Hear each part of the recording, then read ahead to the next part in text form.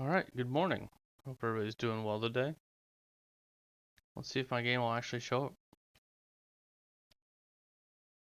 Oh, 1 second.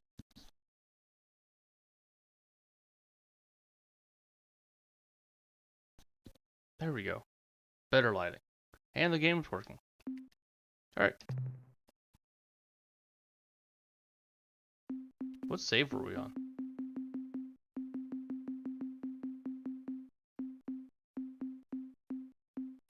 There we go. This is us.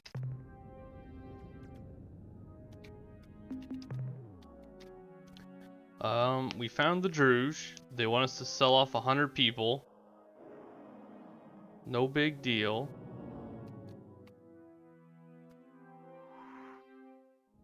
To get that special ruby something or other. I don't remember. Notes are in here somewhere. Rosy sphere, ruby sphere, something like that.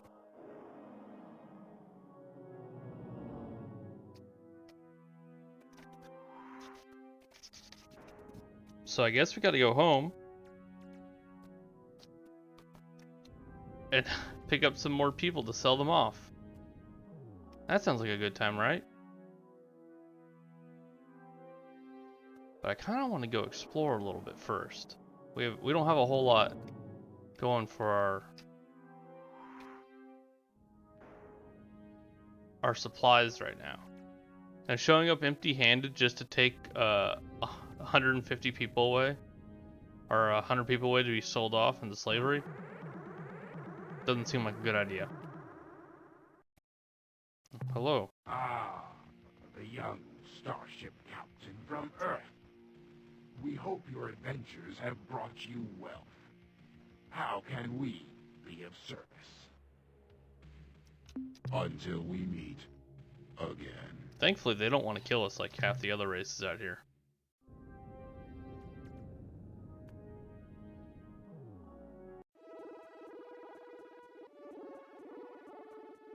It really feels like half the alien races out here want to kill us.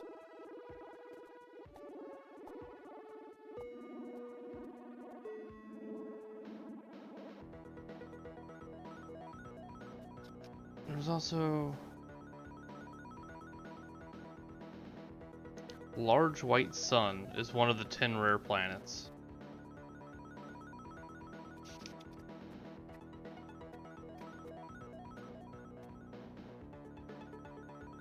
What?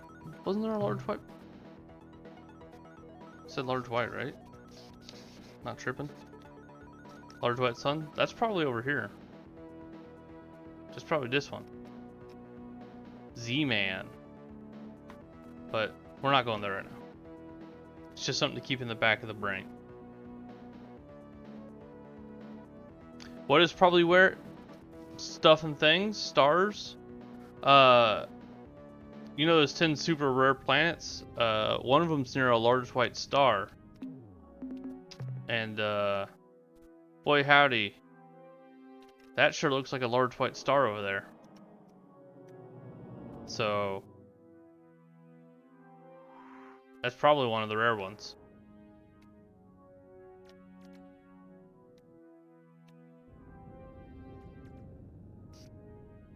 I don't think I have a whole lot to trade with you. Boy, what a close call. Captain, why did you try to run down that Keel Varese vessel? You almost smashed it into flinders. What? You didn't see it? Surely you... Oh, never mind. Now, what can we do for you today? Also, good morning, Dover. Hope you're doing well. What would you... The 115 units of biological data we downloaded from your ship earn you 300 credits. What would you like to sell, Captain? As you wish. What trade items would you like to buy today? How much fuel do you wish to purchase? You're going to get through all the stuff this guy offers him? Yeah, probably. Fuel transferred to your vessel. I'm trying to do that. How wonderful, Captain.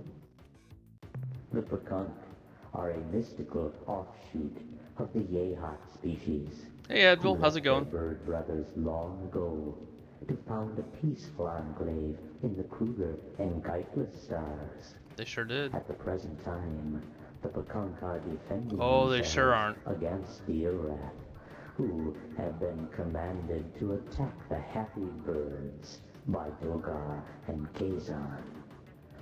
The Pekunk may be unwilling to make a formal alliance with you, but we have confidence that if you explain yourself honestly, they will help your efforts against the Urquan. R.I.P. Fakunks. The creatures presently fighting the Urquan are called the Korra. They are an Urquan subspecies who split off from the main species many thousands of years ago. Their present fight is a ritual reenacting of a major difference of opinion between two rival Urquan leaders after the Urquan overwhelmed their slave masters, the Dinyare. The Korra are immune to reason, having long ago lost the ability to see their situation objectively. They live in a self-maintained paradox. To ensure their safety and security, the Korra fight an endless battle against all other sentient species. I must warn you about some very bad people. Is this worth so many credits? You ask yourself. I assure you it is. The creatures are called the Druge. Hey, we know And them. they are a callous and evil race. It makes sense he hates the other They merchants. care for nothing but profit and personal gain through unfair mercantile exchanges. Why are you looking at me like that, Captain? It is not appropriate.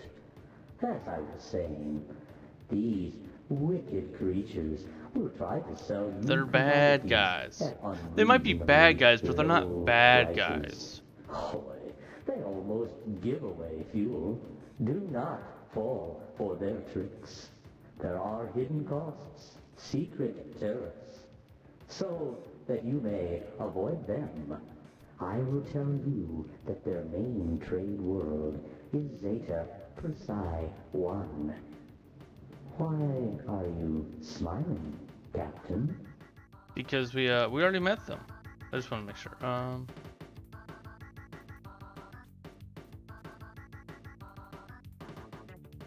Gotcha. Okay. The Berbixies race evolved on the planet Arcturus 1. They lived there in a relatively benevolent manner until the Korra came and destroyed them during the course of 2 or 3 unfortunate days. The Druge were largely responsible for the Korra finding the Berbixies. You see, the Berbixies were in long-distance, hyperwave contact with a race known simply as the Keg. For decades, the Keg and the Berbixies traded much valuable information until the Keg came under attack by an invading race who you may know as the Korra. The Geg warned the Berbixies that the Korra located races by their hyperwave transmissions and that they had already discovered the radiations from the Druge. When the Berbixies were kind enough to warn the Druge that a hostile alien race was homing in on their hyperwave radiations, the Druge shut down all their transmitters and erected a powerful hyperwave beacon on the surface Well, that's of the pretty rude. Berbixies moon. The Korra changed course, attacked the poor Berbixies, and sadly destroyed them all. That was pretty rude of the Druge. The Tradash are an arrogant, stubborn, and thick-skinned species who reside in the Draconis and Apodus star systems. They have little or no respect for anything but force, which they admire greatly. To make the Fradash your friends, you should consider killing most, but not all of them. In addition, they guard some kind of sacred relic at the star system Zeta Draconis, though we do not know the true nature of this artifact. The Fradash homeworld is at Delta Draconis. That's some good information we needed.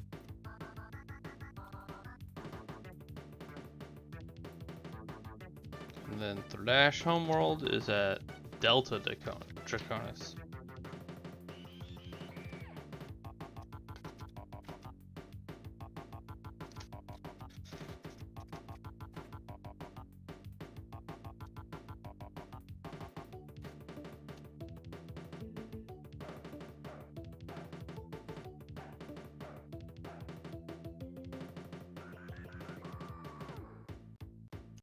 Cool.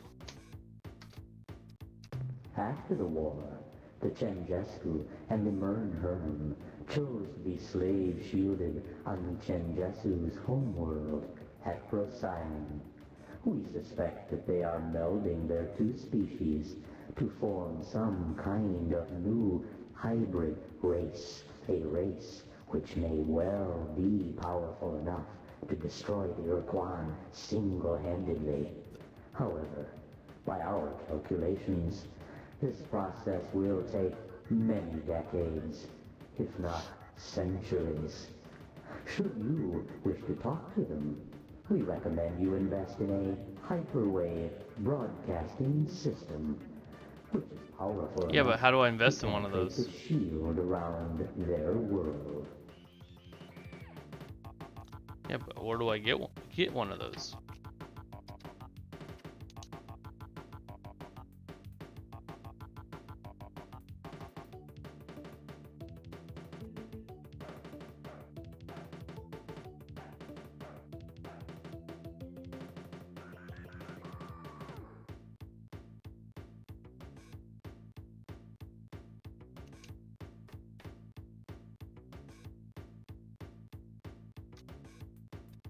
The Mycon are using this time, while the Urquan have their attention elsewhere, to expand their sphere of influence as fast as possible. The Mycon colonize planets by launching tough spore pods from orbit and injecting them under the planet's surface. Months later, after the spores have grown hundreds of thick, fibrous tendrils under the planet's crust, the tendrils suddenly thrust up out of the planet and create huge calderas. Not incidentally, filling the planet's atmosphere with the Mycon's preferred gases, clouds of superheated steam and sulfuric acid. I mean, that's pretty cool.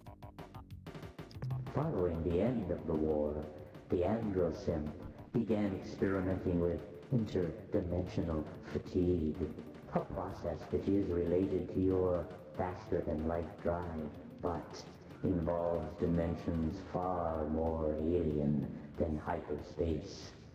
They Yeah, had that's just true. made a major breakthrough when they were suddenly wiped out by a race called the Ors, who appeared seemingly out of nowhere. Actually, we don't know what the Ors did to the Androsynth. They're just all gone. Alright. What else would you like to buy? It has been a pleasure. It has indeed been a pleasure dealing with you.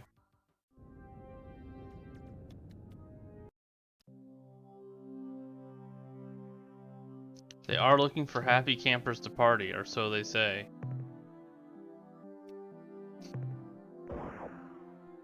It's gonna be a hot planet, yeah.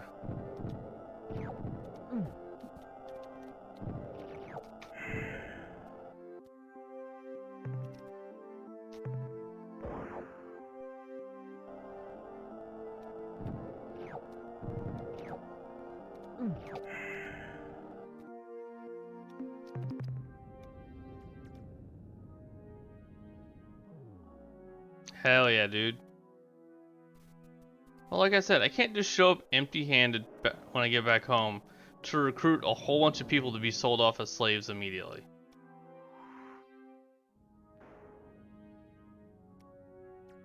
So I have to have at least something to show up with.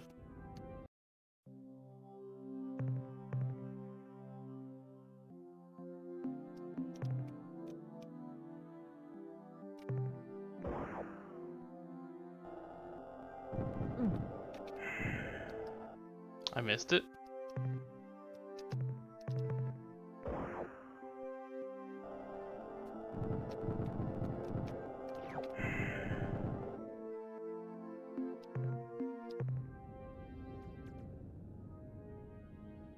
Look, I need that stupid thing. And I don't imagine the Druze are very willing to trade it other ways. So,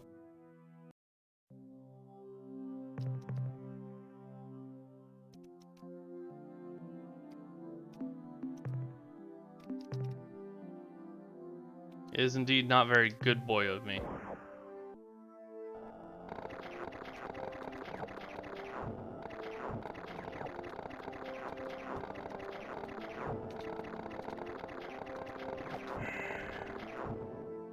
That plan sucks.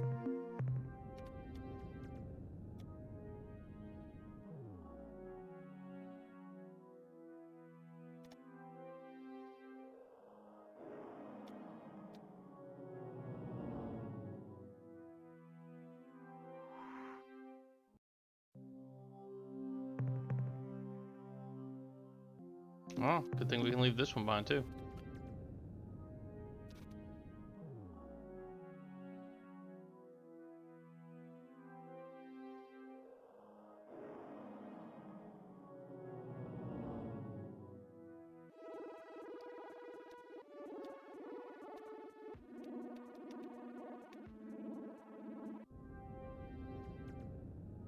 Well, this would be a pretty quick system to explore.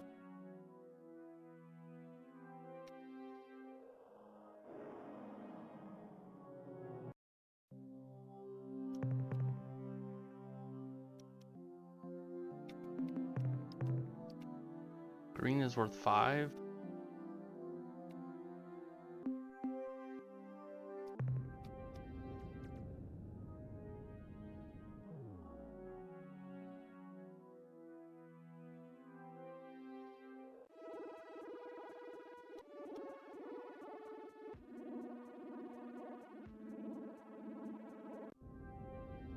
Well, these are very, very baby systems.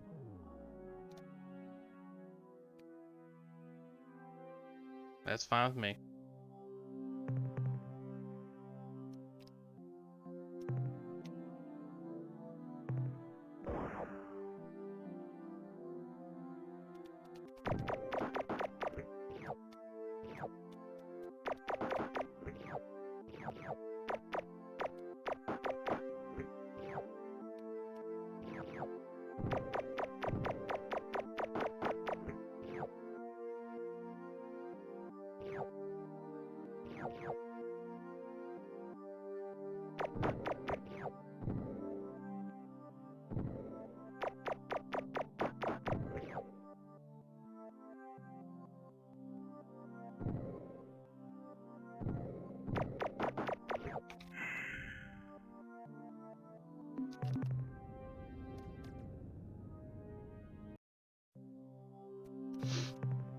Ayo.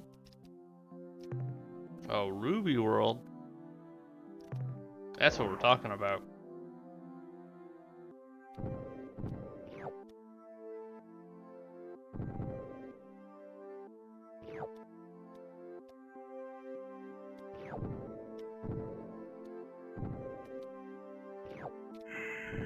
And it's not trying to kill me. Yeah, it's a gentle Ruby World. The best kind of Ruby Worlds.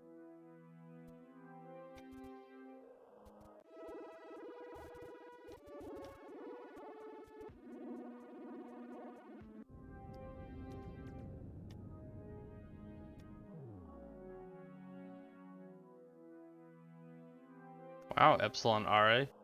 You're allowed to have 2 planets?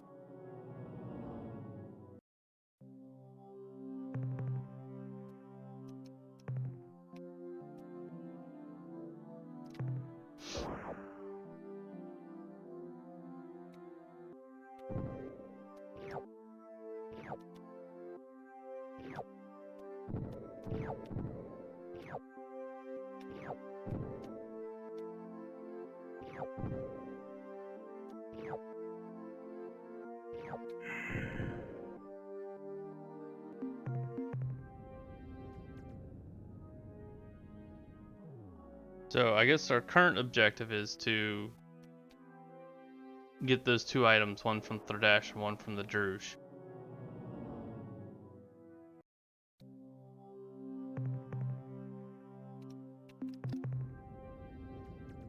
That way we can go meet the fucking whatever their names are. I think it starts with an M.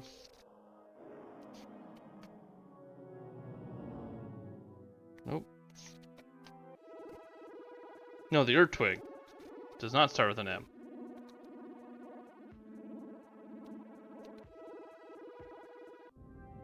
Okay, I don't know if where they live, I think.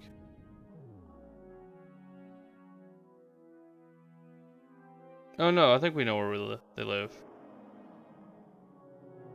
They live in the Aquaria constellation, I think?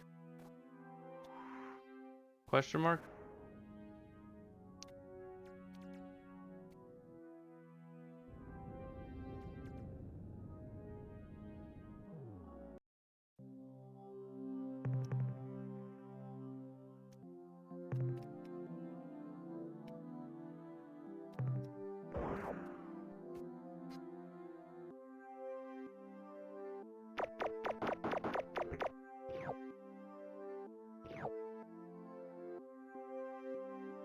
Yeah, there's a lot of things going on.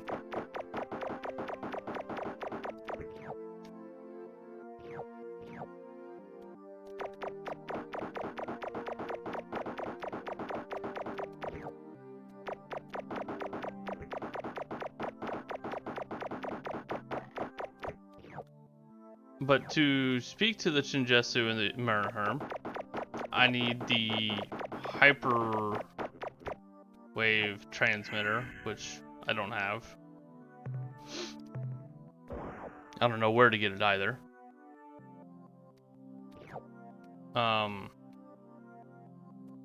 Bogue Squirt would just take looking at a map long enough to fucking find it.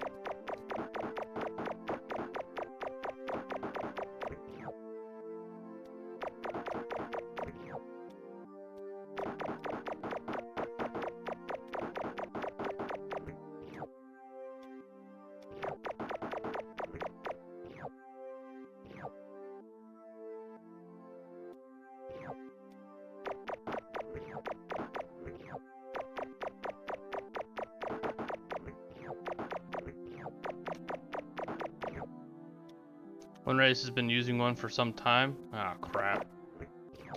Isn't that what that dude just talked about and I didn't write it down because I was too lazy to?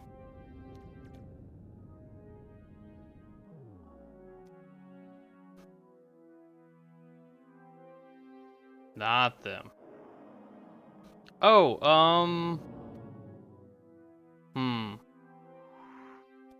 yeah, oh, yeah. The Blobmen. Don't remember their name. The fucking Umga.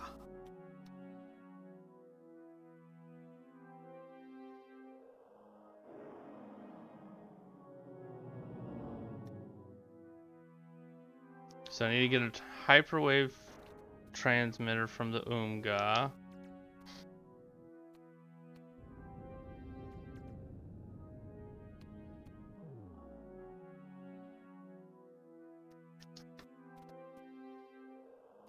A strange disappearing star in between those two, here, let me fucking pull up a whole new page.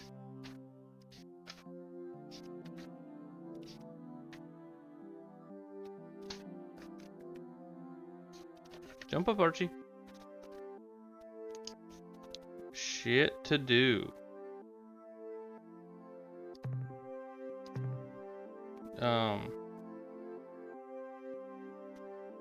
Get parts.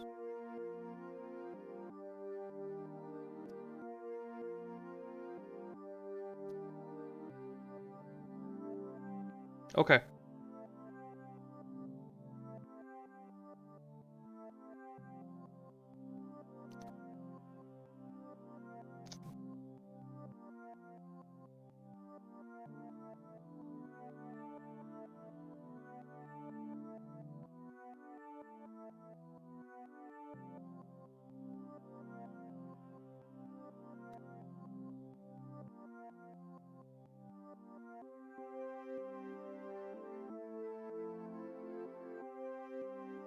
Um,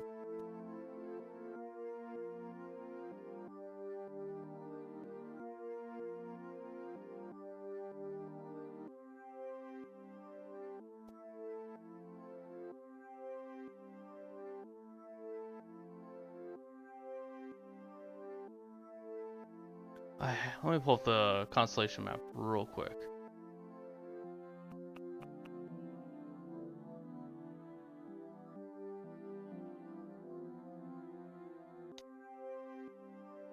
The disappearing one was between the Columbe and the Chandrasekhar constellations.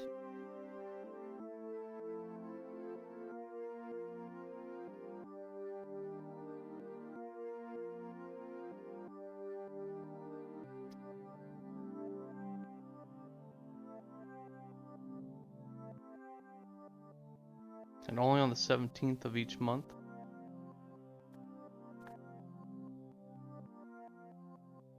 Oh, but I won't give you a hint on Bugshort unless Dandy is actively able to watch. Oh well.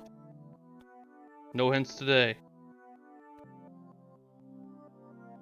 I don't know where the show fixie ran off to fuck. But I assume that that's a time thing.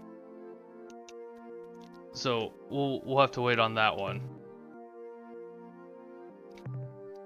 So that's gonna be low on my to-do list. It does take some time to rebuild an entire species. Probably a lot less time for them, but it still takes time.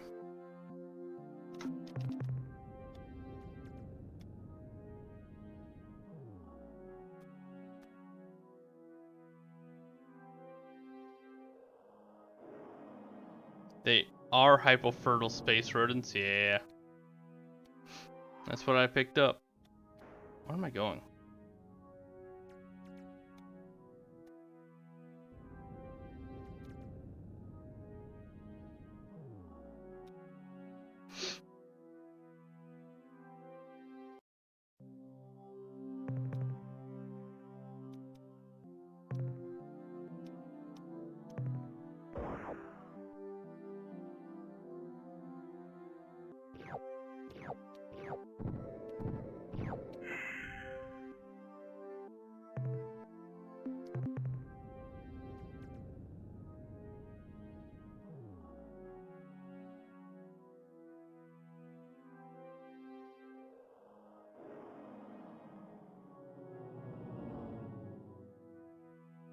There's a lot of shit to do though.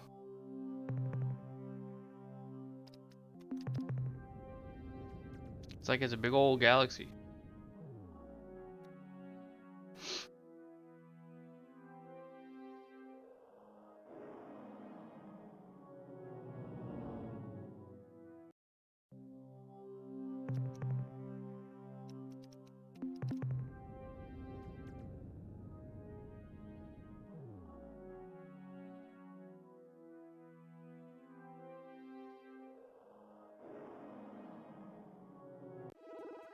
I think that was all the delts or the RI system.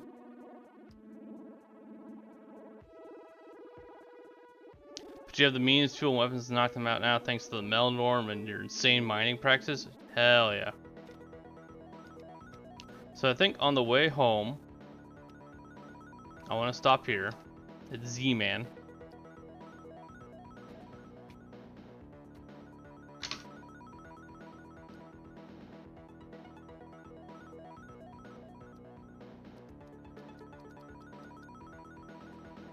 Go fly over there. Look for the second of the mysterious planets.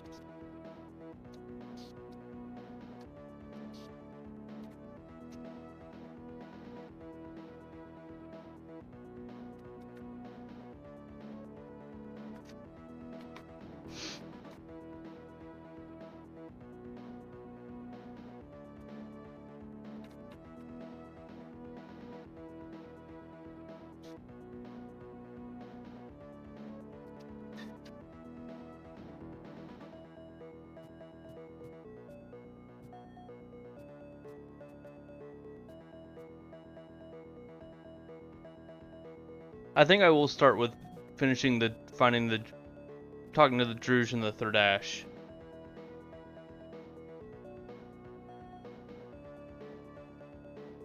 Have the... Okay. The show fixie still don't have a circle on the map. So I don't think they've made babies yet.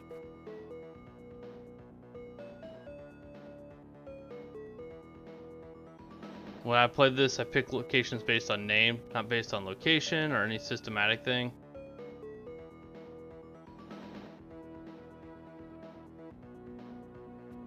Oh, so you just like, that's a cool sounding name, I'm gonna go there.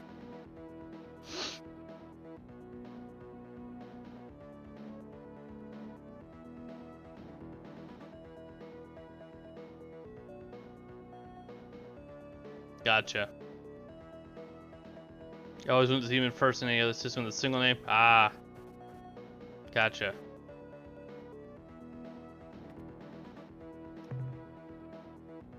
Oh, we're in Vux territory. Okay. That explains him.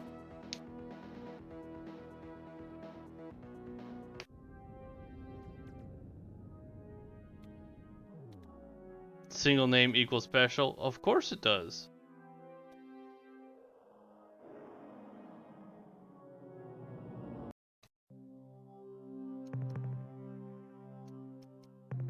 That's a really hot planet.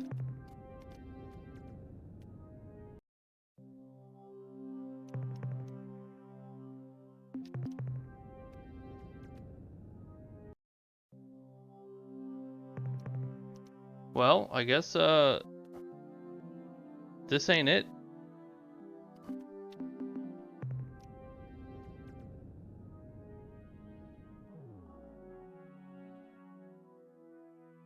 Cause there is a system right beside this one, yeah. But you gave me the hot tip that the special planets are always planet 1. I did not see it on the zoom in. I only saw it when we approached. Skirt.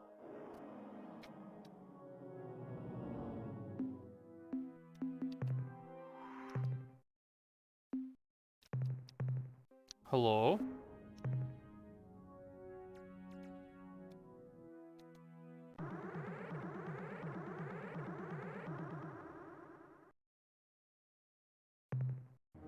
So, the offspring has returned. We're in the Vela to system. its nest. When you left this system, our ship was near enough to detect your translation into hyperspace. Though we lost your hyperspace spore, we were able to backtrack your path here to this star system. And what did we find?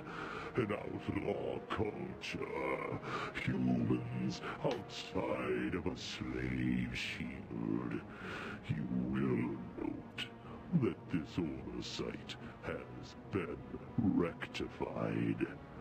Now, we shall finish the job. Sure.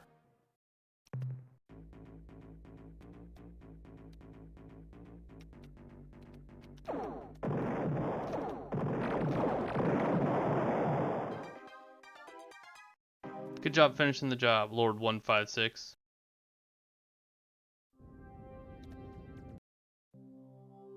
Hi, Vela.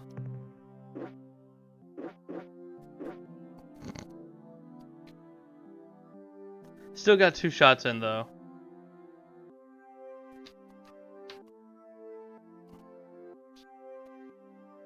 I guess, I still need that hyperwave transmitter to talk to them.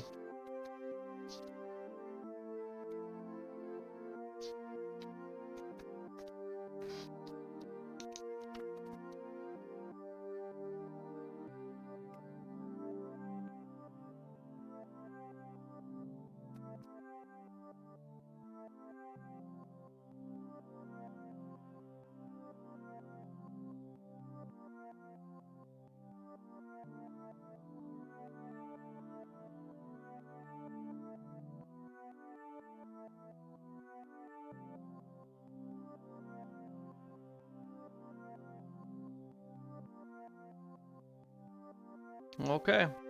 Well, we'll come back to Vela Planet 1 when we, can talk to them. When we have that hyperwave.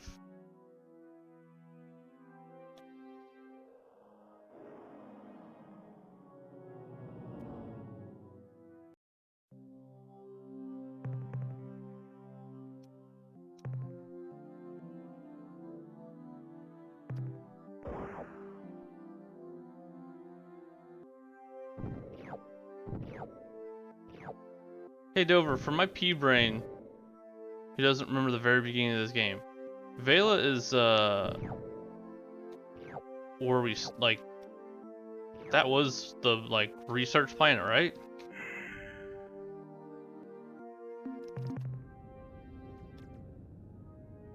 Yeah, where I was born. Okay. That's what I thought.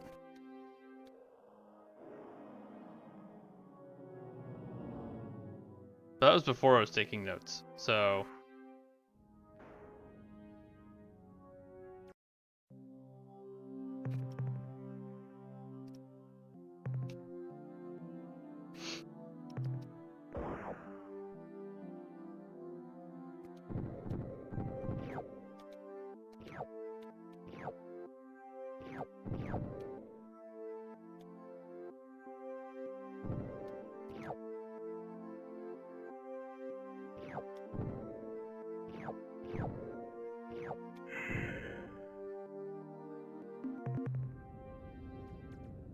Alright, I think I'm done collecting stuff. We're gonna head back to Earth.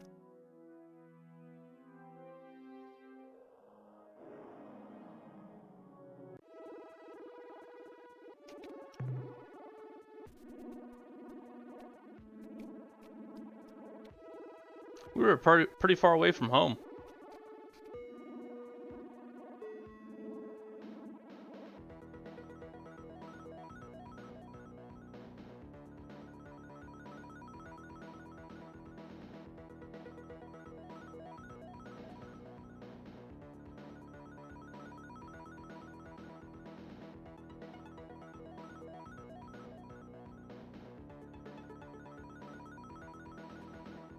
Exactly.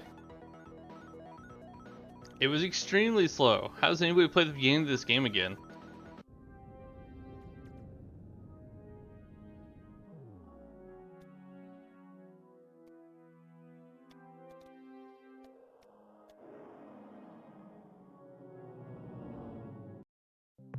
Captain, I'm glad you made it back in one piece. I know you're busy, but I've got some news.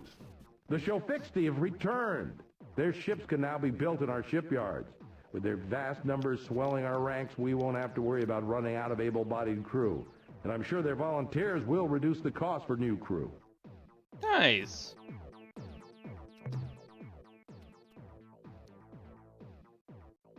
More fuel for the fire, eh, Captain? That last load should keep it blazing.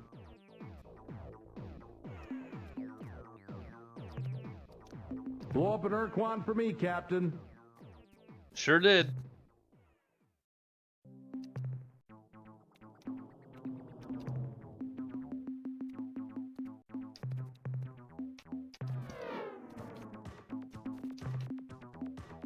Yeah, I don't know if the crew should be excited to be recruited now.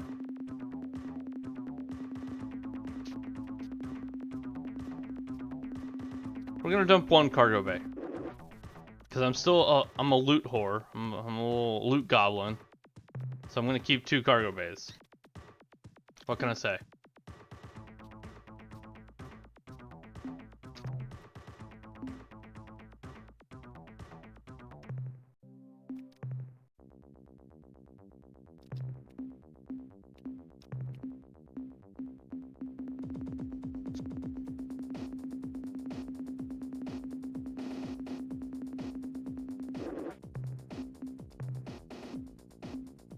A show fixie scout? Hell yeah. Hey, just a tiny bit of backseating? Yeah, knock yourself out. I trust you to be discreet with your backseating.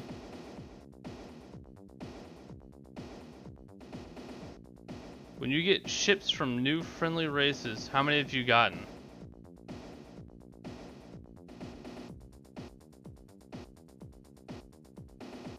Four.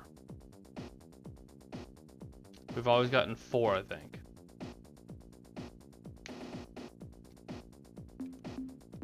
Except for Whippo. Whippo is in a different case, but the Zotfok pit gave me 4. These guys gave me 4. So if you're gonna make new friends, I should scrap a couple ships, is what you're telling me.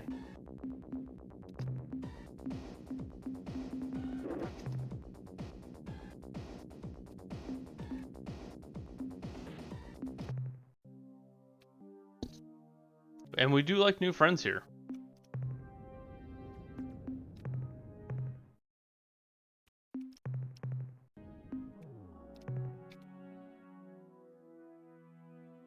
Just never scrap. We can't get rid of Whippo. Whippo is he's the main character. All right, yay hot. I have friends. I have a show fixie friend. If you scrap Whippo, I'll riot. Look, I'll riot. Stream would be over. I could never recover from this emotionally.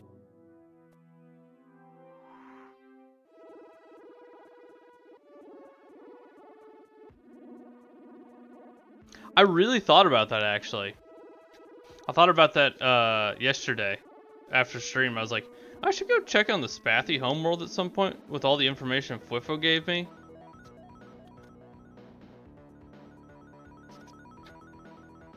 I gotta find the information that Fwifo gave me. But, oh, there it is. Found it. Add that to my quest list, yeah. Well, it's not a quest list, it's a shit to-do list.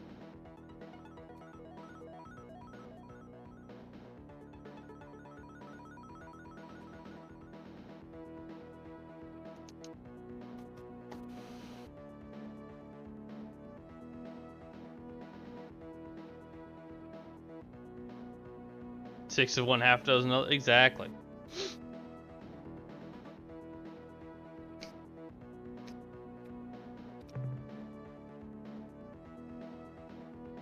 Shit to do does equal quest. Hello? Anybody home?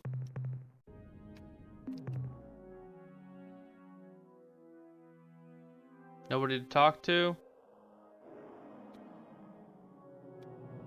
As the prophecy foretold. No, no more prophecies.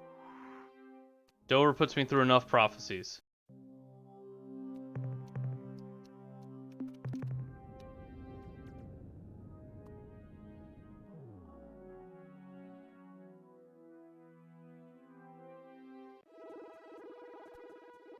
Hello?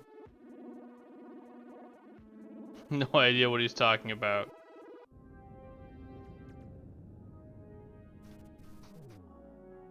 Yay hots?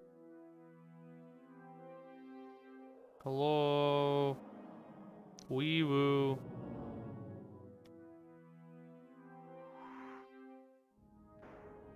I have no idea where these Yehots went.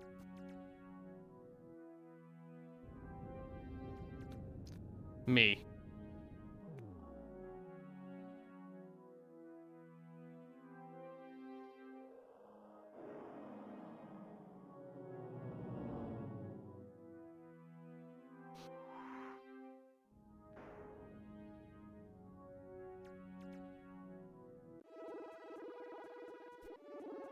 We are in Yehot territory. Yeah, we're pretty.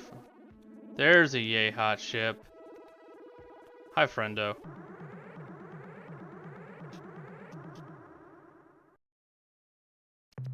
Human, I'm beginning to think that you're touched for sure. You tempt fate and our sympathy too much, I think. This time, perhaps, we cannot be as much your friends as you would like.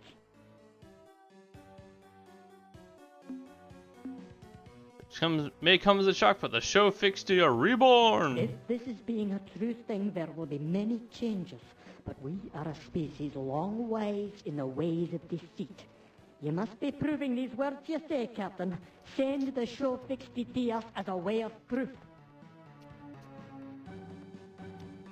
I'll send over the show fixed, but don't mess with them, okay? We're scanning the separation of a vessel from your fleet, Captain, and indeed, its configuration matches that of a show fixed scout vessel. This had better not be a trick, Captain. We are knowing the power of a glory device, and if you detonate the weapon near us, the price for you shall be dear, very dear. The scout has docked, and we await the pilot's appearance at the airlock. The atmosphere cycle is complete. The door slides open, and... It's true! The show fixed the alive! Look at that fat muzzle, those shining black eyes, the sweet claws! Our children have returned from oblivion! But now we are faced with the cruelest truth. We who have sacrificed our honor, we who have lain with the enemy, we are not worthy. We are nothing. We are less than nothing. I'm a fan of the Yehots. Wait, we're the Spathi. We're the Yehots of the Starship Clan. We will not let this lie any longer. Listen, as I speak these words. If our queen makes the dishonorable command, then it is the queen who has no honor. And the dishonorable queen is no queen at all. We, the Zeep, are the only clan who remember the true meaning of honor. We shall tear the queen from her throne. The 2,000-year reign of the Zeep queens is over. The revolution has begun! Revolution! Okay. How'd the revolution go, guys? Human, you shall never be fully comprehending the damage you're doing now to our Yehot culture. For fully 2,000 years there's been peace between the clans, and now you have cast the ancient seed of dissension between our beaks. The bloody wars of ascension are renewed, and you are the cause, Captain. While the Zeep traitors may be your allies, Captain, I can be assuring you that we of the Zeep Starship Clan are wanting nothing more dearly than your death. Ah. So, how's the revolution going for you guys? Revolution?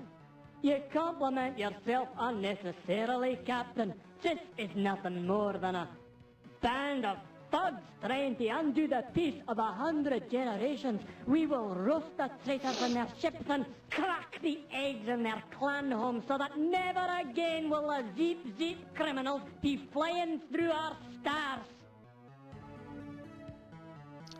Goodbye, royalist fools. I stand with the Zeep. No, ye must pay for your crimes, human.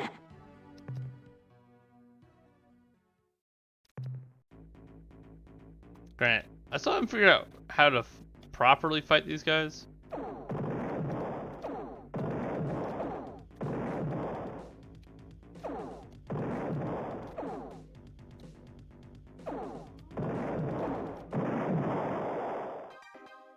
What with their shields and all that?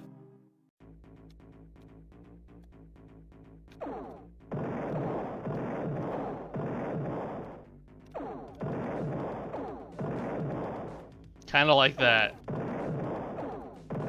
That's a planet!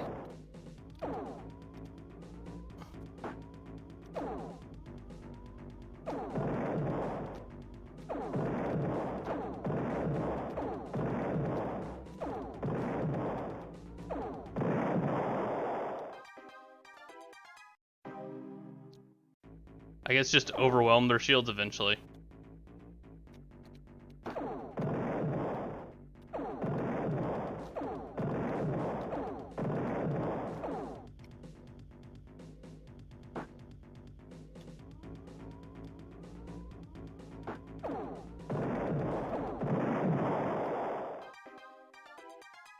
They can't shoot and shield if you dare to get close enough to the Gatling cannons. I see. It's a lot of money. Ah, I see. Now there's 2 Yehat spaces. Now, which color Yehat are we a fan of?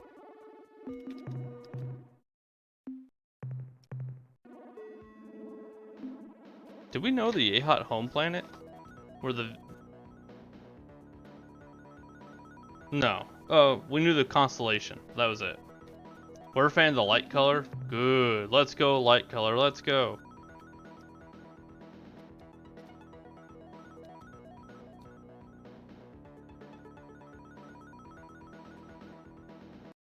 Welcome to you, human friend and ally. The revolution has begun and clans flock to our cause. The lighter color looks familiar. Is that the Fakunk? Or the Fakunka light color? I don't fuck if I remember. How's the revolution going? We have claimed the royalist traitors from 5 systems, and even the Veep Creep clan is joining with us against the false queen. Do you have any ships available to join our We fleet? are honored to help you, Captain. We shall attach 4 Terminators to your fleet immediately. Appreciate it, homie. Of course. What knowledge do you seek? How is the show fixed? We're gonna have another lore dump here. Hope everybody's ready. As we abandoned the Shafixty to the oncoming Urquan Armada, we watched the situation on our sterile displays of our long-range sensors. Suddenly, the screens flared and went black, burned out.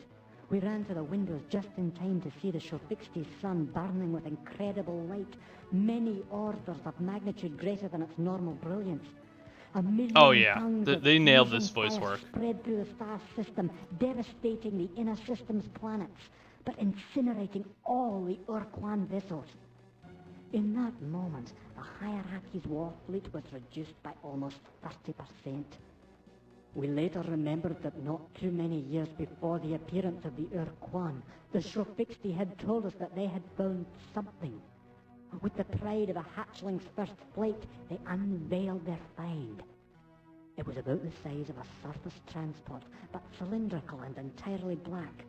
Across its surface were 1 million characters scrawled in an alien script. The message was clear. Danger. Do not touch. We trusted the Shofixty to respect the warning and left the device in their possession. At the end, when the Urquan were approaching their planet, the Shofixty must have realized that they could not win, but at least they could ensure that both sides would lose. They detonated the device in the outer layer of their sun. The sudden removal of a section of the sun's surface layers allowed the pressurized plasma from the interior to burst out like a miniature supernova. You told me about your royal family. The false royals, you should say, Captain. Good point. To False understand royals. our relationship with the Veep Neep Queens, you must first learn a bit of our history. In the ancient past, we Yehat were little more than a collection of warring clans. That history is bloody, Captain. Hideous. We were barbarous then, aye, murderers all. Many great warlords rose from the hills and forests of our verdant homeworld to unite the clans to become king of all Yehat clans. Each one failed. It was no male who finally won the great prize, the high perch of Care Zeep Reap. No, Captain, it was a female. A wise and powerful queen, the first of the Veep Neep dynasty. In exchange for the clan's fealty, she gave a simple, compelling promise. She guaranteed that, united under her wing, the clans would never suffer defeat, and she kept her promise. At long last, there was peace on our world. Her line kept true to this promise for over 20 centuries. That's pretty impressive. Feathers, dispensing justice, stamping out foment. But then came the present queen, a true harridan.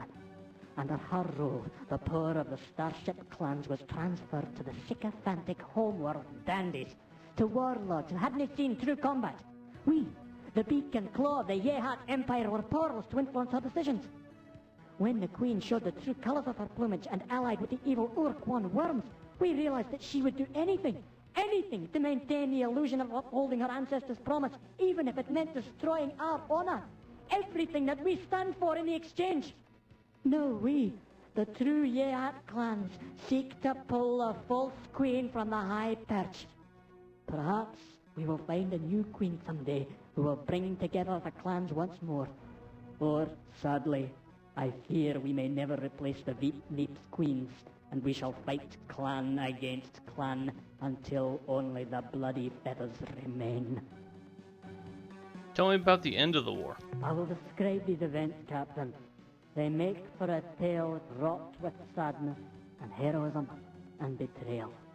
After the Chen Jesu, Mernamhorn, and your species were defeated, we prepared a defense in the Shofixti home star, Delta Gorno. Aside our Shofixti, our adopted children, we awaited the onslaught of the Urquan Armada. We waited with eagerness, with the hot anticipation of battle. But then, we received an unbelievable message from our queen. Retreat. We could not believe it. Tactical withdrawal, yes, but to pull back the entire fleet. There was no mistake. No garbled orders. We obeyed. Oh, Captain, the eyes of the Shofixti, their bright and valiant eyes as we moved away. Without us, they had no hope of forming a tactical wedge. They would barely slow the hierarchy fleet. When the Urquan came, the Shofixti fought as immortal heroes, darting in and out of the dreadnought formations, and then suddenly blazing like dying stars. But in only a few hours, the Shofixti fleet was gone, and the dreadnought moved towards the homeworld. Do you know anything about the Vux? The grotesque monsters. They are an effete and bigoted race, unworthy prey with one exception. General Zex. He commanded the entire Vux fleet during the Great War, and even by our high standards of battle skill, he is a genius. Yeah, The brilliant tactics good old of Fortress General Square Zux. and the dynamic triangle are his creations. Without Zex, the Vux would have fallen to our alliance fleets in weeks, but Zex always found a way to turn his own weakness into an advantage. After the war, we learned that the Primate and the Vux High Council decided to move Zex out of the picture and sent him off to luxurious retirement at Alpha Serenkov 1. We have heard that he spends his time pursuing his hobby, though we do not know what more than that. Yeah. If I were you, brave human, I'd probably be seeking the focus of the Urquan's power and do whatever is necessary to destroy it. We may have a hint as to just what that weak spot is. When we were being hierarchy battle slaves, we learned that the Urquan were possessing some kind of super weapon. A huge battleship they called Samatra, with the firepower to destroy an entire star fleet. For some reason, the Urquan were reluctant to use the vessel. It wasn't until their armada was finally held back at the Corwood front that they brought the Samatra's power to bear on the Alliance. Captain, here's my advice. You can be destroying dreadnoughts until the breeds come home, but you're never going to defeat the Urquan hierarchy until you eliminate their Samatra. I see. That goes into the shit to-do list. Destroy the Samatra.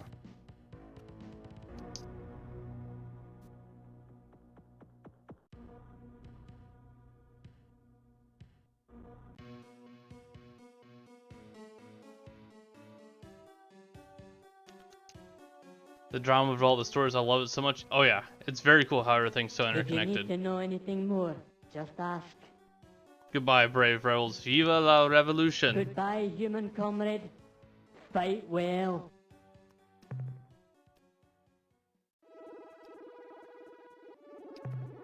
Cool.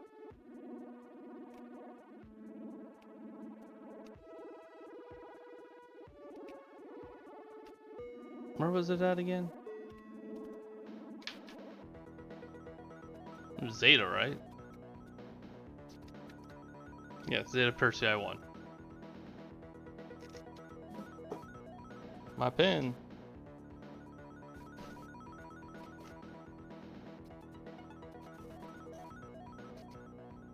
Oh, I was not looking. Greetings, friend from Earth. Hey there. The head of our revolution, Chief Guava, has led us to many great victories. We have claimed the royalist traitors from 5 stars Oh, to cheap some. guava.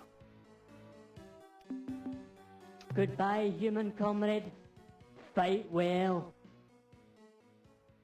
Now imagine what it would have looked like if you managed to resurrect the show Fixie before the Fakunk head into Yehat. It would have been a different story.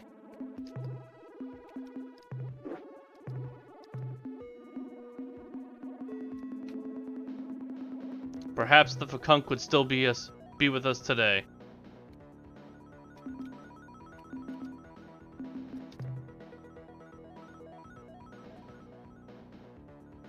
R.I.P. Fakunk. Gone but not forgotten.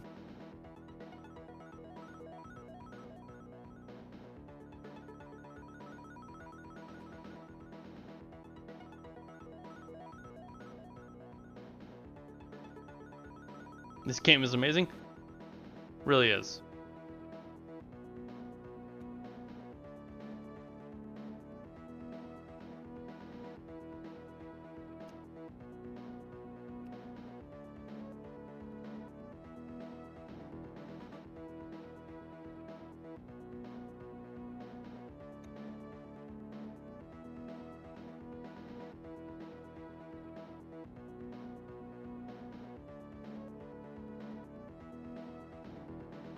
You have to move really quickly though, I guess, to get to resurrect the show Fixie before the Fakunk head out. Because the Fakunk headed out really fast. Like it felt really pretty quickly.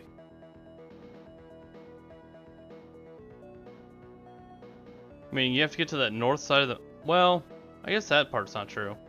You could just kill Admiral's X, right? Instead of finding his pet that kills him.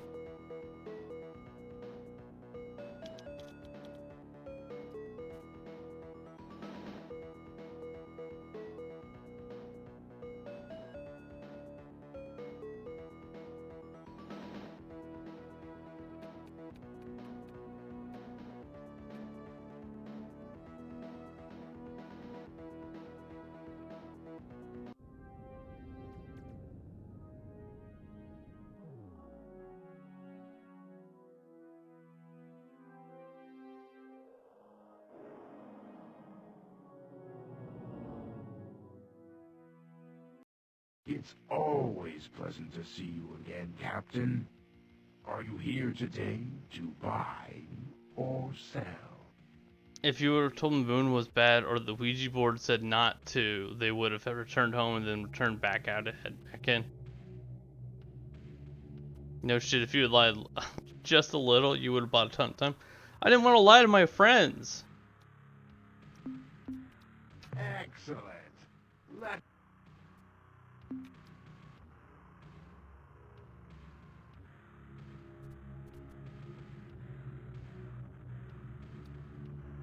I stride to the sphere's containment vessel and pull it slowly from its ancient cradle. The dust of centuries has made a gentle well. There, it has come free. Now, into your hands, I place. I am a slave trader now. I hate it. Do you feel that, Captain? Has the warmth already penetrated the skin of your hands into your soul? Well, it soon shall, Captain. Just keep trying. Are you sure? As you wish. Until next time, Captain. I have no desire to talk to you ever again.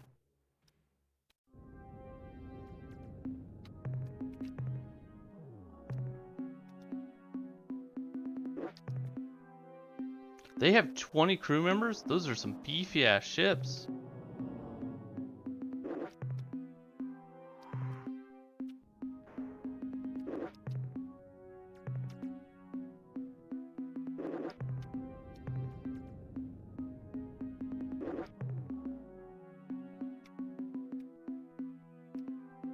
That's fine.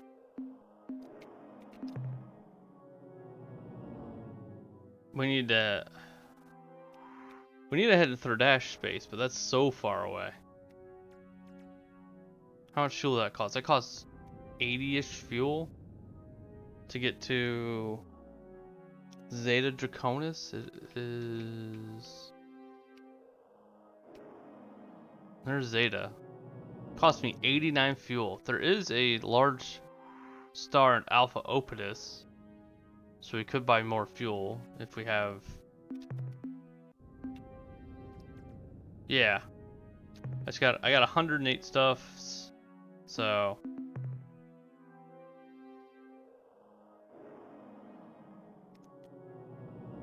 We can stop at this wonderful big star just in the middle of Urquan and Core Off space. Surely that can't end poorly, right?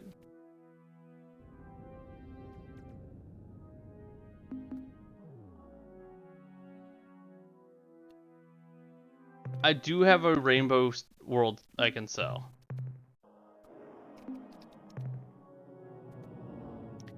It makes me nervous to sell that location, but I could sell it.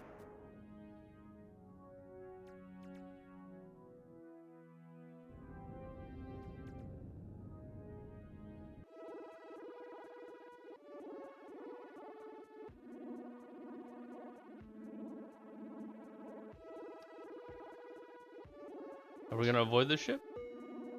Yeah, we are.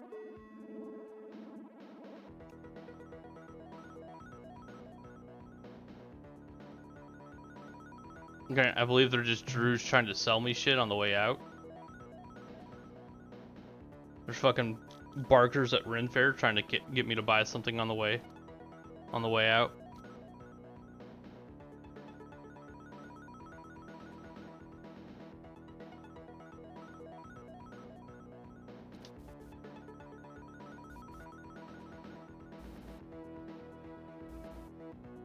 Well, they know you will sacrifice your crew now. Only the one time. Only once.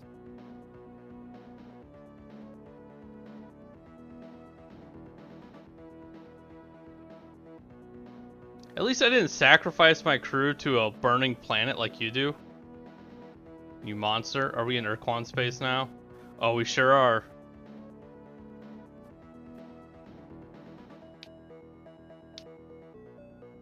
For the greater good? Question mark?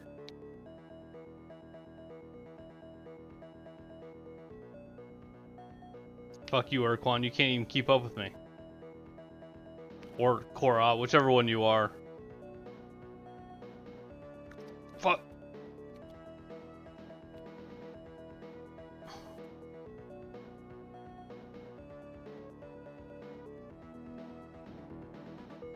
Tell that to Brian O'Malley right before he gets thrown into the furnace so Drew's ship can fly around faster. You're not wrong.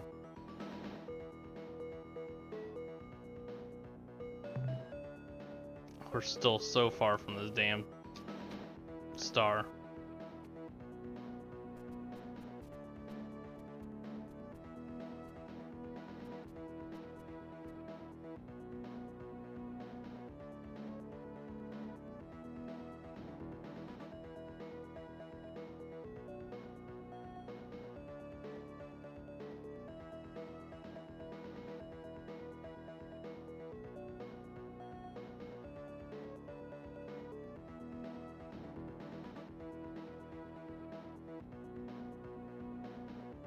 I'll be upset if there's a bunch of Urquan here.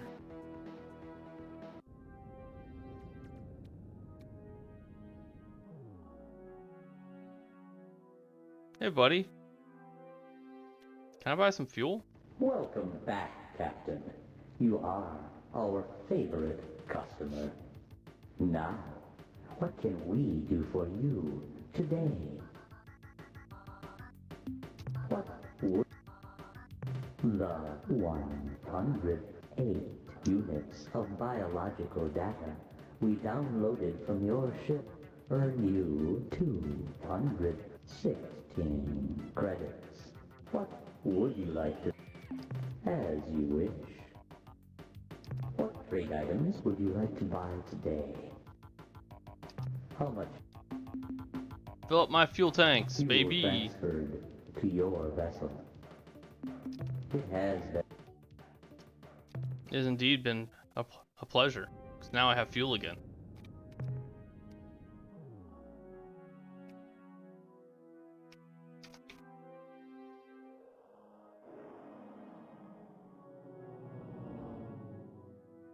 I like how he's just vibing in Urquan space. Like there's no big war happening around him right now.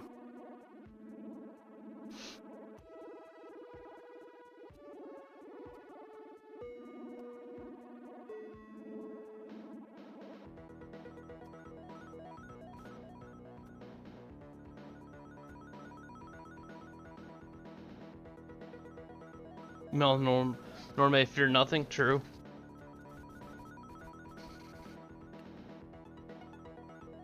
Alright, Advil, am I dumb? I'm having an issue reading that. Fuel again, jiggity jig? Did I read that right? I feel like my brain just stopped working for a half second there.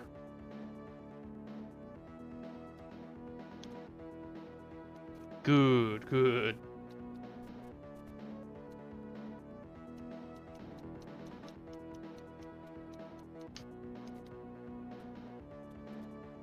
Just a bit.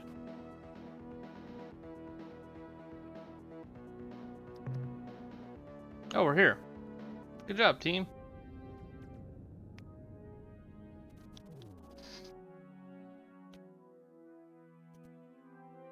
I think it was Zeta Draconis 1. We should save. Oh no, not the bread for the sandwich.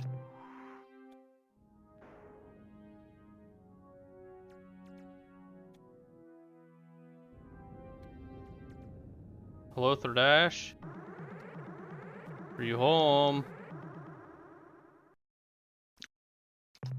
Warning! You have entered Thradash secured space. There is nothing valuable here. Go away!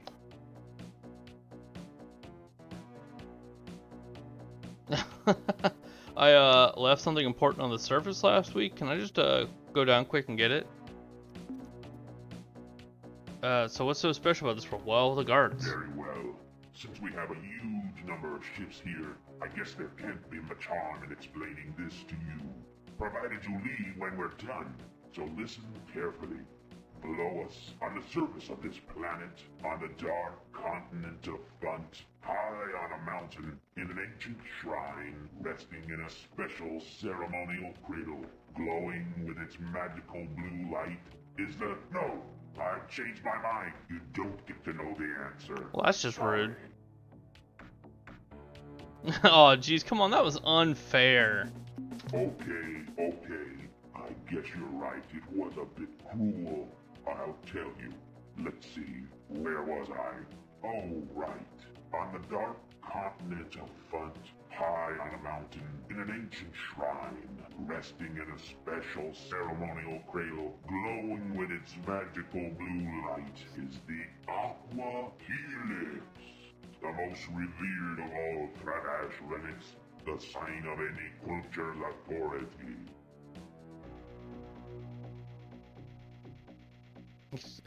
Explain your presence here, Thradash. It is none of your concern, human. That makes sense. Now leave this world before we get really mad. I left something important on the surface last week. Can I go down? Okay, go ahead. Hey, wait a minute. You are after our most ancient and important relic, aren't you? Sure am. You were going to steal it, weren't you? Sure was. You are sneaky and deceptive, just like the vile culture 16ers. You shall suffer their same fate. Oblivion. I feel like I might have picked the wrong dialogue choice, but...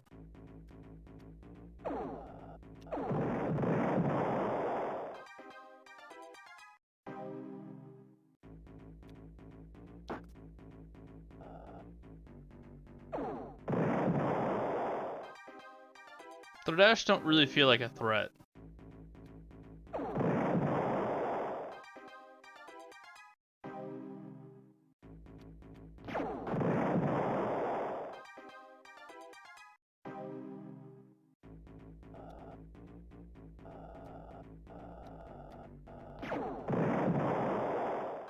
It's a hard battle.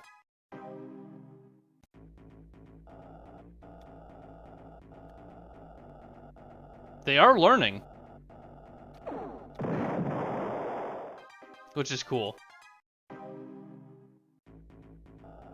They did say that was a big part of their battle tactics, was to lose so they could learn.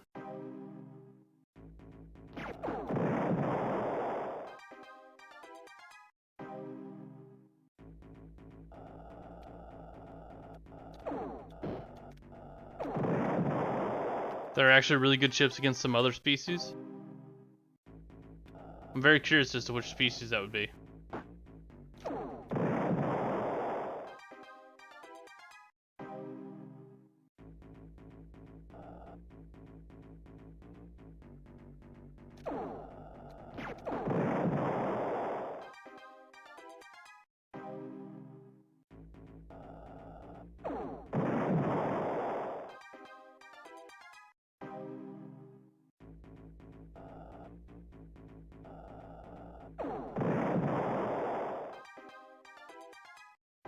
I think I killed a couple more. The fire shells are great against ships with poor maneuverability. That makes sense. We kill a couple more.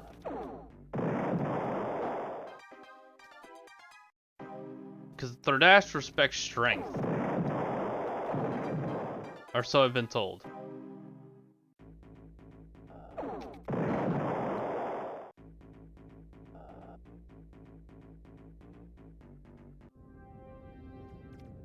I didn't get a payday at all.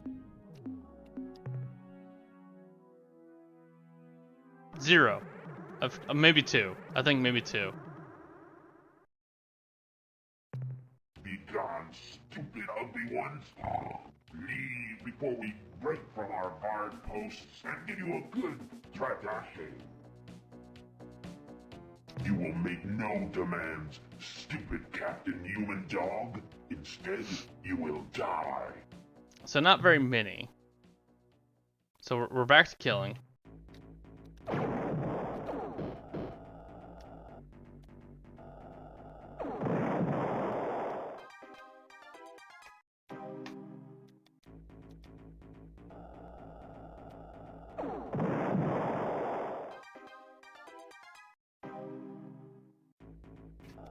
Oh boy, here I go, killing again.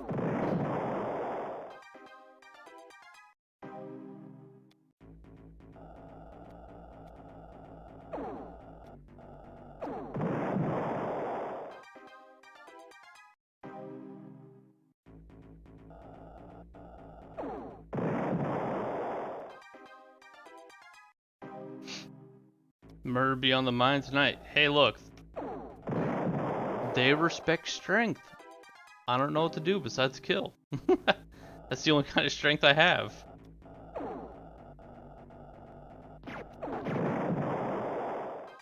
We took a hit, boys. We lost a crew member.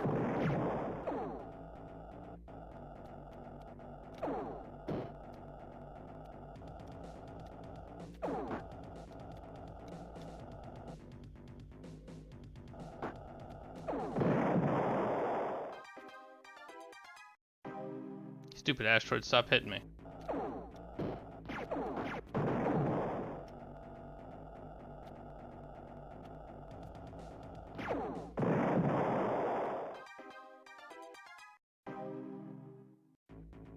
Look, the Verkunks were nice to me first.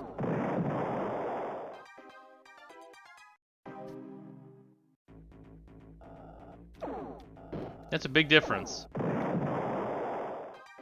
The rock hippos were always mean to me.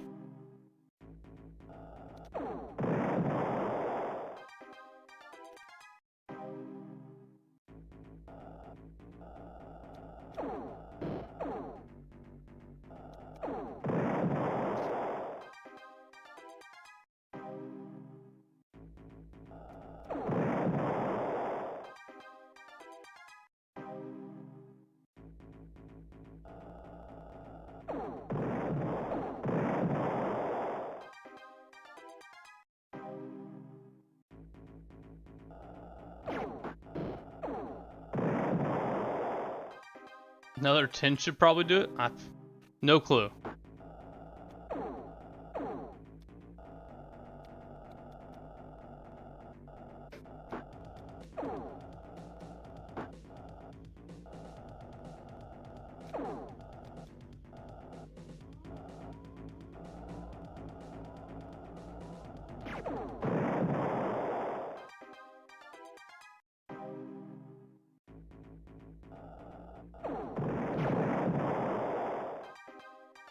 That man ramming speeded me.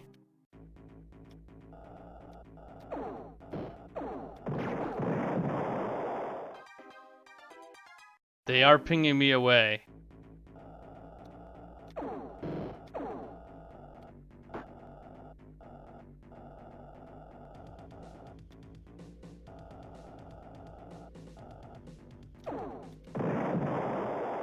I wonder how a Thirdash ship would do against an Ilrath ship. Having an Ilrath chase you, and then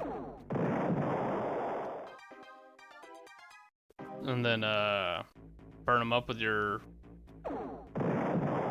flame trail. I don't know.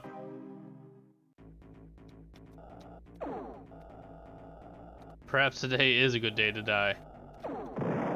Said all the Thirdash ships.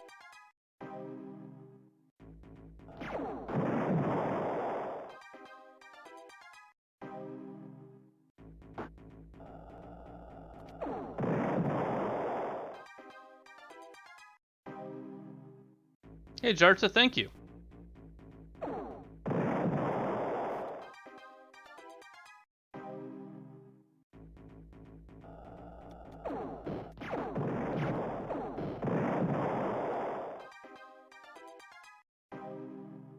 Thirdash will win. Will win if the Ilrath gets up to speed. They can use their fire to destroy Thirdash fire. Ah.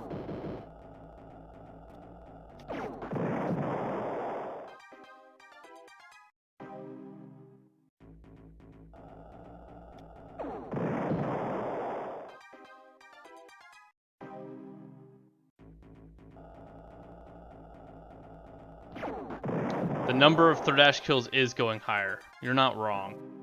It just keeps going up and up.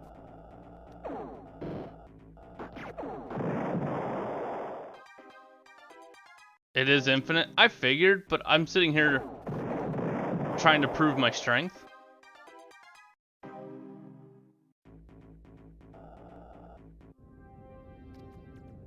I'm trying to prove my strength.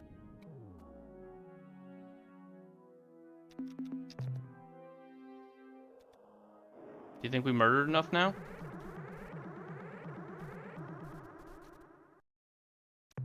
Be gone, stupid ugly ones. Leave before we break from our barred posts.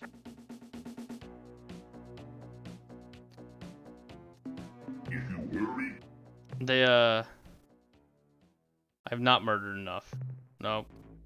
Here we go, killing again. Am I even on the right track, Dover?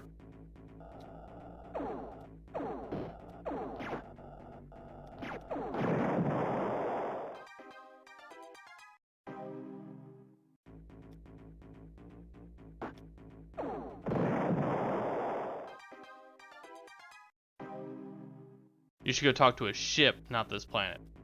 Fair enough.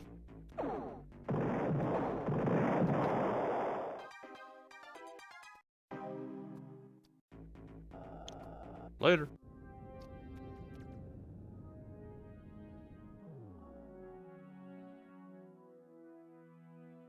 Now to find a ship.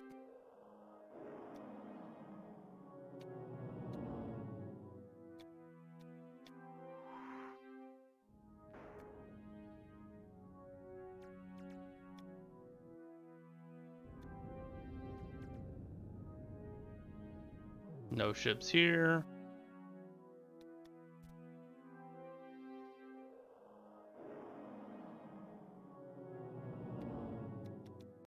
Well, I guess we're gonna scan this planet. We're already here. Alright, cool.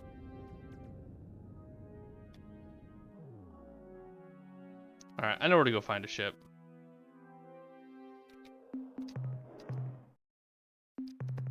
the deepness of space. Hopefully.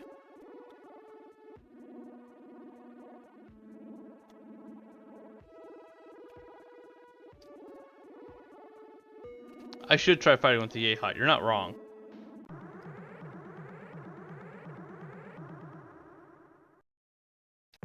Oh, what a laugh! You are the least battle-worthy creature I've ever seen commanding a starship. We are the Urquan fighting slaves of Culture 19. Please don't run away. We wish to be your species' new role models. Unfortunately, to do this, we may need to blast you into your component atoms.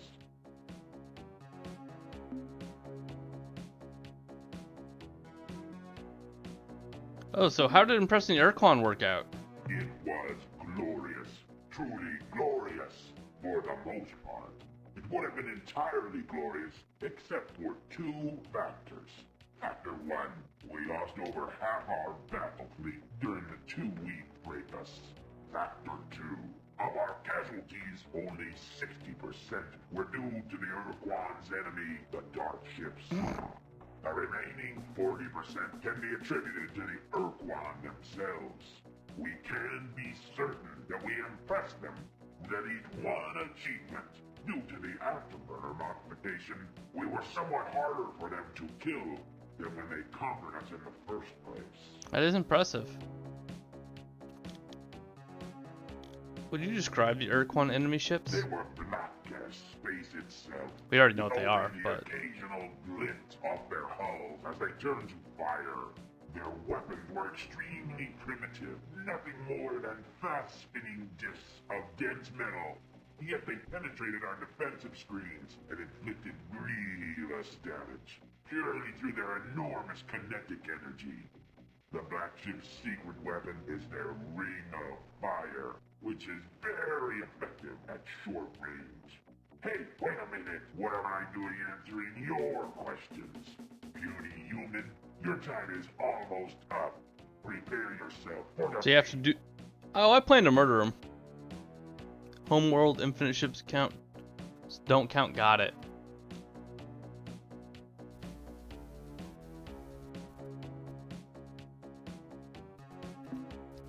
Huh? Yeah? What? You say what? Foolish, pitiful, small-headed being. We will destroy you and everybody on your ship. I'm tempted to fight with a Yehot ship, but I'm kind of scared to lose a Yehot ship. So we'll just bust out the Kale. The Vindicator.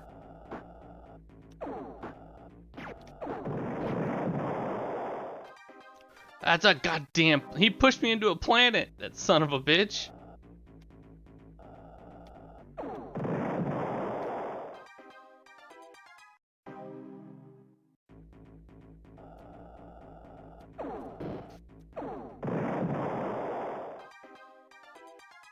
Yeah, he did so much damage.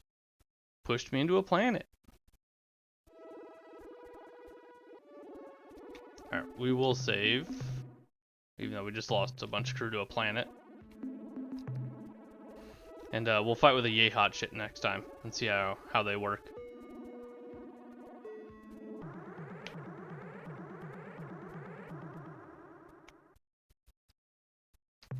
Perhaps humans can fight after all. If our reports are accurate, we will test this hypothesis in the laboratory of life. In glorious battle. Your puny, inadequate weaponry is no match for the Threadash Mark 6 blaster with its 4-megawatt energy discharge. Nor can your slow, bloated tubs compare to our flash turbo-boosted warships. We have nothing to fear. Attention, weak, ugly humans aboard that... I want to stop in and say there's a game you should check out, Kel. It's on Steam called Peglin. It's Peggle meets Slay the Spire. Oh god. We believe, and that's hard to imagine. That does sound interesting. You know who we are, the Threadash of Culture 19. We are the original Urquan fighting slaves, The cream of their elite forces. Your instructors in the harsh realities of life. I'll have to give it a look. It is time for your next lesson.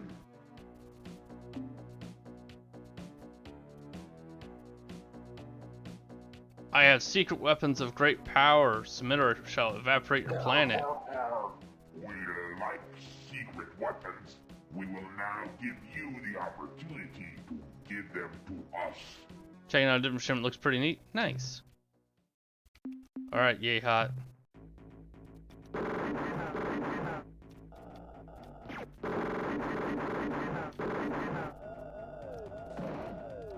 Good thing I've shielded the planet.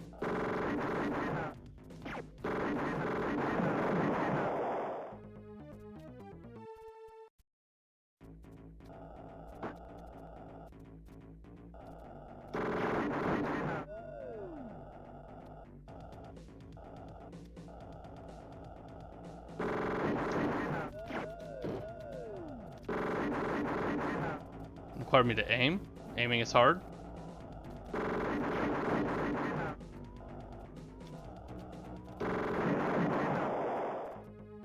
Good job, Neep Eep.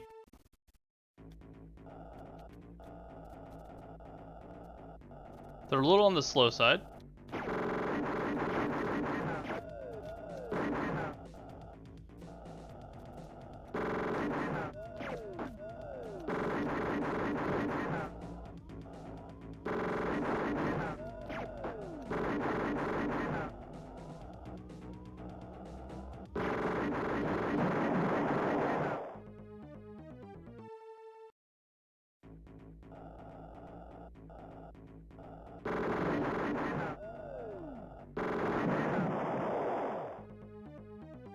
Yeah, it's not as easy to kill when you don't have auto targeting on your super cannons. True.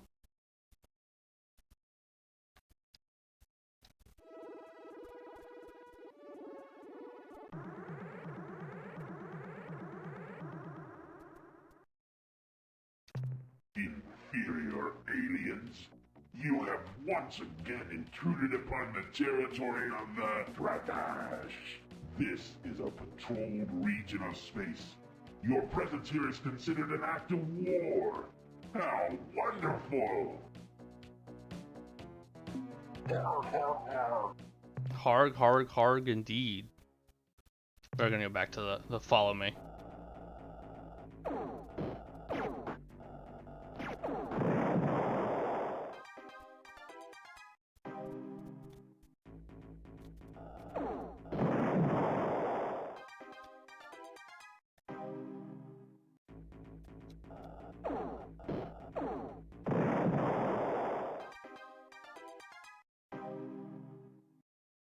Easy. Didn't even have to move. Do you respect me yet?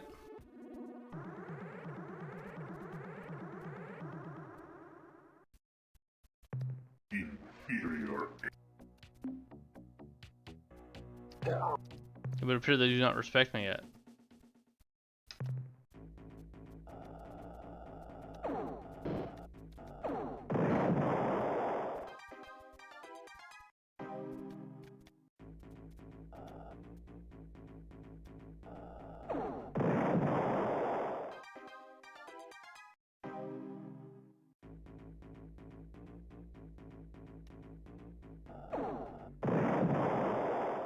It's time to make them respect me.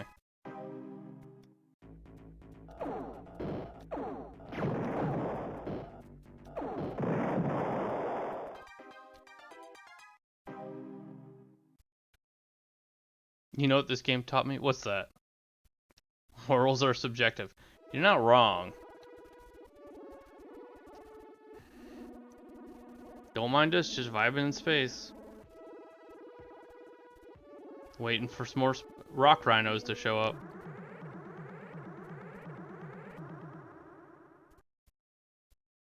In this culture, killing is the right way of doing things. Yep. Well, humans have some backbone after all, but not as much as the Urquan. A human ship is a poor second to the Urquan dreadnought.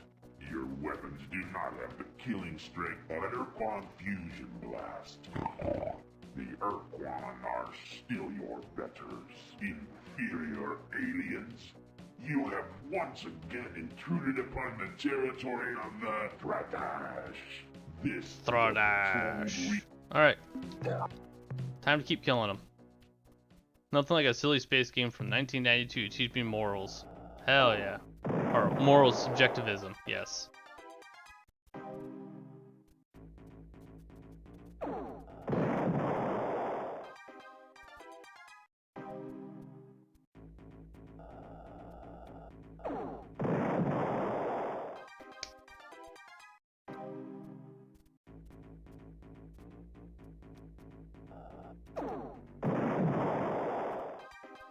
Looks like that guy just kind of gave up and started just slowly floating towards me. We are getting a lot of money though. Thanks, Space Rhinos.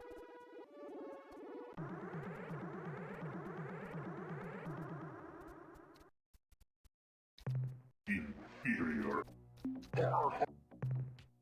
Alright, I will enjoy the killing.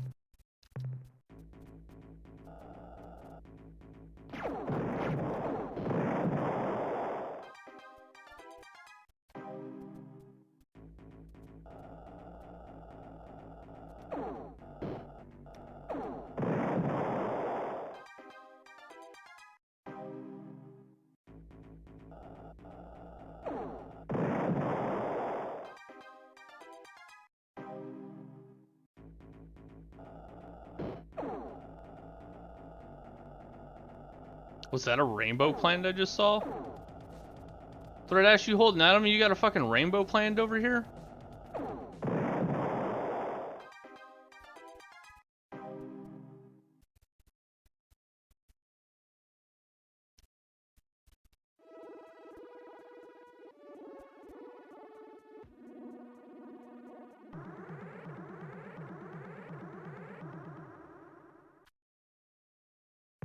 Admirable, admirable. We have never witnessed such awesome combat capabilities. You have destroyed so many of us. We are humbled in your presence.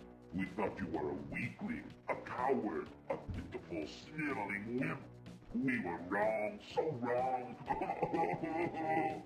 You have shown yourself superior to ourselves, indeed, even the Urquan. We wish to learn from you, thus improving our culture. Give us your wisdom, mighty teacher. What is the secret to your success? I got it.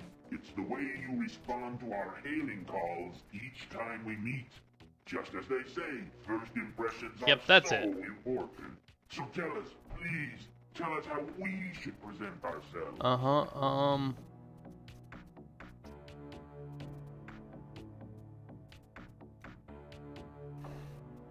Try being polite and friendly in your greetings. To really capture the spirit of interstellar diplomatic protocol, you should speak in Pig Latin. I know for a fact that rhyming in your introduction wins big points. True. Alright, we're gonna go for the rhyming. Rhymes?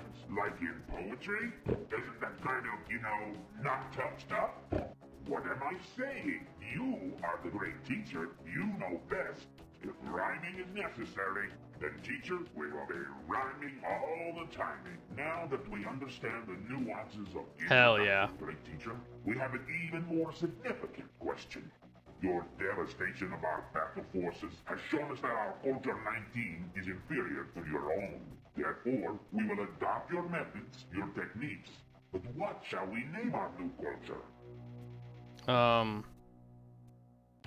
think it's important that with this new name direction, you decide on your new name. Fat Officer. We're gonna go. They can decide the name. I chose the rhyming for them. They can pick the name. You are wise, great teacher. I will think long and hard on this matter. It must reflect the profound changes in our social order.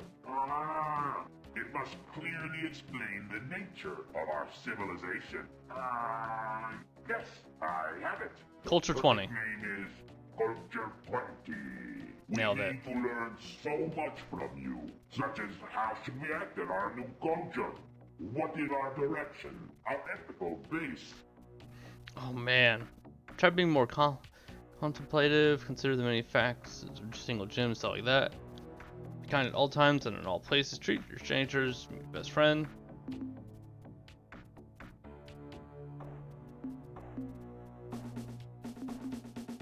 Yo, I want to be rhyming funny men. Lighten up. Be kind of, wacky. Here, try watching these vids. Monty Python and the Marx Brothers. It's beautiful. Wacky? Wacky? I do not understand. We shall watch these vids of yours. We shall study them to learn to be wacky. Then, when we are wacky enough, we shall test our new wackiness in combat to discover, no doubt, the great advantage it has given us. Thank you, great teacher. We have no much problem. work to do to implement these sweeping cultural changes, transferring from the allegiances and wars of one culture to another is a difficult and time-consuming task. We thank you, great warrior for Earth.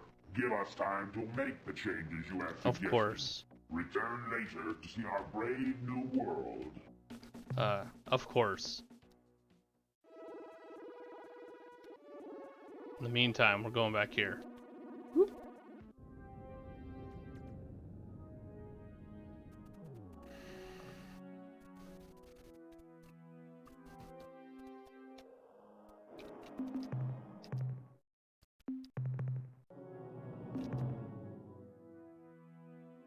They're gonna be so wacky. We are the Rhyming Simons. Blanc malt rhymes with orange. Space is the place. The stars in their courses cannot catch the horses. This is hard. Ho-yo-ho! The super strong human has returned to this, our most important planet. We, Culture 20, bid you welcome.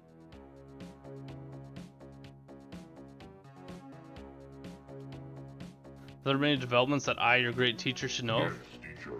There is at least one event of note. We may have once mentioned our encounters with the tumbling red probes, the ones that attack relentlessly while spouting bizarre peace offerings. Initially, we believed that they were coming from the direction of the Vega star system. Now we believe the opposite. No, Captain. We don't know what the opposite of Vega is. That's not what we meant. We now believe that the probes are returning to Vega. As yet, we do not know the nature of their mission.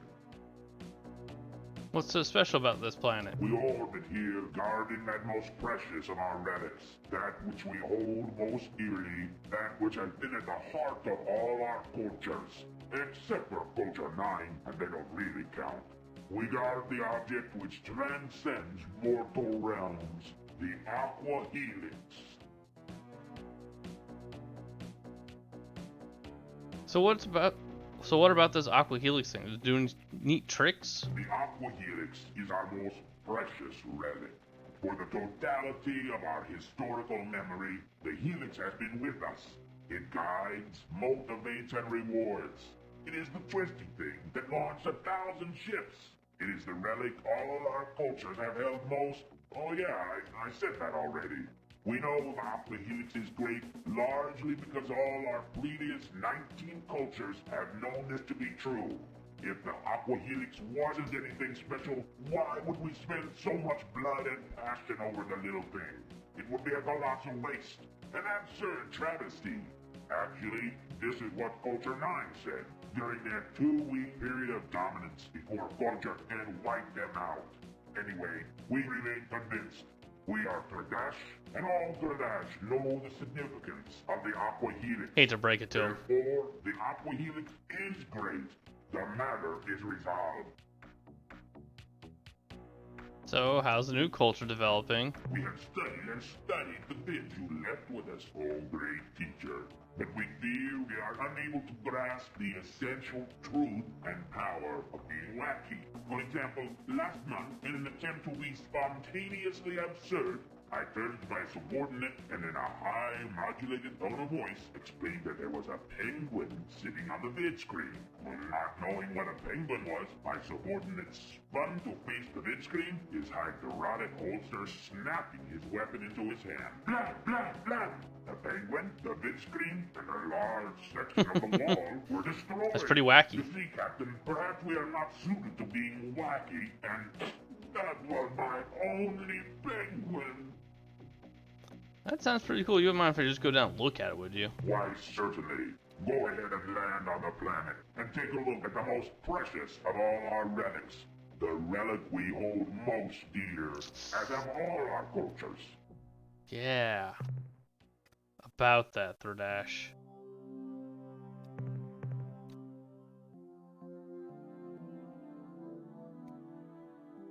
I do feel pretty bad about stealing their shit.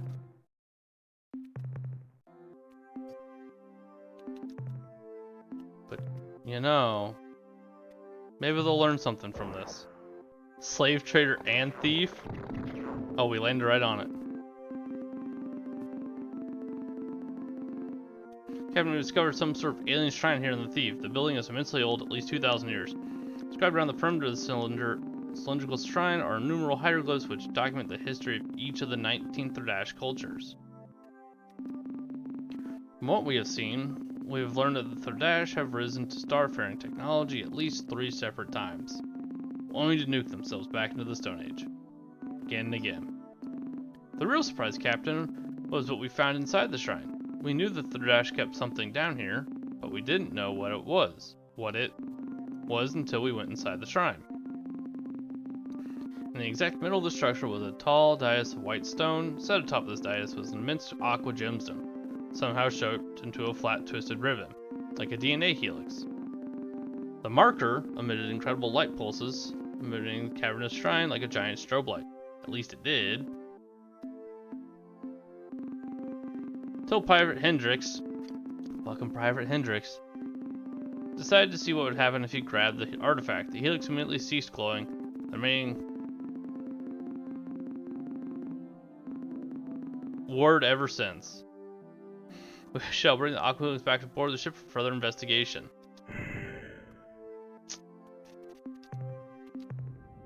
Later, Thordash. Look, it was broken. We're taking it home to fix it. We're not thieves. We're just making sure it works. We'll bring it back. Yeah, we'll bring it back. So we are probably gonna head home, but I want to see.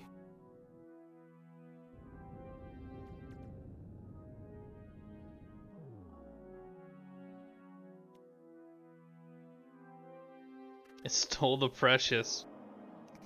Yeah, the Aquari constellation. Where the fuck is that?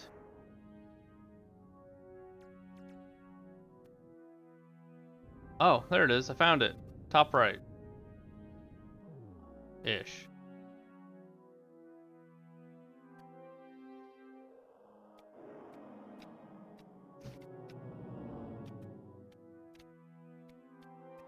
Should be right there.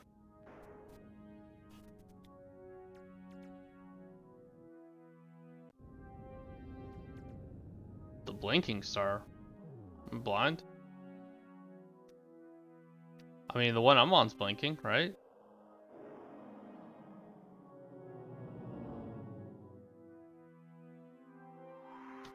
I think I'm blind over.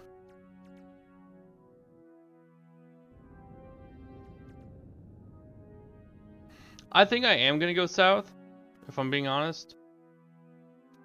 Because I need to go refuel my crew. We're a little light on the crew before I go to uncharted space. Alpha Pavonis, also we need to go there at some point. Sorry, more shit to do.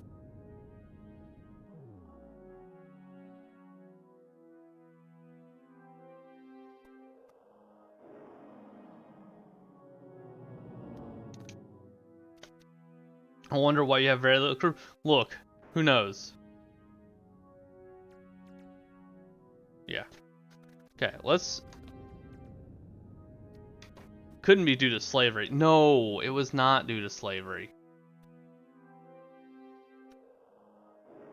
We lost a couple people in battle. That's what it was. Where's Pavonis? Anybody seen Pavonis lately?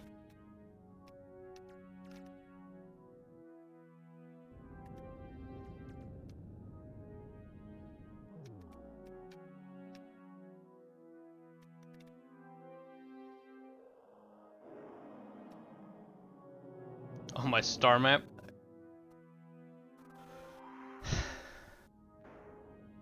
You right.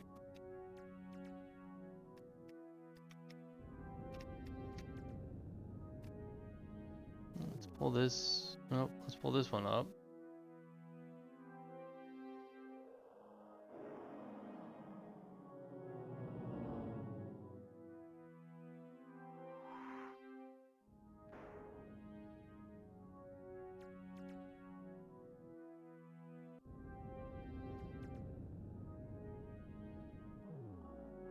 Yeah. We'll find it at some point. We're going home. Also, well, before we go home,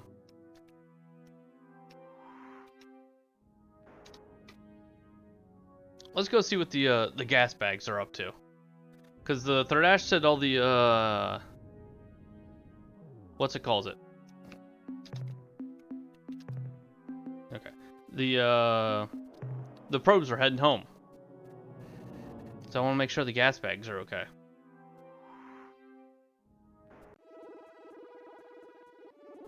We should save though.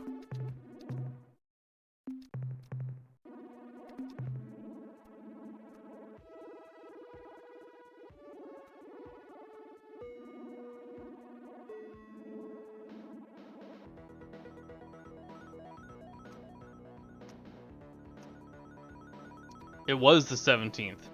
And we weren't near where it happens. It happens like down here, I think. Well, it was when I typed that. Fair. No, not that far. I think it happens down here. I have the star system map. No, it does happen between the Chandrasekhar and the Columbe. Which is down here. This-ish area. We do have enough landers. How you doing, Wired?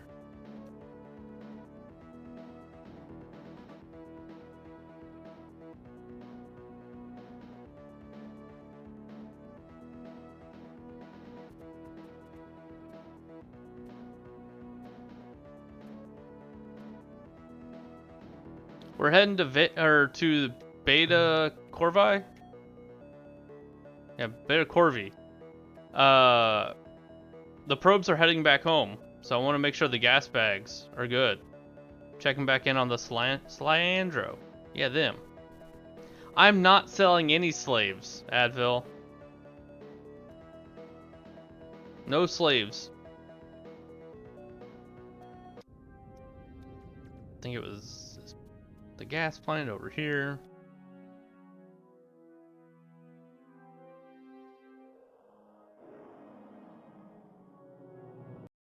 Ah, human traveler, we have news. One of our probes finally returned home, and we have been able to reconfigure it so that it will seek other probes and broadcast the destruct code sequence. We expect the population of probes will decline swiftly. Thank you so much for showing us our error. We feel very badly about the inconvenience it has caused others. Cool. Certainly, provided you share with us similar information. What would you like to know? He bought the Rosy Sphere. I did. No, I think. My pleasure. I think we know Now everything. let's talk about you and your peoples. Goodbye, human fluid sac. Cool. The probe problem is no more. Well, less more. How much fuel we got? 130?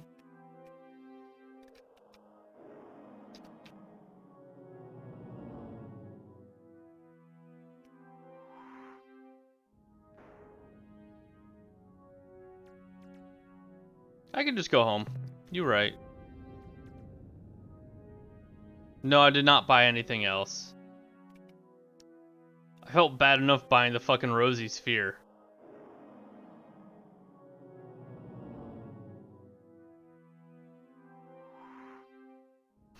No, Advil, no.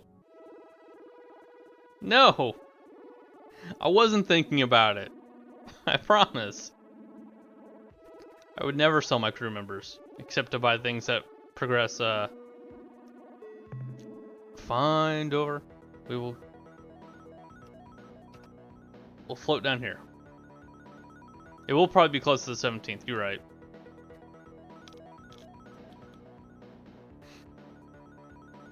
It is on my shit to-do list, and we are in the area.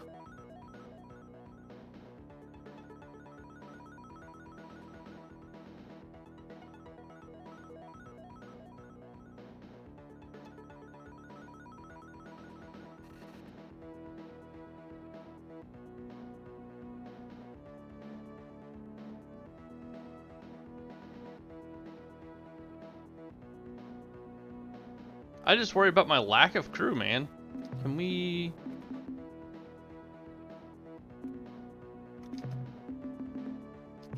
We're gonna suck up some of these,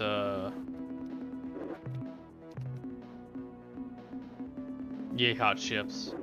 Cool.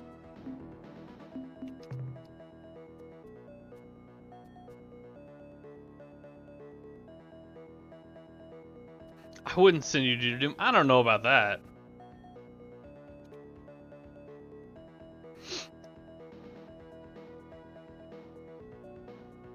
That feels like the perfectly right thing to do.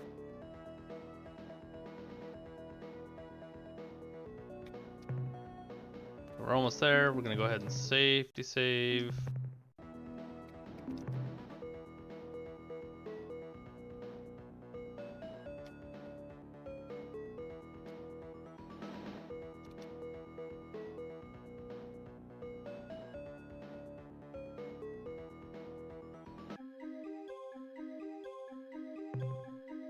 My eyes? My eyes? They hurt?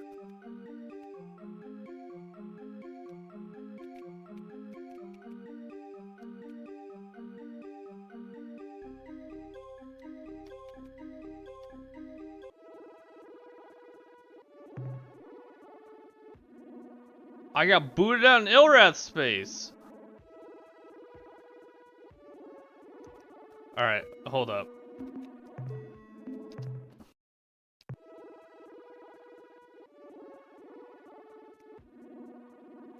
There's gotta be a better look. I'm not gonna go to all of them. I'm gonna go to the big one next. Because I really want to see where that takes me.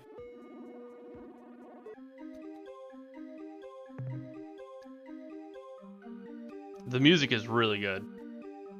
It's spooky.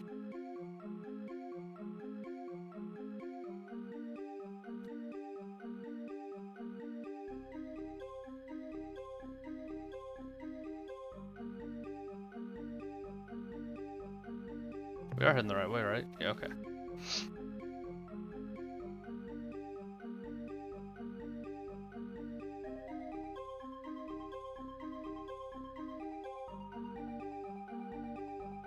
I am glad you are so here for this. Hope, we in. Ha-ha! Our clever ward has found our nook in time. You are the first brave human. No others have made the trip. This is our home world, Falealarofali, nestled safe in this true space eddy. The portal you pass through is a rarity, a natural point of interdimensional fatigue. We use these phenomena to speed our transit through the realities. We are wondering, have you met with the Ungar recently? Once or We twice. entrusted an injured talking pet into their care, and we were curious about its progress.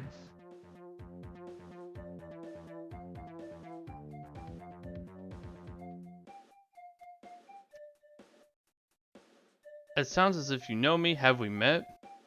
I know who you are. You're the Arilu. We've wondered what happened to your people for a long time. Albeit it's the Arilu. Why the hell did you run out on the Alliance of Free Stars? What happened? Have we met? I forget myself. Of course you don't know me. You are from Unzerwald, not Earth. We are, however, how shall I say, related. It has been many of your years since I have been to our planet Earth. We are known among your kind by many names, some of them flattering, some of them not. The one we use most often was given to us by the children of the Celts, a wonderful culture. They called us the Arilu Lalile. More recently, we were part of the Alliance of Three Stars, along with your kind until we decided to return to our own, oh, how would you say, reality, when it became clear that your people would be safe enough under the Urquan slave shield.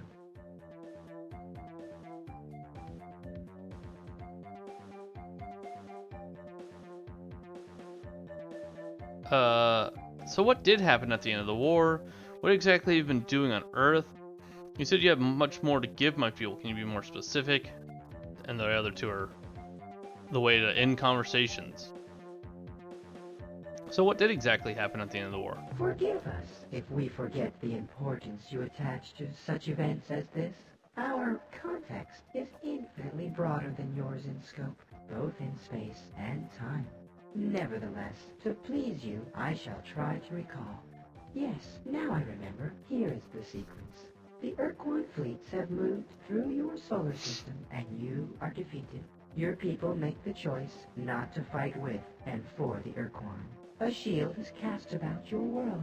Your people are now safe. This makes us happy. The Armada departs your star system and moves toward the remaining Alliance members, ourselves, the Cyrene, the Yehat, and their adopted Shofixti. The Yehat and Shofixti withdraw to Delta Gorno, but they do not permit the Cyrene to follow. We are content with the flow of events and leave the area to return here. From our perspective, this sequence of events ends here. But what about the Urquan? What are they up to? Soon after the Urquan defeated the Yehat and imprisoned the Cyrene and Beetlejuice, their siblings arrived to initiate the doctrinal conflict.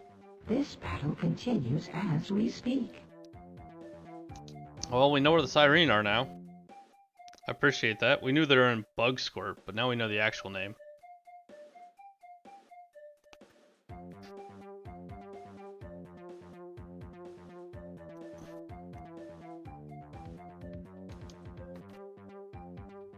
Beetlejuice, Bug Squirt, same thing. What exactly have you been doing on Earth? You desire honesty. It is given. We have visited your world for many thousands of years into your species' past. We have changed things, made modifications. What did you change and modify on Earth, and why? Our motives are multiple, our desires complex. Part of what we do on Earth is for your own protection.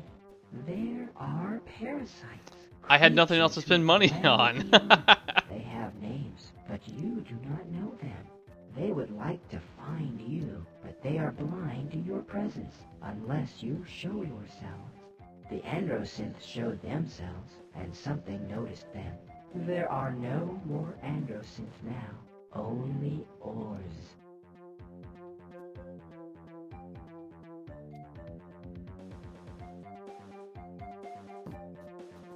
There are parasite creatures well beyond. They have names.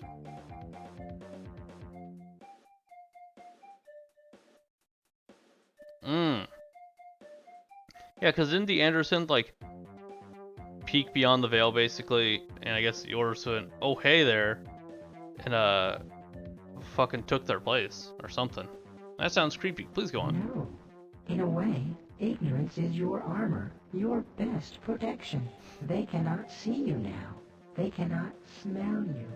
Much of our work with your people involved making you invisible, changing your smell. Good. Thanks for If I changing our tell you smell. more, you will look where you could never look before. And while you are looking, you can and will be seen. You do not want to be seen. Probably not.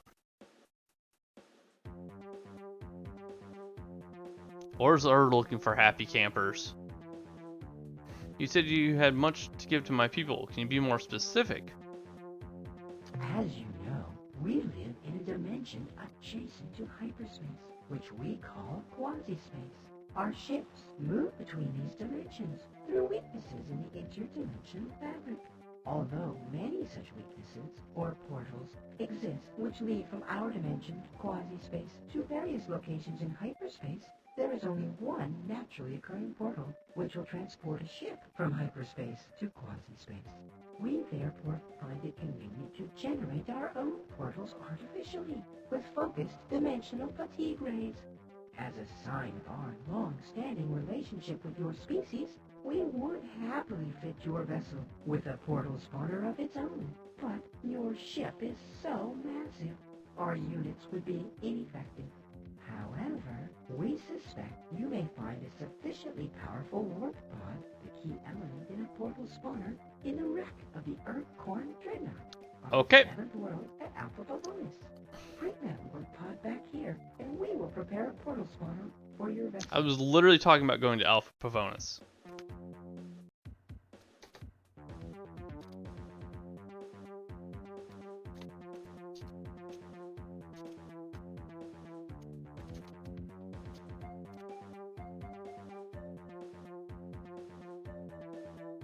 Do you know from SC1 that Arlu should teleport as their second ability that blink randomly around the combat map? Ah, I see.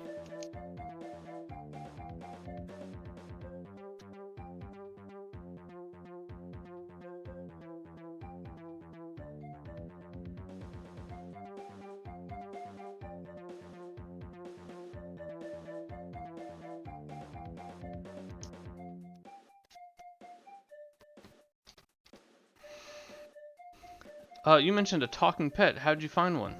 We are an endlessly curious species, and we spend much of our time on, how should I say, reconnaissance missions. During one such trip, we witnessed the crash landing of an Urquan dreadnought on the surface of Alpha Pavonis 7. Normally, when an Urquan vessel is disabled, it automatically engages self-annihilation circuits to prevent other species from learning the Urquan's technological secrets. In this case, however, these circuits must have failed. The dreadnought did not disintegrate on impact. We landed to explore the wreckage and were amazed to find a survivor, a talking pet. As you may know, the Urquan use these non-sentient creatures for the task of interspecies translation, a task the Urquan find ultimately demeaning. The talking pet was severely injured, and we did what we could for the poor creature. But it grew clear that without superior measures, the talking pet would die. We turned to the Unga, whom we have known for many centuries. Their bioscience skills are far superior to our own. The Unga promised to do what they could and let us know how the pet fared. We have not heard from the Unga since. Perhaps, if you are traveling through their stars, you could ask them for us. Alright, goodbye, my Arlu friends. Goodbye, clever child. Clever child. Thanks. Alright,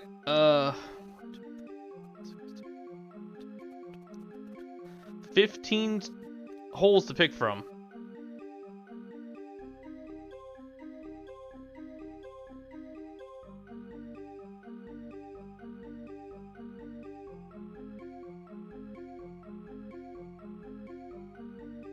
Let's pick... We'll go there. You used to have all these memorized? I'm about to make a huge mistake and pop out in the top right-hand side of the map. But, that's okay.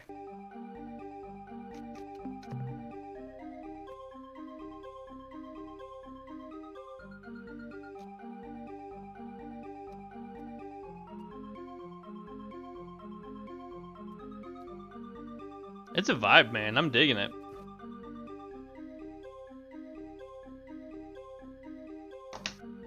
No fuel consumption here? Yeah, it appears that way.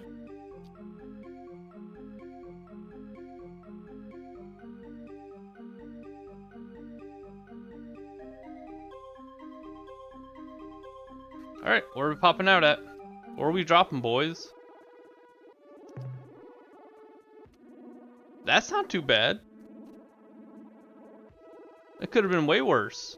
We can still make it home.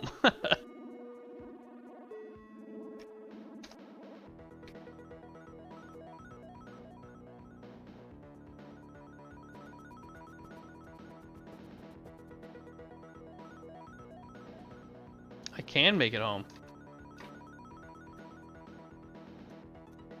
I need a restock on crew. I'm pulling up my shit to-do list so I can have those locations on hand.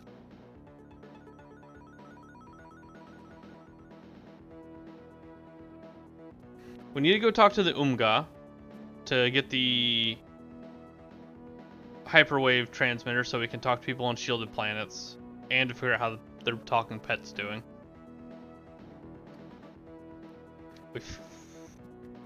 We need to find Betelgeuse.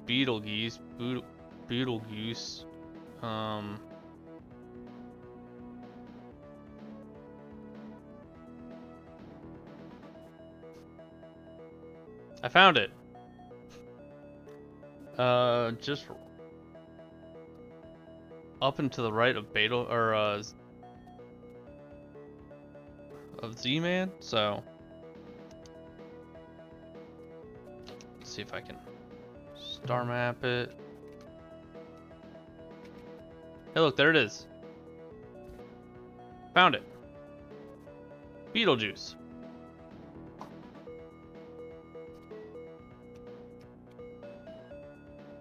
So we know where Beetlejuice is.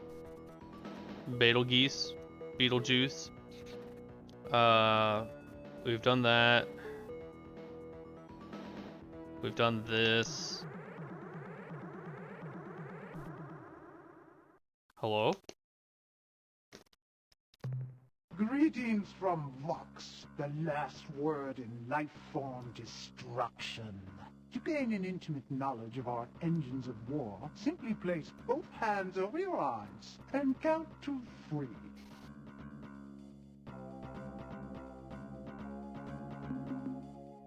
Human, based upon our commitment to the Urquan and your general disgusting demeanor, we have decided to blow you to That's bits. fine. I plan to blow you up too.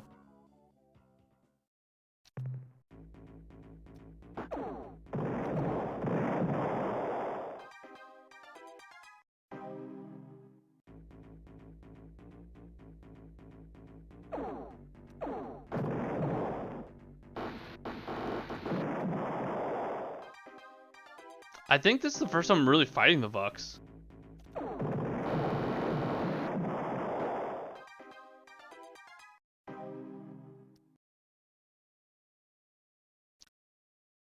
They did get me. Oh no, you act like I understood what just happened. I saw them laser beam me.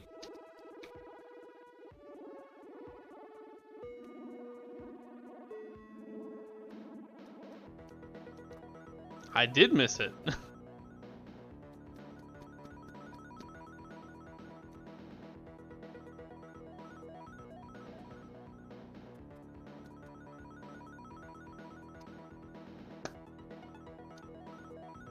They shit out little green things that drift towards your ship. Well, that's not very nice.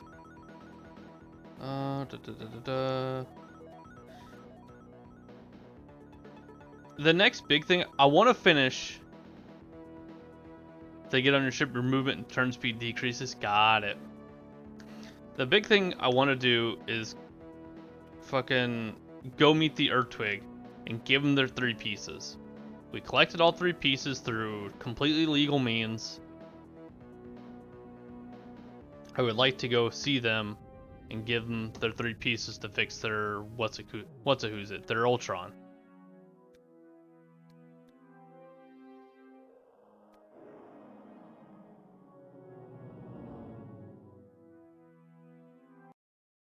Yes. Good to see you again, Captain. Hey By there. the way, I thought you should know.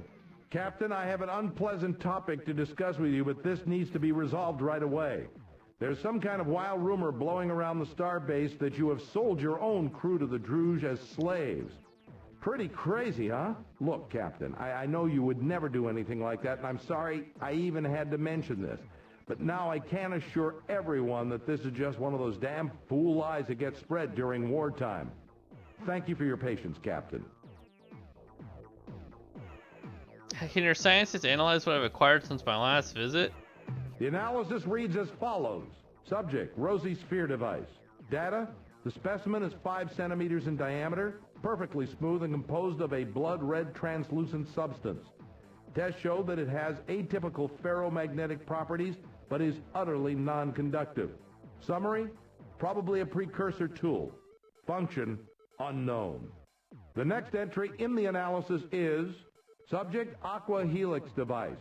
Data: this device is composed of a light blue superhard substance which rates Mohs 13. The object is composed of a flat ribbon of homogeneous material approximately 1 meter in length, and it is twisted in a perfect helix. Focused ion and nucleomagnetic scans reveal little about its interior. Summary: unknown design, unknown origin, unknown function. That's the end of our scientist's report. Good talk, scientist. We shall await your return, Captain. I just got I got made feel bad. I feel bad for selling people into slavery now. Who would have guessed?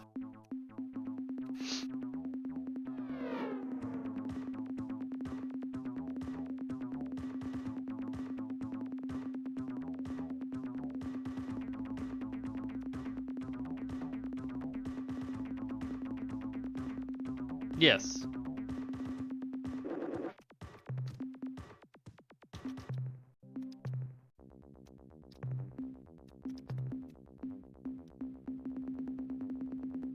But I don't know who I want to get rid of. I mean, to be fair, I'm fucking not using the Zot pig ships at all.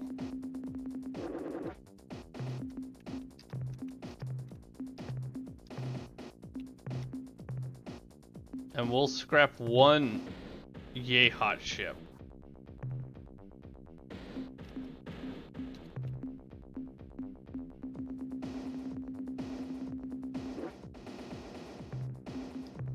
I can't get rid of these two Fakunk ships to me because they're the last of their fucking kind. I would feel bad for getting rid of them.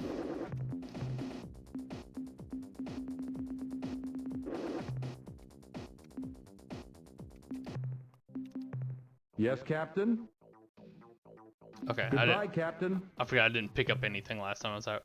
Pwifo for life and Fakunk ships forever? Yeah. Those three, well, these 4 spots are like permanently taken. Spaceman Spiff can't leave the team because he was my starting ship. Pwifo's Pwifo, and these are the last 2 Fakunks to ever exist.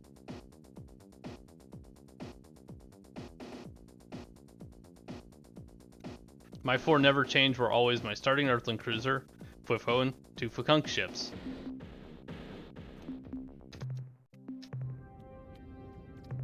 So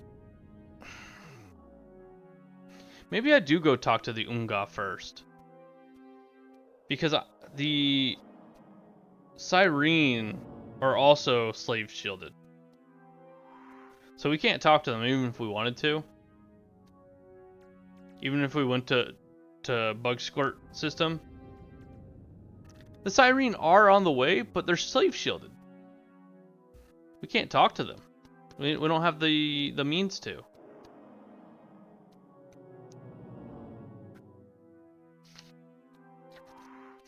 Slave shielded-ish. You know, you're probably not wrong.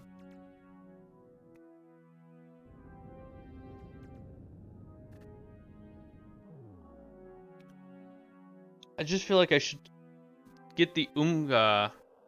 Earth is slave shielded too, so I can't talk to them. But we'll go talk to the Cyrene. We'll meet new people. We love meeting new people.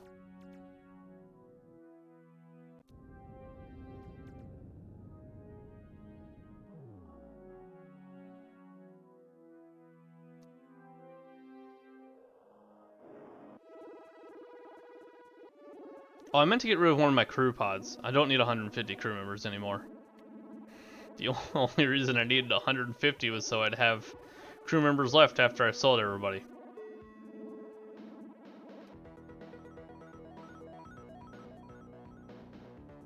You never know who you might meet. True. Look. I don't feel great about it, and you guys don't need to pile on about it. But you are right. I am a slaver now. It'll forever tarnish my name. Hi, Dandy.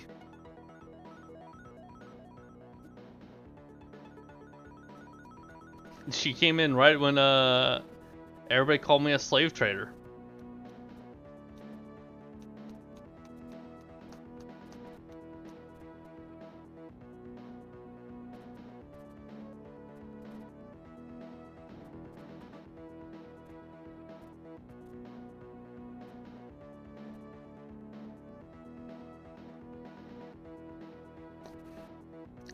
It's fake news. Fake news. Fake news. Didn't happen. They're happily living with the Druge now.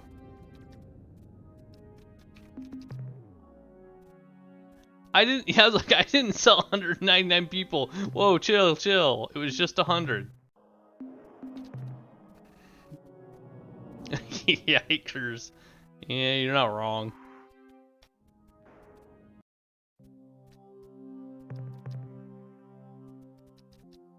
Look, as far as they said they would treat them nicely until they probably get thrown into a vat and melted down so their ship can go faster.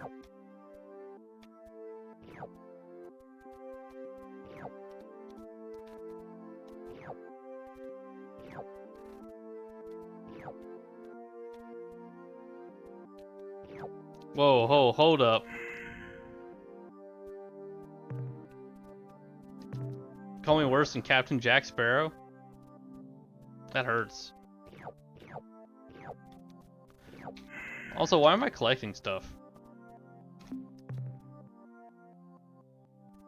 See, I did wait until we had more people to sell. I mean, to fill up our ranks.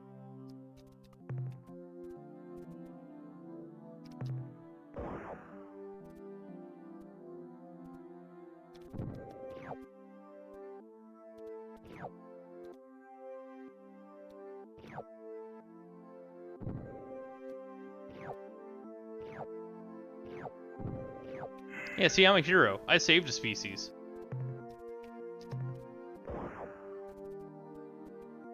They're space raccoons, not space rabbits.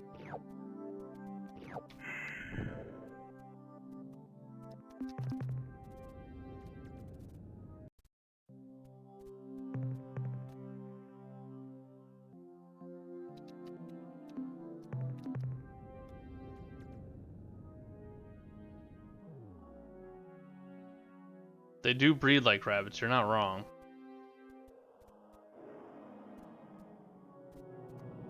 Look, the Fakunk were... Yeah, I tried to... I let the Fakunk down. I really did. You hate to see it.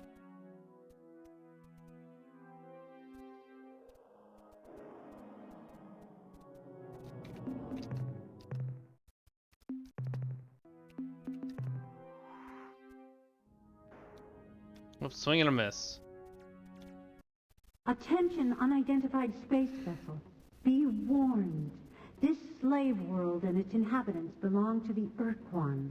I am Starbase Commander Talana of the slave planet Gaia. Your ship is not responding to standard hierarchy identification sequences. Oh my. You are therefore classed as independent. And what? Is my monitor display correct? Is that a human commanding that vessel? Who are you? Hi there. We're the ethics police. I need to justify that costume immediately. I'm the right one for you, baby. I'm Captain Kale. We'll keep it professional. I'm the flagship. Follow me. Hello, Captain. But you haven't answered my question fully. Why are you here? Where are you from? Has the slave shield been lifted from Earth? Are the Urquan finally defeated? Simply put, Captain, what do you want from us? Just saying hi. What I need right now is a touch-o-vision. We've come to help. We've come here to free you from slavery to the Urquan. To be honest, we need your help to destroy the Urquan. Yeah, we need the help. Look, Captain, I like you. Even though you're an obnoxious human, I like you. In another time, we might have become good friends. Perhaps more. But that's a fantasy, and my job is dealing with reality. We're not going to do anything to jeopardize what we've got here. We've come too far, lost too much, to ever risk losing Gaia, our new home. Don't get all judgmental on me, Captain. You don't know what we've been through. So, Commander Talana? I didn't hear your name. What are you doing here?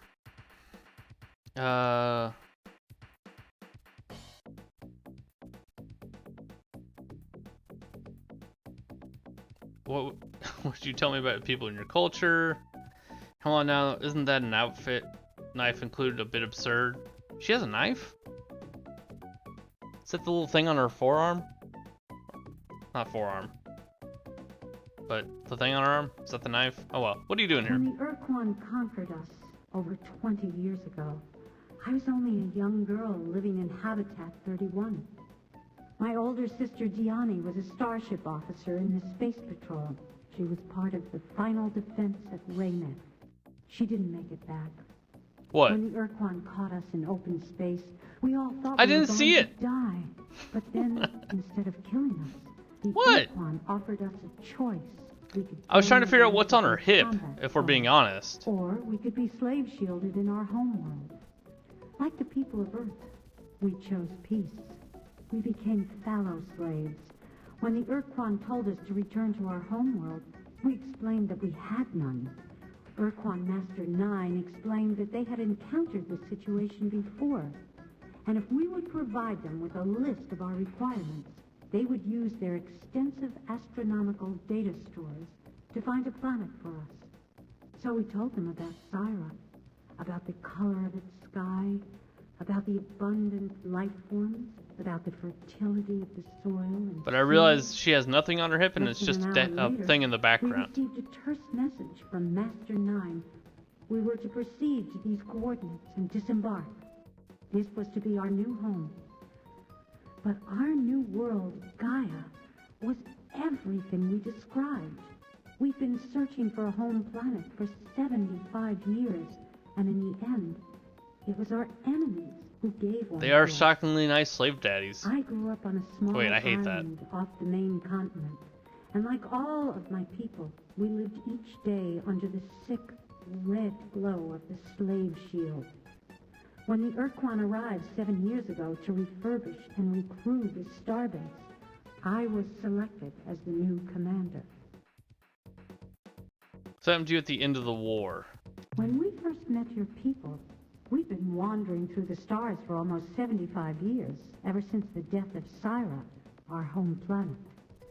We joined your alliance, and I use the word joined loosely, because we had no other choice. The Vox were raiding our slow habitat columns, and we had nowhere else to go.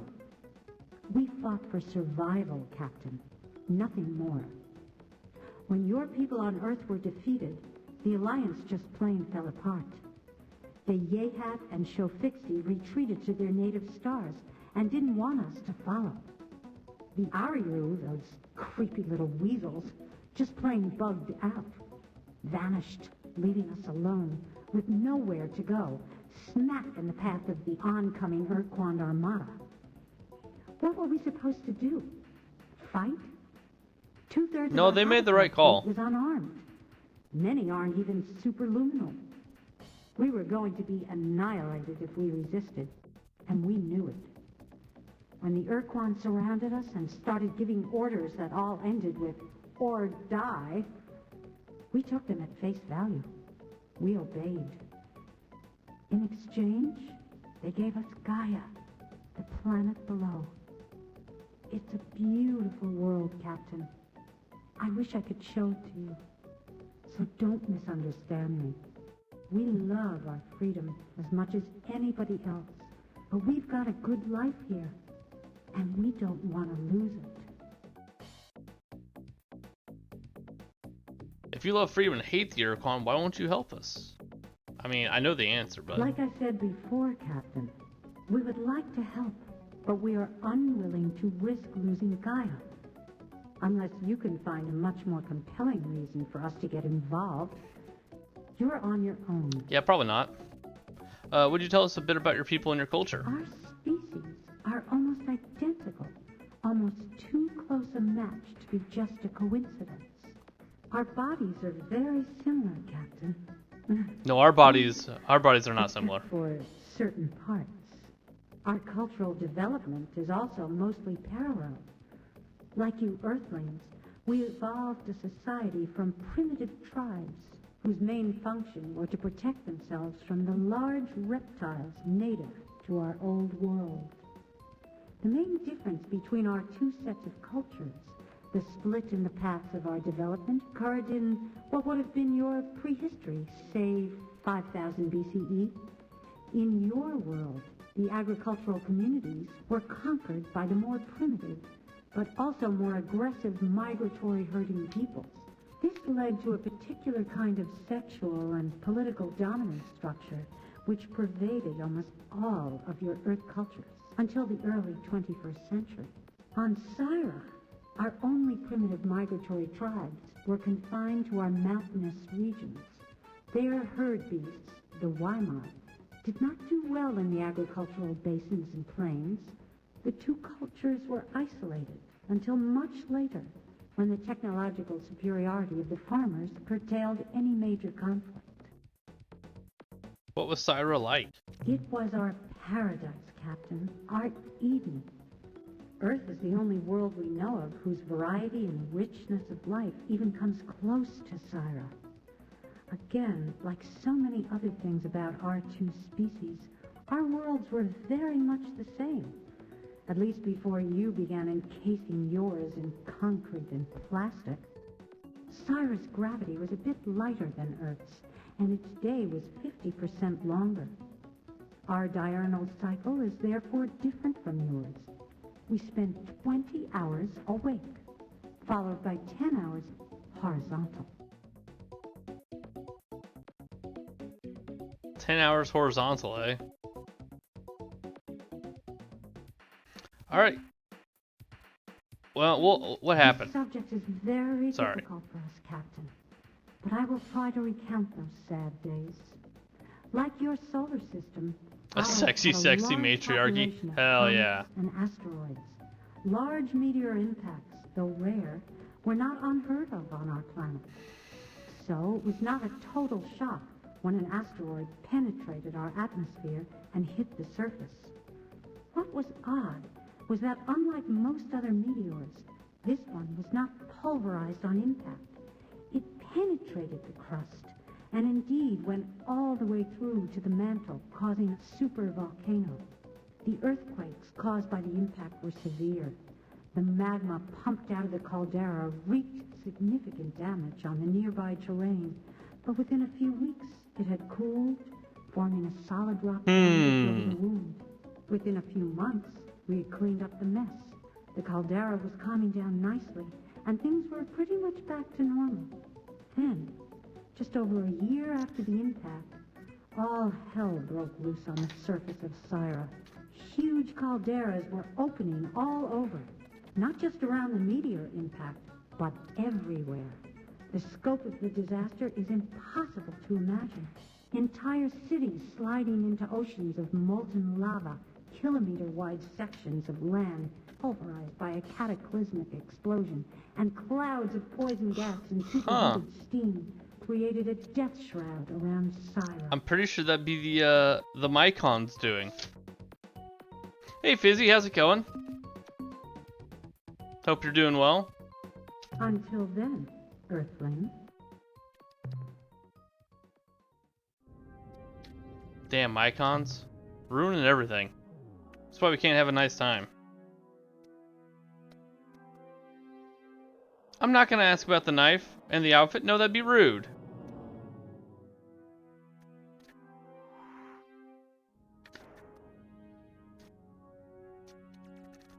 Let's see here.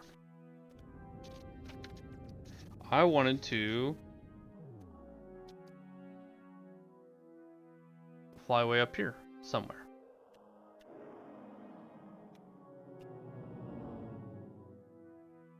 It was Zeta, right? No. Even further? Yeah, that's where we wanted to be. Well, we met the Siren.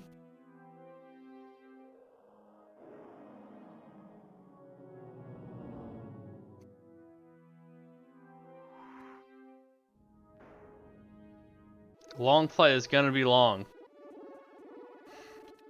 We need to find...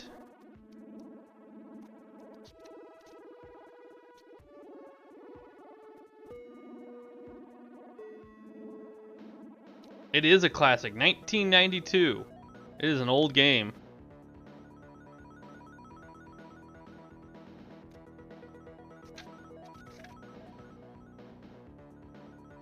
We need to find Alpha Pavonis. That's the year I was born. Looked over another person to make you feel old.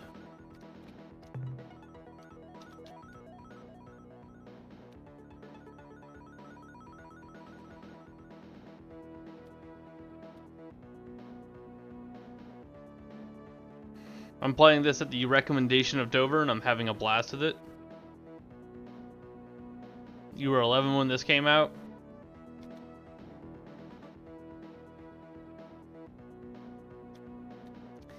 It stopped becoming humoring when I was fully invested, like within like the first 30 minutes. So...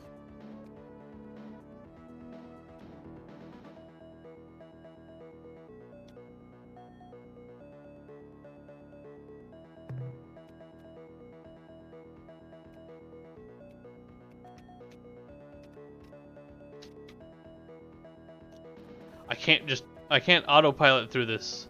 There's too many enemy ships.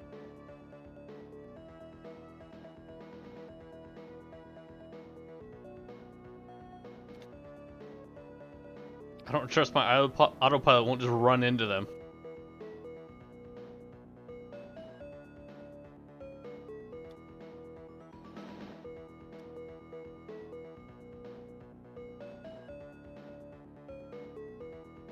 God damn.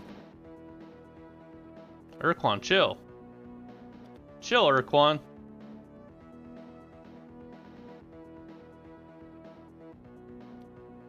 They're not chilling, by the way. They are all over me.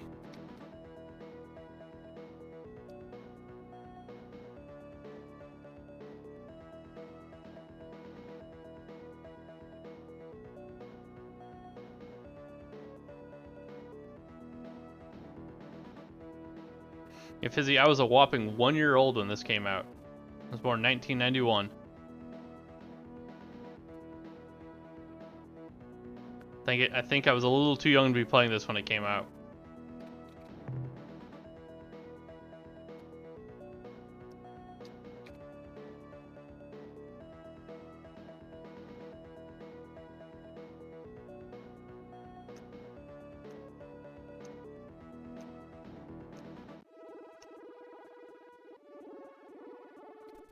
Go ahead. Safety save for the umpteenth time. Do we want to see who that is? Yeah, sure. Who's flying out in this side of space?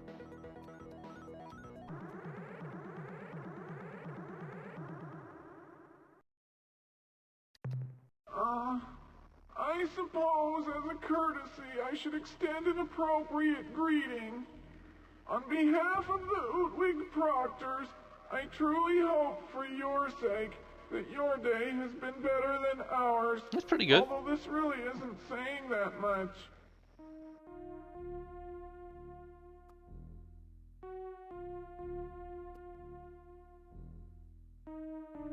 The voice work in this game just can't get any better. It's really good.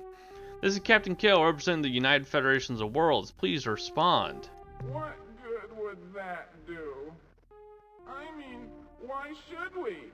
We agonized for hours, wondering if it was a cruel twist of fate or simply a serious case of butterfingery.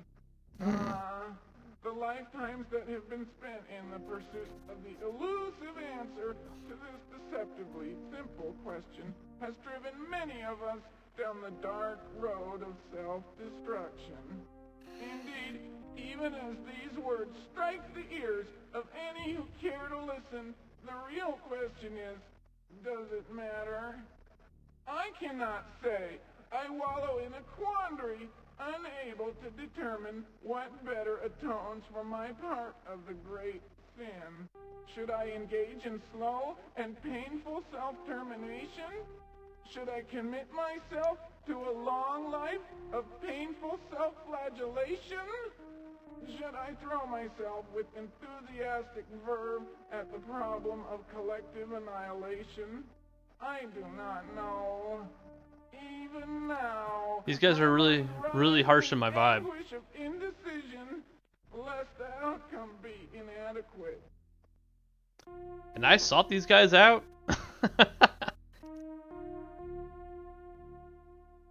I detect that recent events have not gone your way. Why don't you start at the beginning? Do you know anything about the enslaving Iroquois? We don't need to bring up more of your misery. We know nothing of this species that you mentioned. However, while we are on the subject of evil and powerful species, we have encountered a particularly gruesome race that seemed to come from the direction of Arcturus. When we hailed them, they responded with mighty weapons that sent our delegation to their deaths. Lucky fools. The aliens' dark, crusty battleships are capable of guiding spinning mines The into Korra. almost any location. And should an enemy get too close, a fiery corona emerges to inflict fearsome damage. In our skirmishes with the race who called themselves the Korra, we found that by using our own shielding capability, we could sweep through the mines, absorb the corona, and then get close enough to the dark ships to give a lick of our own. In truth, however, they are very powerful and ruthless. What's with ships and licking? When the Korra started to press toward our home world, we thought that our deserved punishment was being administered. But then, a mystery? They suddenly became disinterested and veered away. Bah, confounding frustration. With the Ultron, I could speak knowledgeably on this subject. To have this quality torn from our grasp emphasizes how meaningless our existence really is. They do love to talk, though. This lack of meaning is what drives my species to the serious contemplation of a quick end.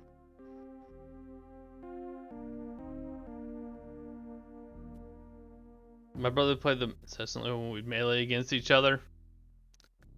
What a jerk. Yes, that really is pretty. So, what more do you know about the Korra? Your query once again painfully reminds me of the Ultron and what it was for the universe. I could tell you all and correct all that is wrong in the universe. All I can tell you is that the Korra live to kill. Their stated purpose is to seek out new life and new civilizations and then annihilate them. We seem to qualify as such, and that is why it is puzzling that after pursuing us with some tenacity, they suddenly turned away and headed toward Craterus. All this speculation was unnecessary if only we had saved the Ultron. It would not have taken much. A diving catch, a thrown pillow, even a fuzzy wumpus would have broken the fall satisfactorily.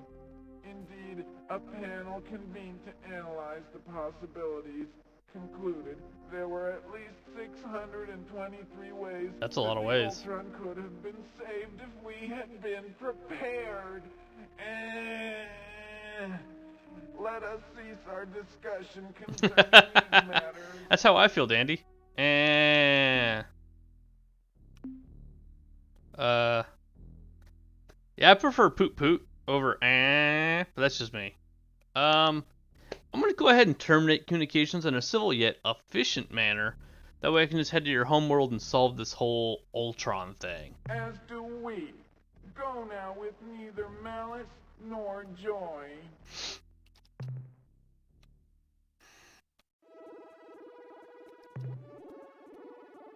Excuse me. I just gotta remember where the fuck it was. It's up here, right? I think their homeworld is...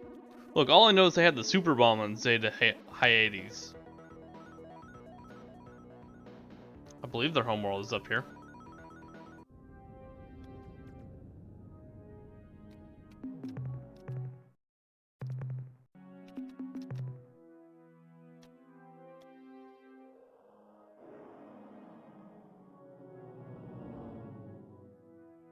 Homeworld?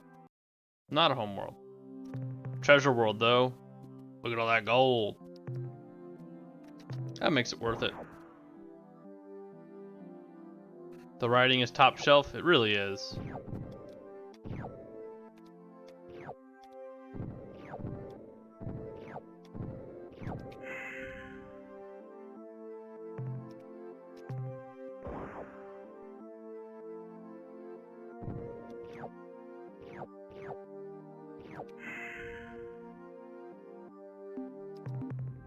Alright, do we actually know where the Earthwig is?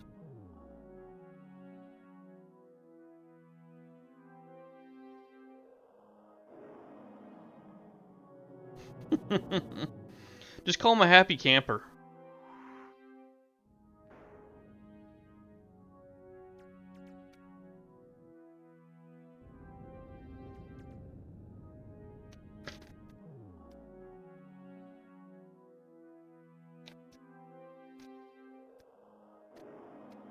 I don't think we actually know where their home planet is, if we're being honest.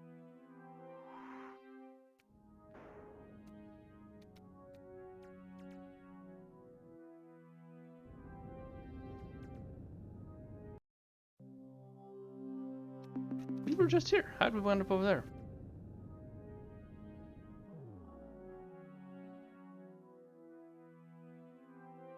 It is indeed somewhere. And thank you, Dover, for the shout out for affiliates. Another treasure world? Yes, we're a big fan of everybody who's hanging out. I want to thank all the people chatting today, lurking today, just vibing. It means a lot that everybody would be just hanging out. Picking this stream to have open. It means a lot to me. Thank you.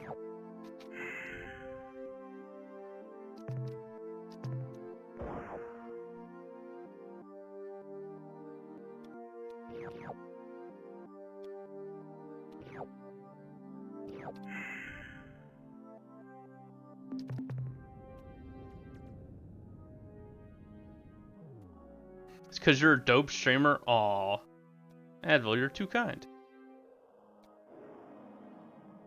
That's why I have your streams open on the weekend. Because I enjoy your streams.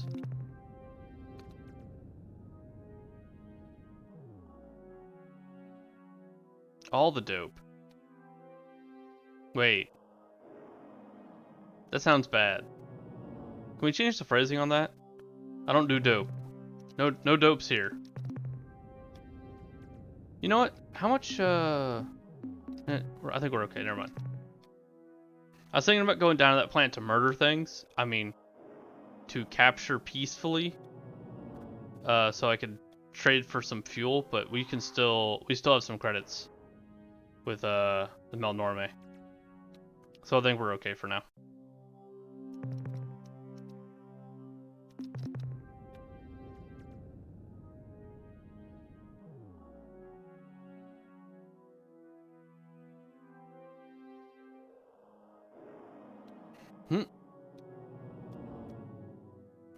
I'm pretty flush, yeah.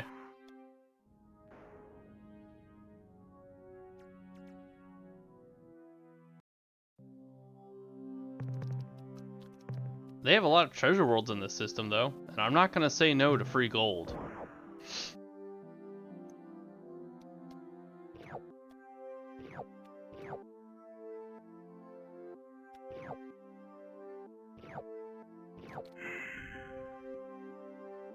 Well, 1.2 uses of gold. Because that's how much fuel it costs me to land on this planet.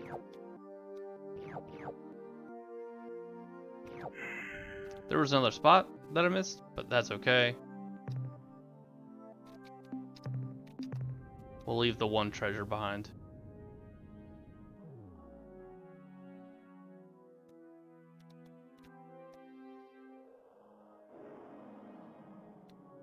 Wow, Dover.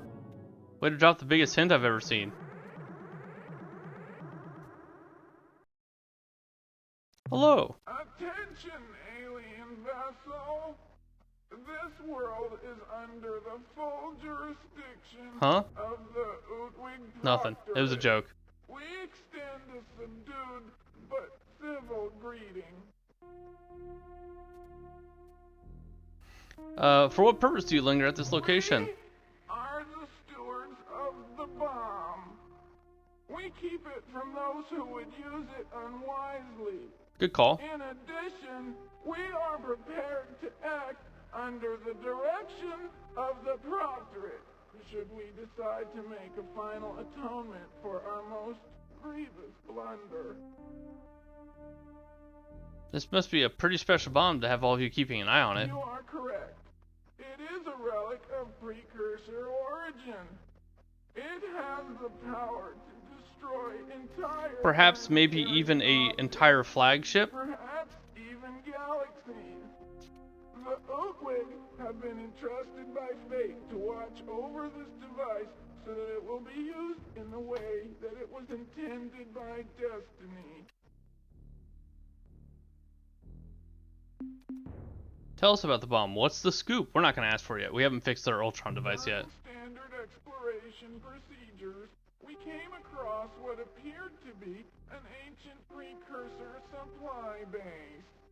It had been dismantled and appeared When we fix our Ultron device, we'll ask for the bomb. in the staging area.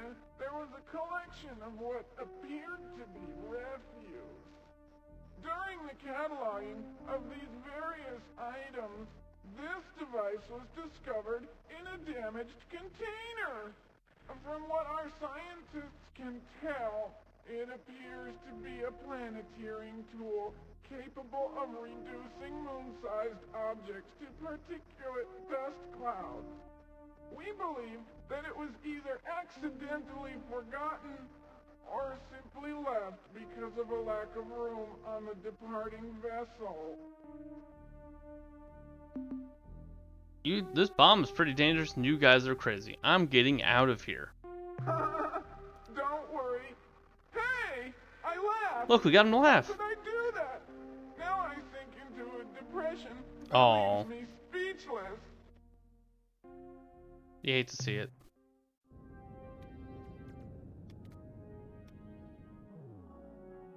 Okay, well, we found the bomb.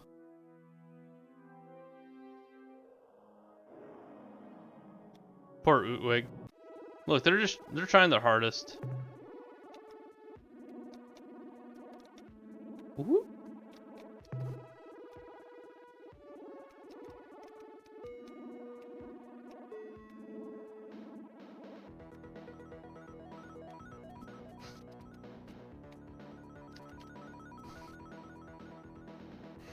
You know what, we'll go to Alpha first. Although Beta's on the way. We'll go to Alpha first. We'll go through the list. Alpha, Beta.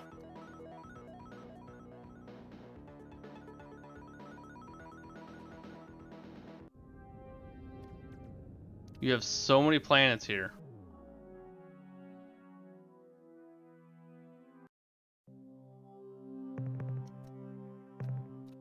But how much? We only have gold and radioactive material. It's pretty impressive. We'll just check planet 1. A plethora of planets. It's pretty up there for planets. Whoop.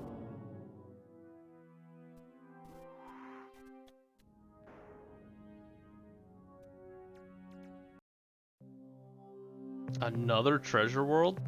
Don't mind if I do.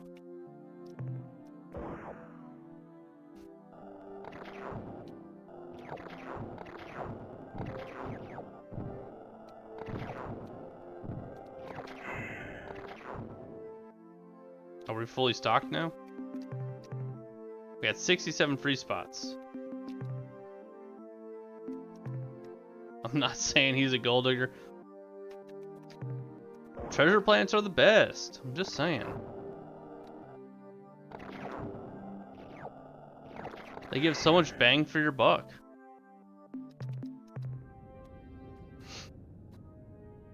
Because most of the time, like Ruby Worlds, you get a lot, don't get me wrong. But there's only a couple things there. Oh, hey, buddy. We'll talk to you.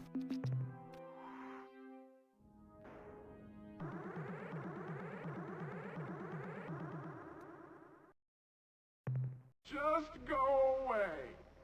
Leave us to ponder our grief.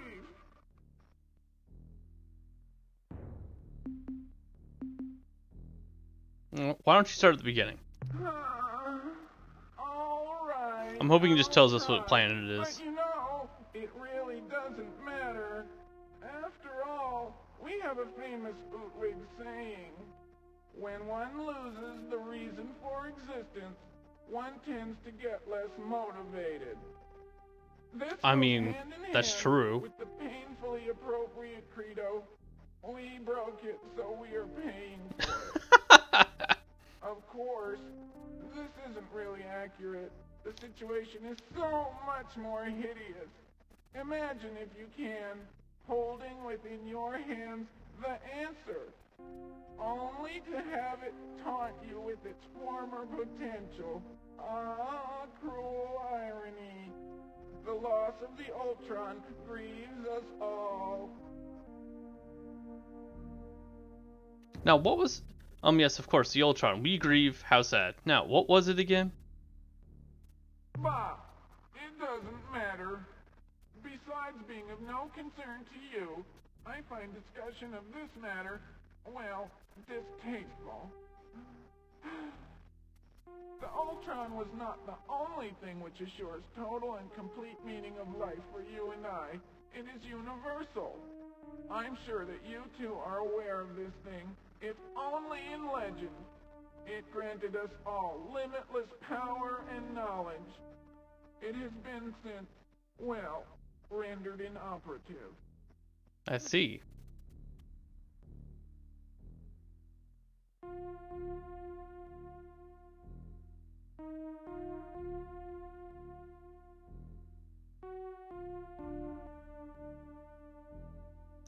Just because you busted your Ultra thingy, don't be a bunch of crybabies.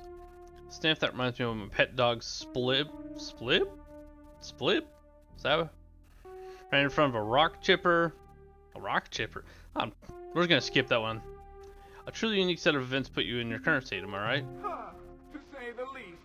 Our past is one of a glorious and proud people, coupled with a cataclysm that rocks the universe to its very core. It all began when the chimps rose from the murky bog, and the Utwig emerged as well. In these primitive times, we cavorted about our world, oblivious to any sort of higher purpose. We took everything at face value. Meanwhile, the tendrils of the chimps infiltrated the vast sky canopies of Faz, and then the veils fell. Suddenly, the Utwig were stunned by a collective realization. All immediately and urgently donned veils of every description. Hides, leaves, shells, rocks, even living growls were donned in the early days. You see, the face is the mechanism that expresses many of the primitive qualities that hinder sentience. Now rid of constant reminders of greed, rage, hatred, and lust, the wisdom of the Utwig was no longer hampered by constant reminders of the primitive urge. Over many generations, mask etiquette was refined to a rock-solid foundation. Oh, of so they're our wearing masks. I society. thought that was just his face. Sure, the morality riots were expensive, both in lives and infrastructure, but the result was better mask regulation. Specification from your basic mask of grueling but necessary activity to the most highly decorated countenance of stellar representation. These were clearly defined, Cultural clothing, yeah. recognizing the importance of flexibility, clear-cut and efficient procedures for revision and redesign dealt with the few anomalies. From that moment, when we covered the source of our intellectual oppression, we knew that it was a grand purpose that defined our destiny. Are you still listening? Sure am. Our entire development as a sentient species was coordinated to coincide with the appearance of a remarkable device, the Ultron. We were oblivious to its tragic implications.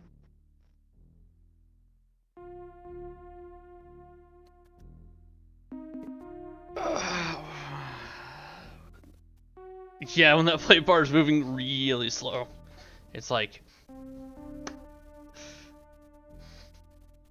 the voice actor really nailed it. But boy howdy, I wish he'd speak just a smidge faster, and I think that's what they wanted me to think. As do we. Go now with neither malice nor joy.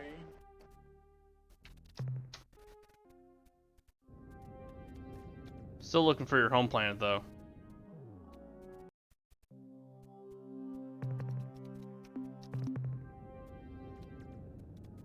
You got any home plants around here?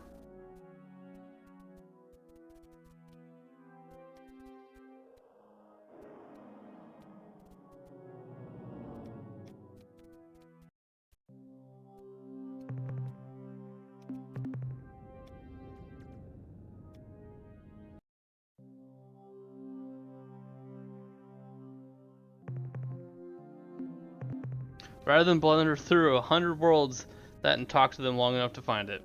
Oh yeah. Look, everybody else has been able to keep my interest, but boy howdy, the Oot Twig. They're talking just it kills me on the inside.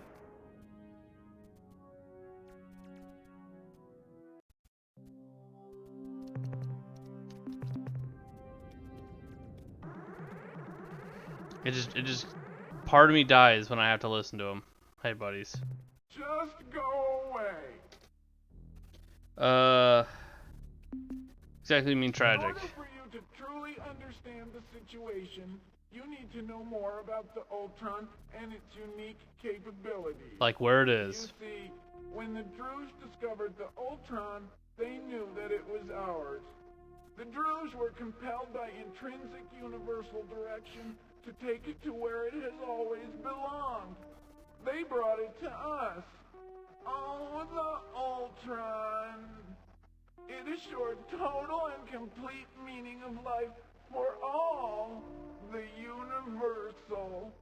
With the Ultron in hand, I could sense not only your motivations and desires, but your purpose. I could act upon these things in ways that would most likely seem mysterious, if not, well, daft. Years later, you would herald our participation in your development as the turning point. Yes, the Druze are very well known for their benevolence. The Druze were only one of the few to benefit in this way. Even now, they are puzzled by the way we rewarded them for the delivery of the Ultron to its correct place. In 24 years, 2 months, and 3 days, they will all dance the dance. That's not too far from now. Indeed, the Ultron has allowed us to fundamentally change the Druze forever. The Supocs, too, receive many benefits from our use of the Ultron. They can testify to its power. Sounds like things were going pretty well, so what happened? Yes, things were perfect. What happened is, well, it's difficult to talk about. But I saw it happen. I witnessed the Chinsral celebration. I felt the Ultron fill the empty place that I did not know was there. I saw the Grand Proctor pass it to, well, they say that the Chief Crew did not know that it was so heavy and slippery. Perhaps it was a combination of factors. Some who have reviewed the records claim it was actually a conspiracy. Definitely a conspiracy. The Commission investigation officially stated that the Ultron was rendered inoperative by the fall to the ground. Yet many feel that the whole story has not yet been told. As it struck the ground, I saw its glow fade. And Can we go back to talking to the Siren? Void incapacitated all. All Utwig immediately donned the mask of ultimate embarrassment and shame, with a vow to wear it forever. Bonfires all over Foz consumed all but this mask. No other mask was spared. The visage of ceremonial orations, in all of its contexts and revision, as I'm sure you understand, all of the courting masks from the clever and intriguing veil of flirtatious prancing to the infamous lewd monocle, all The infamous consumed lewd by the monocle. hungry flames. Even the most fundamental fixtures were committed to this irreversible fate. The mask of natural bodily excretions once hung in every lavatory. Most of the public facilities have removed the disposable mask dispensers, but every once in a while I still see such a repository. Always. That's going to be applicable many times. Oh yeah. At that time, many suggested that we use the precursor relic as a form of self-punishment.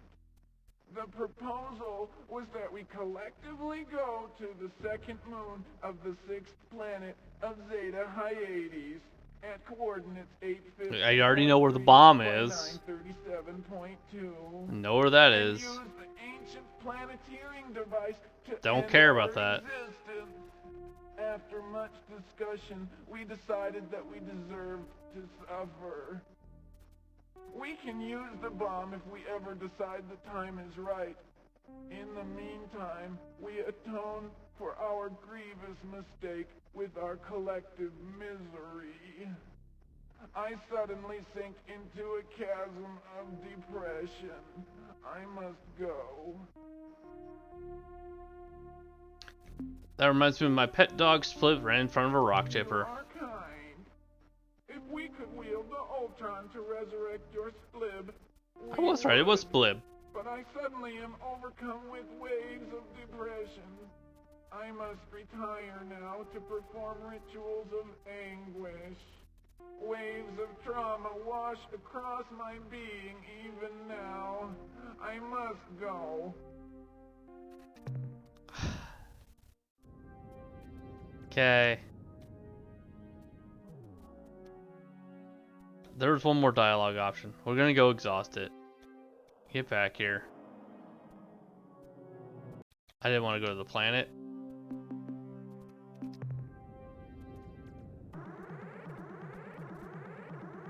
That's all you gotta do. I won't break yet. Just go. As do. Okay, well. We're out of dialogue options.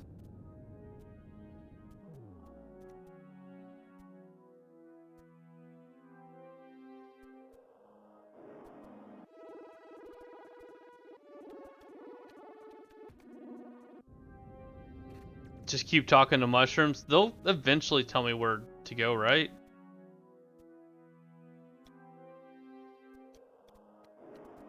Shoop.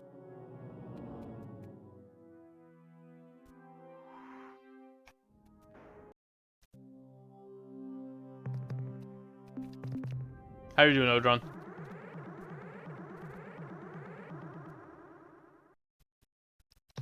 Just go away. As They came to us.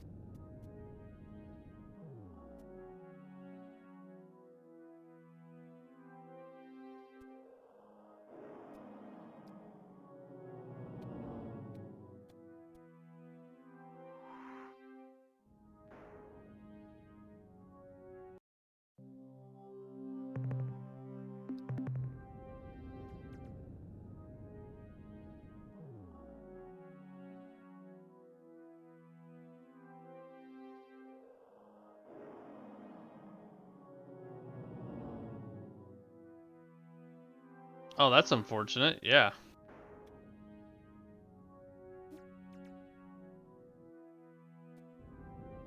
Give him the people's elbow. Tell him what's up.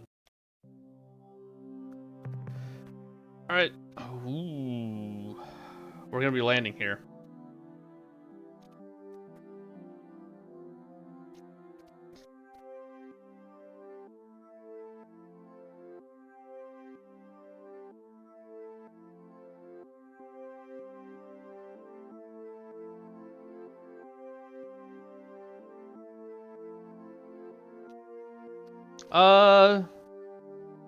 Maybe? Uncertain.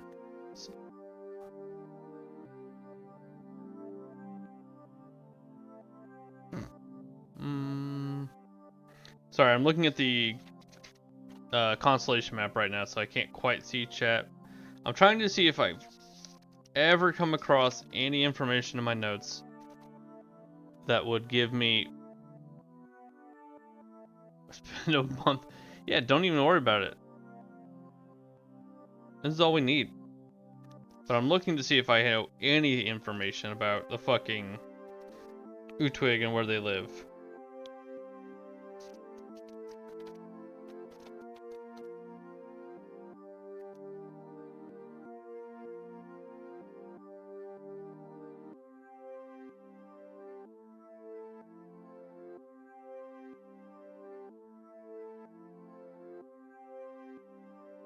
Hence, you have them. Am I even in the right system? I don't think I've been told. It's not in any of my notes.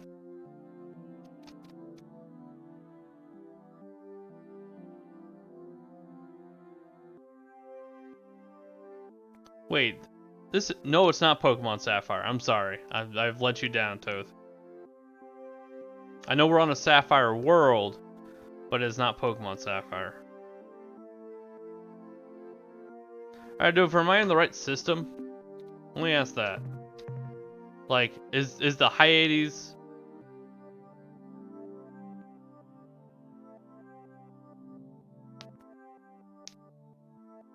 Fair enough. We are in Utwig space. So we're good. We'll figure it out from there.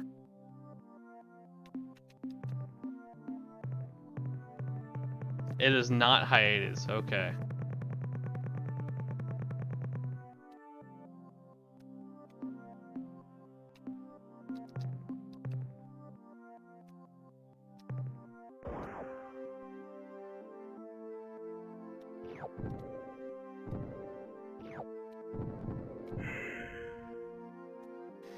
Need to clean out a little bit more space.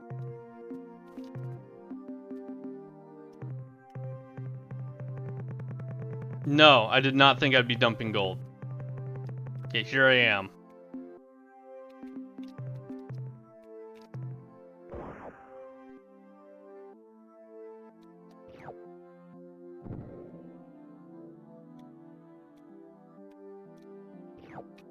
Beautiful. He's a high roller now. Damn straight. Alright.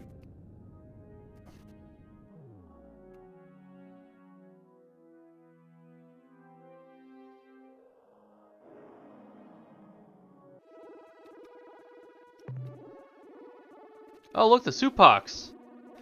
We now know where the Supox live. Haven't met them yet.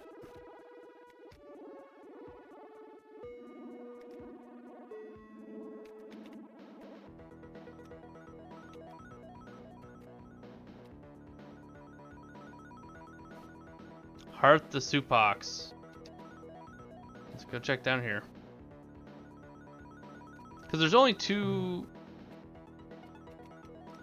Yeah, there's only Hyades and a Query, and then one Leporus in the system.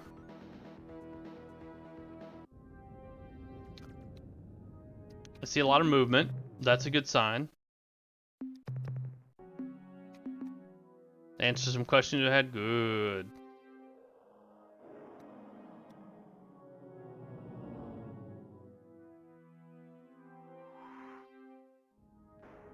Skirt. Cool. Hello. Normally, we would not bother to acknowledge your presence, but you find us in a state of moderate depression. Ooh, just moderate instead of depression. our normal cycle of self-destructive tendencies. Wait.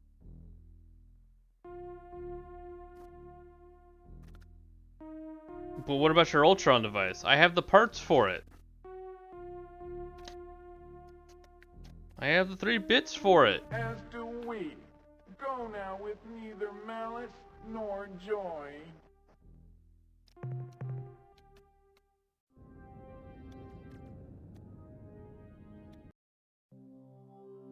No, don't laugh at me, Dover.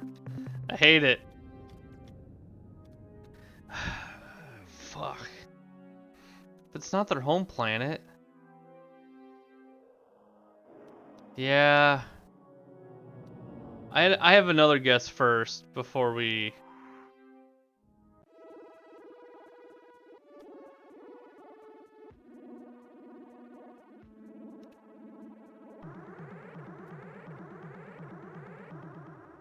Better land every planet and scan. Oh god. Just go.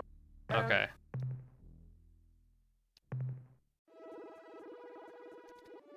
Look, we're gonna have a change of pace. We're gonna talk to the Supanox. Get me out of here. No. Oh god, I'm gonna have to talk to 2 of them. Just as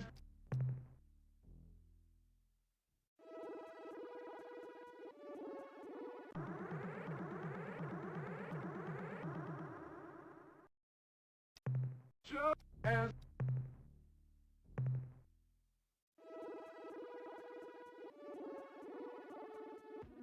Get me out of here.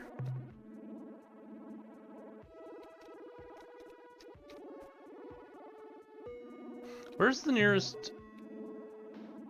Is this the nearest big... That looks like a big star, right? Runs into you. Go away. I know, right? They need to make up their minds. They're all chasing me, and yet they're all chasing me to tell me to go away. That's some pretty big mixed signals there.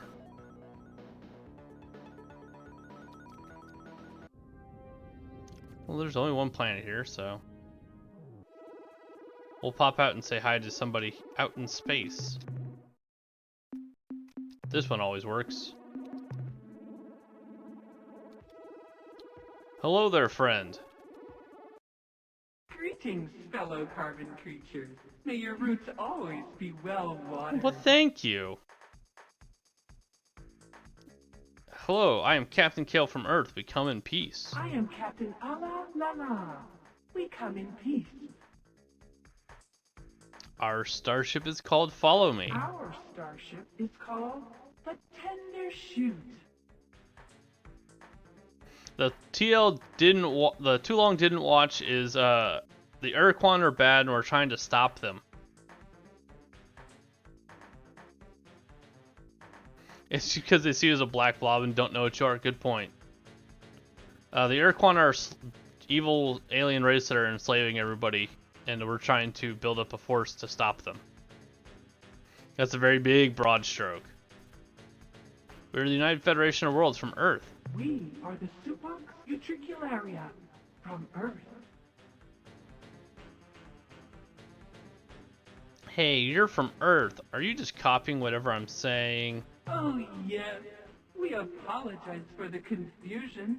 Our home world is also called Earth, or more properly, Fleck, which means perfectly good and nutritious dirt. Earth is pretty close, is it not?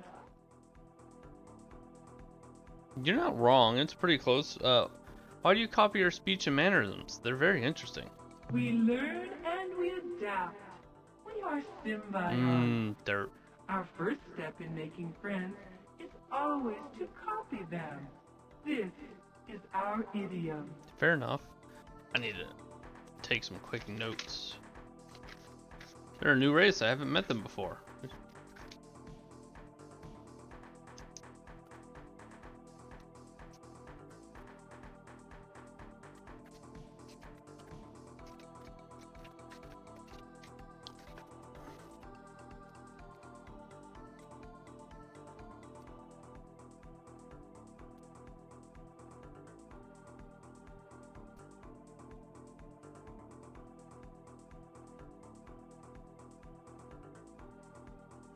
Okay.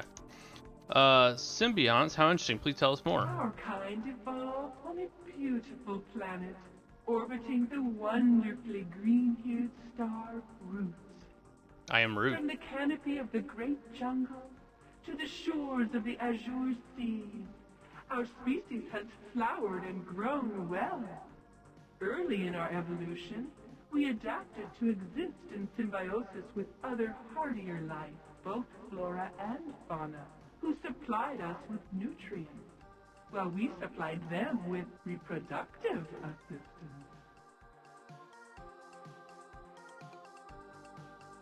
I don't want to be rude. That top response is just downright rude, and they seem like nice people. Are the Utwid friends of yours? Oh yes, we have a strong cultural bond with the Utwig. They have been the foundation around which we have grown our starfaring culture. We are not only allies, but we are also friends. You should go meet with them. They could use some excitement. Oh, I'm good. You see, they are a little depressed and morose right now. Usually they are most festive and fun. Oh dear, what has caused the Utwig such distress? They broke their Ultron. Ultron? What's an Ultron? The Druge, the cruel, foul trading race who sold the device to the Utwig, called the device the Ultron, and claimed that it would give the Utwig superpowers. Unfortunately, the Utwig believed the Druge and bought the Ultron. However, the device did make the Utwig very happy. Of course, we didn't tell them what we really thought of the Ultron. That they were vapid fools to buy a piece of junk for a planet's ransom. We went along with the falsehood, and in doing so showed our own stupidity.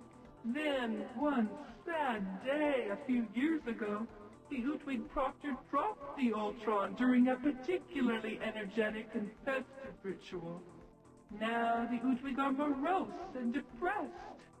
They feel they cannot ever achieve greatness because they lost the powers of the Ultron. They even gave the broken device to us, saying that they couldn't stand the sight of it anymore. Perfect. We are worried that the Utwig are so depressed that they may use their ultimate weapon. Here, you take the Ultron. Maybe you can do something with it. Thanks. They need some flex tape, right? Thanks. I think... What do I do with it? We thought that if we could get the Ultron working again, it would cheer them up. So, we tried to figure out how to fix the darn thing, or at least get some of the flashing bits working again. But for all the Druge's falsehoods, the Ultron is some kind of artifact, and we could not synthesize the necessary replacement parts. Perhaps on your journeys, you will find the elements necessary to repair the Ultron.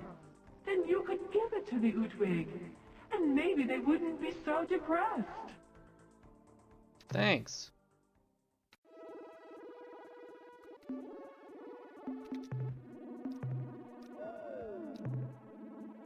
Wait, did I just... The perfect Ultron. I thought I just threw that thing into space. Like, I was just like, don't need this anymore. Fucking gone. Alright, we have the perfect Ultron.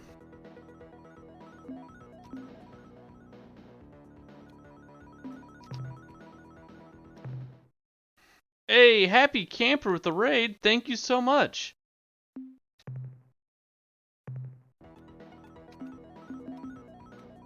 How are you guys doing? What were you playing?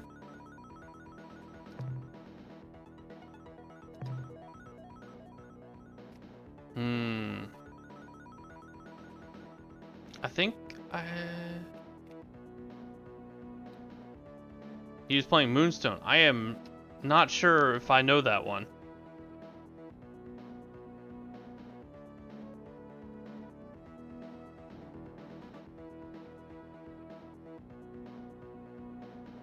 Which one is what is Moonstone? Let me look it up.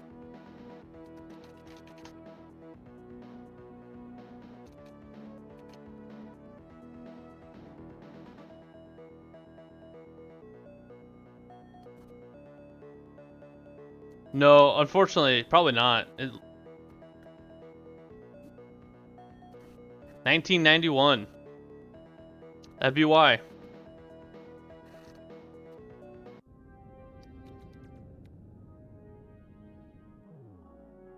Very cool.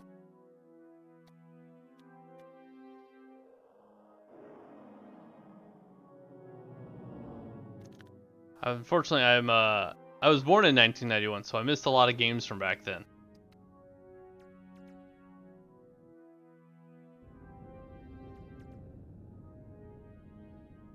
There's my friend. Welcome back, Captain. You are our favorite customer. Now, what can we do for you today? I'd like to make some purchases. What items would you like to buy today? I'm sure if Dover was here, our resident old man, he would know it. How much fuel do you wish to purchase? Fuel transferred to your vessel. Thank you. It has...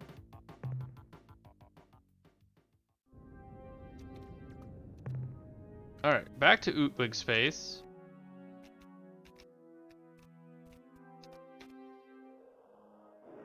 Wait, are you the knife? I don't think so. That would be cool though.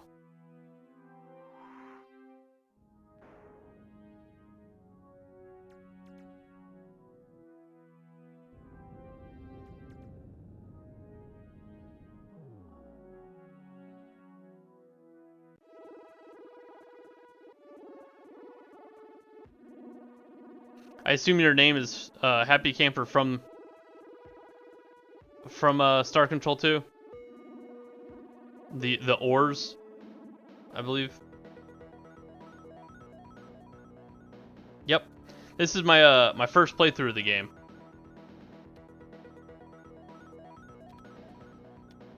So I met the ores very briefly.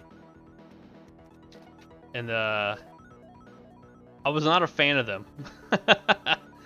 They seem real shady to me.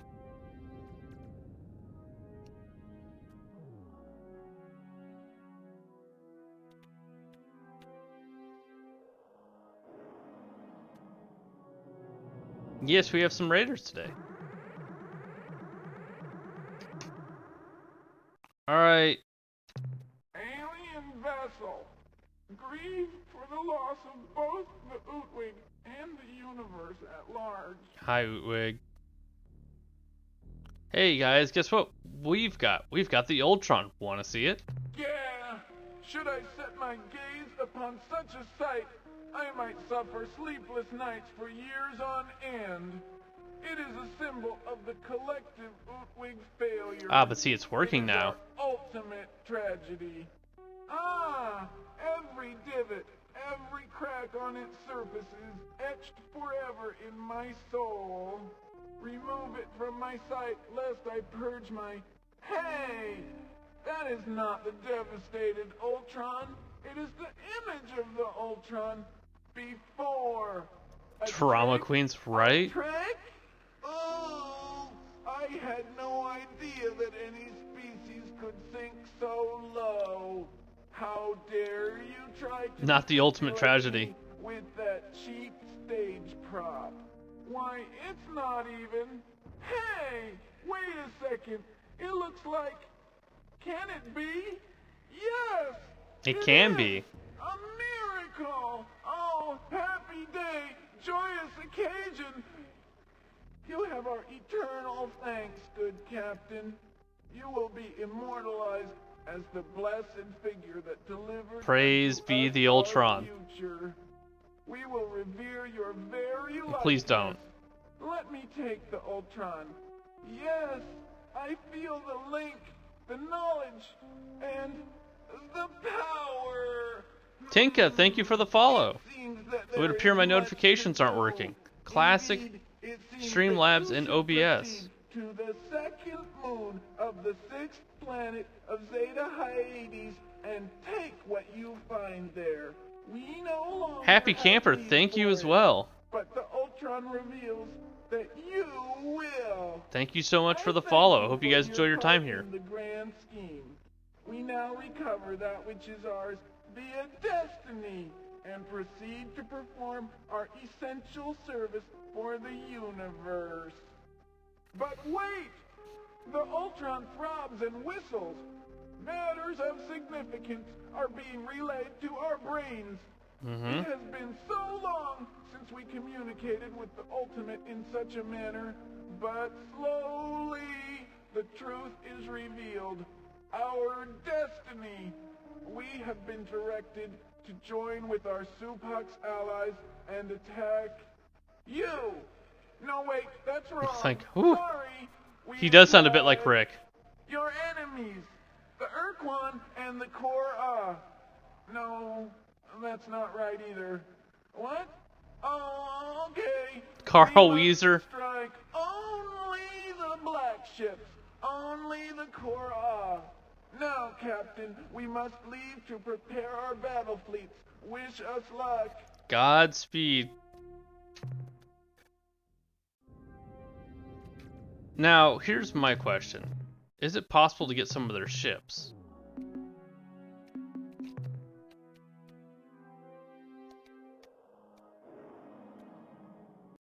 Oh, it is the legendary Earth Captain. It is indeed me. A grand celebration is in order. We prepare now for the festivities. Many will bow before you and offer their profuse thanks. Proceed now to our main spaceport and then on to the parade. The 2-week celebration of great thanks will begin. I have no clue. Joy. What? Yeah, this is my first time playing through, so as little spoilers as possible is great. Alas, perhaps another time. Not specifically this game, but I do a little bit of speedrunning of Link to the Past and Super Metroid, which are my two main games that I play.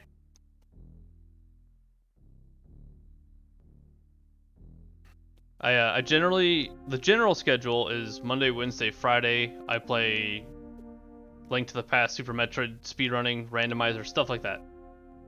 Tuesday and Thursday are usually my off days, where I can play whatever I feel like. And Dover suggested to me that I play this game, and I've been sucked into it. Oh, you're speedrunning this game? Very nice. How is it as a speedrun game?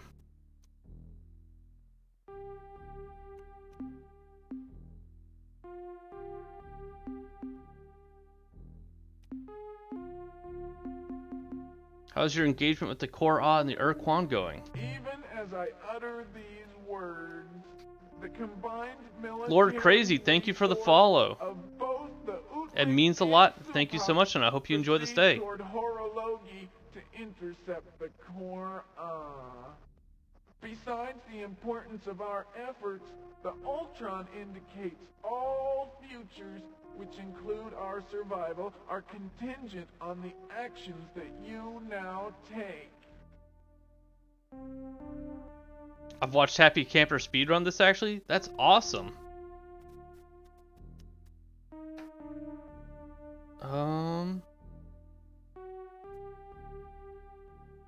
It's hard to say. I guess it's not very exciting to watch the speedrun, sadly. I don't know. Wired said he watched it.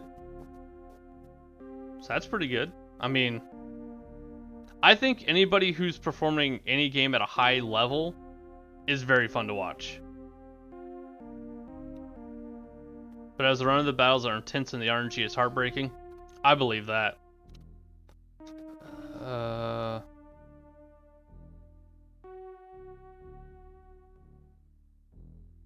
The music is a banger.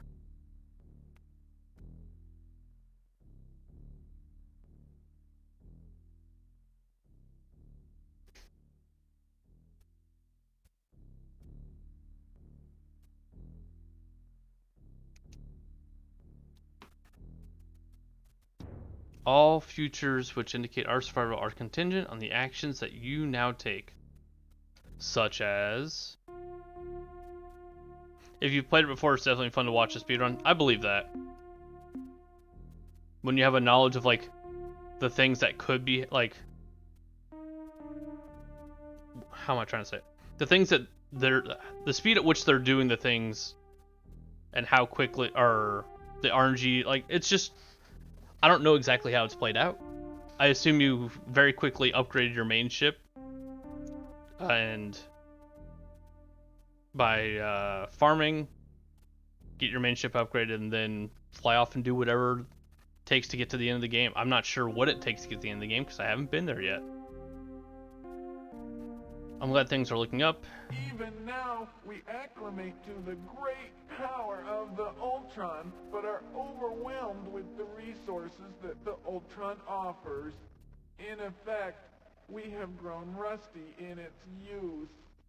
As soon as we regain our proficiency, we will be Sure, able to of course. You take your time. all your requests.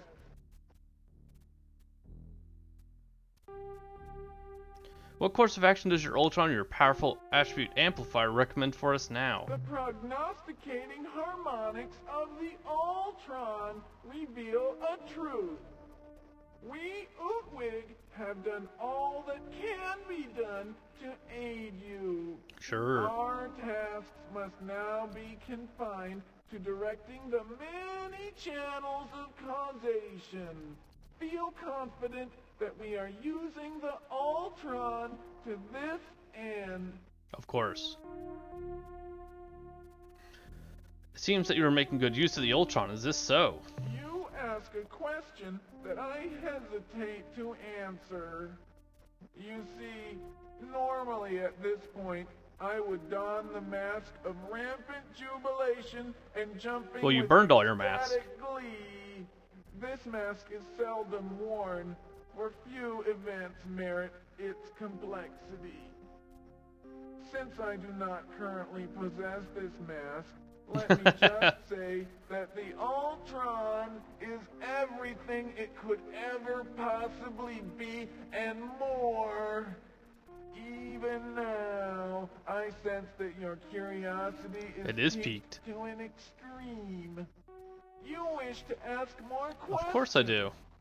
However, these questions are probably best left unasked. Oh, okay. It is through the potent yet harmonious force of the Ultron that I will now cause you to drop the subject altogether.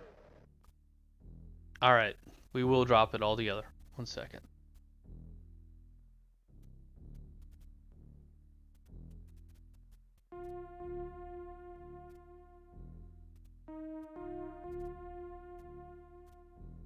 Okay. I'm checking my... See why my follow alert didn't work.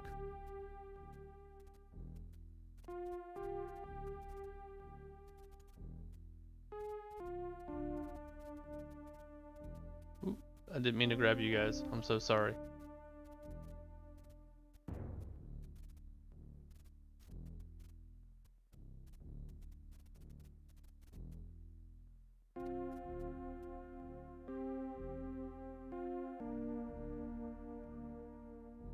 I cannot see if you guys are typing anything.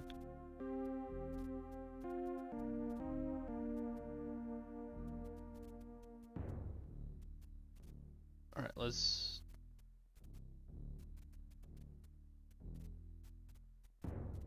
No dice? No dice. Thanks, Streamlabs. It is as the Ultron wills. I'll have to fuss with it later.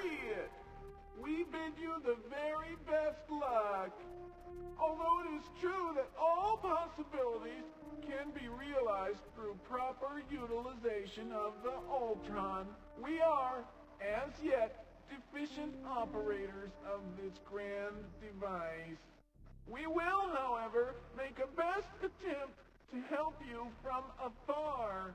We appreciate it. You guys can stay right over here. Alright. Oh, they're already heading towards... Oh god, they're all gonna die. They're all dead. Try a somersault. It's the Fakunks all over again. I'm gonna watch their circles move across the map and then just fucking disappear. They said it was Zeta, right? I've been there. I saw the bomb. Yeah, Zeta. Yeah, poor Poot Poots. They never stood a chance. Alright, let's go pick up this bomb. How's that sound?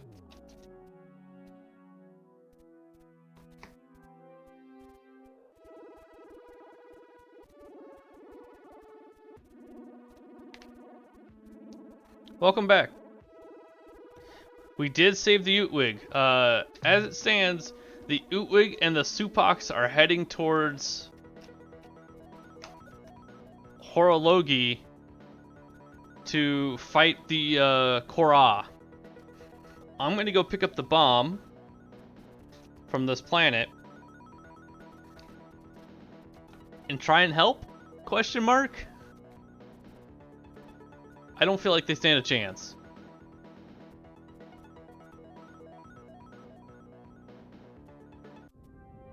They sent themselves to their death. Sixth planet. Sixth planet.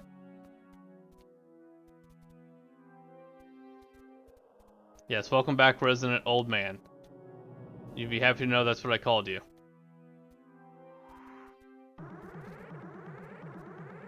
Small price to pay for salvation.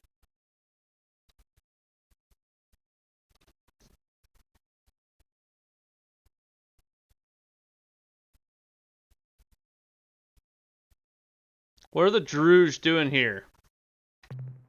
Fancy meeting you here, Captain. Druge Starship Captain, justify your presence here. We, the appointed representatives of the Crimson Corporation, merely come to obtain the fair and reasonable payment for our goods. We traveled to this region of space years ago to sell the... Happy Camper raided us while you were gone. To the Utwig. We knew even then of the weapon on the surface below us. This was to be our price. But the Utwig used a clever ploy to cheat us. I had convinced the morose Utwig fools that the Ultron was the answer to all of their... Yes, Happy Camper is a speedrunner of SC2. The Proctor's wine. Will it give us the powers we... You should make sure to check them out. I assured them that, yes, the Ultron would give them the second sight. The Ultron would allow them to see into the past and the future. The Ultron would slowly imbue each of them with unique secret powers of great significance. The Ultron would ensure that their race's huge potential for greatness would be fulfilled. Then a mistake was made. Enough foolishness. We will take the precursor device from the surface and then leave.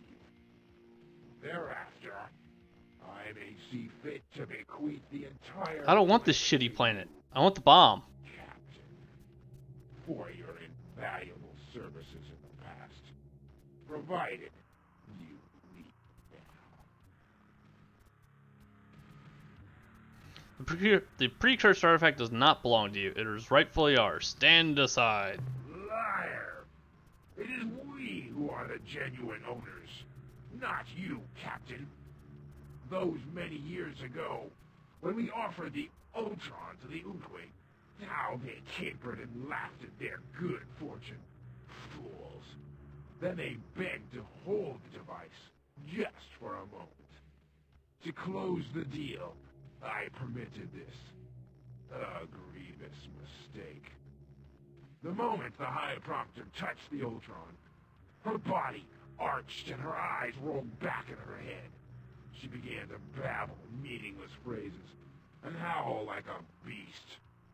We had expected the Utwig to fall for our cell, to buy the useless device, but never with such gusto.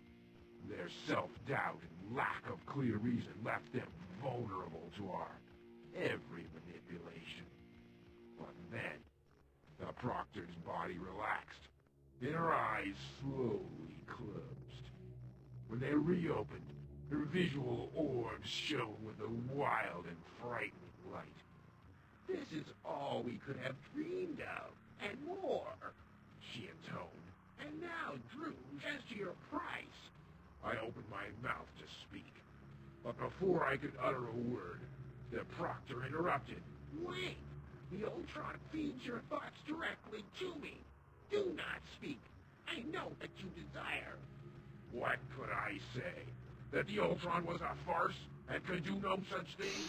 Yep. I was stunned and silent. The Proctor continued.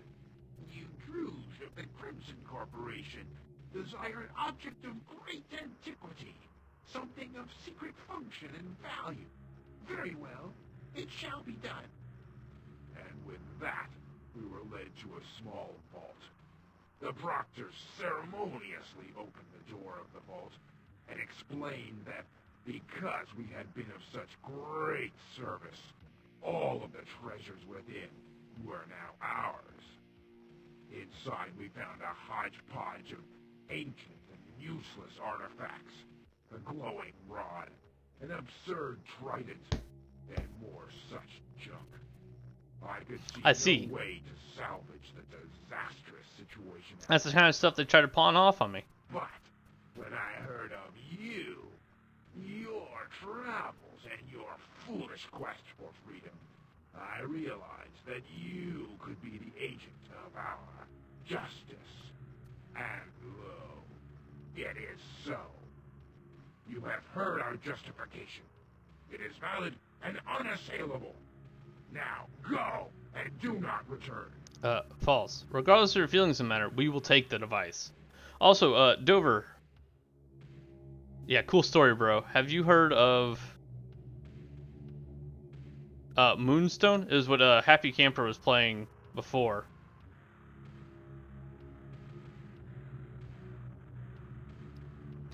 I was curious if you had heard of it. No, you will not. We know your soul, young captain. It is no brighter than ours. We acknowledge our greed. We revel in it. You are the dishonest one, hiding your shame in shadows. You fabricate justifications, rationales. In the end, we are just the same. But now you stand in our way. You will not be moved. Therefore, we will add your true name to our ledger of hatred. But first, Ooh, my true name. Die, child, die!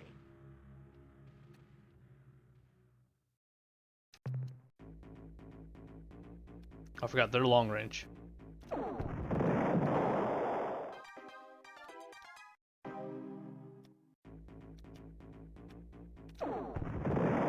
Ooh, what a shot. Not the ledger of hatred. Woo.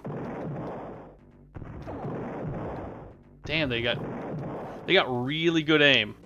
I'll give them that.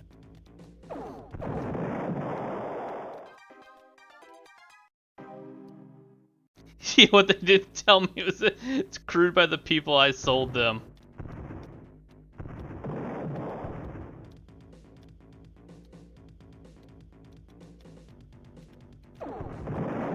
You're probably not wrong.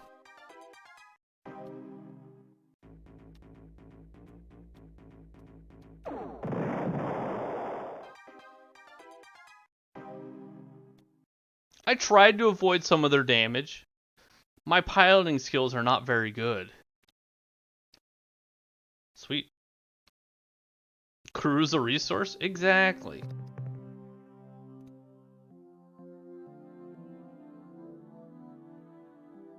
And your crew is your ship's HP.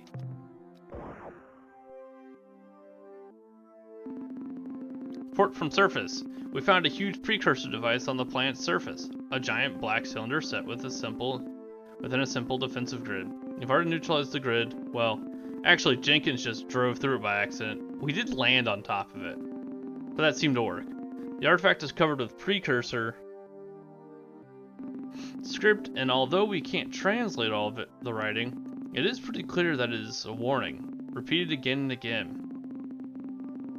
The energy output of this artifact is scary. It rivals all of our ship's engines at Redline. If I may be so bold, Captain, I would not advise that we experiment this device until we are back at the starbase. We shall now return to the ship with the black cylinder device carefully stowed in the cargo area. Yeah, 0% chance that fits on the lander. But boy howdy, did we make it fit. Damn it, Jenkins.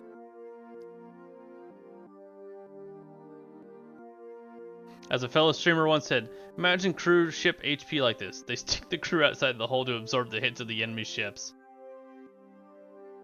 They just strap everybody to the outside and they all hold hands to block the hits.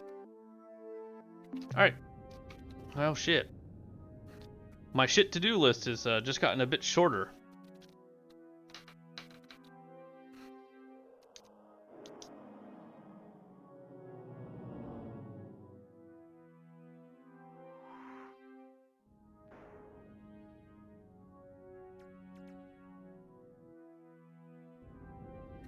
We got that one done. We found the siren.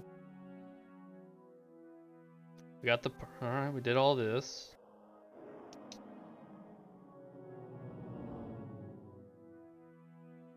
Alright. Well, I would feel really bad if the Utwig and the Supox died because of me. Again. For the umpteenth time. The amount of people I've killed inadvertently is probably way too damn high.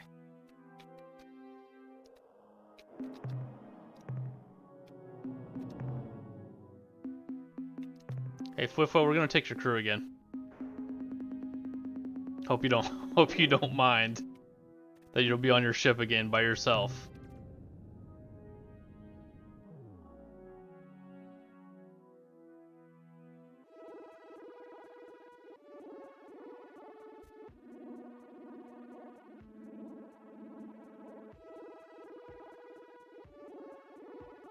Oh no, I didn't tell them to go fight.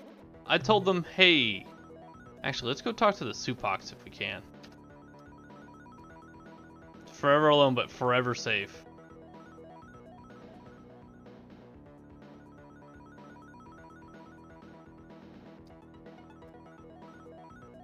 By the way, Dover, I was a big fan of the Supox. They seem really cool.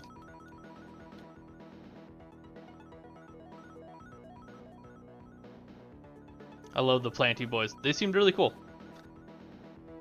The original Greens. True story.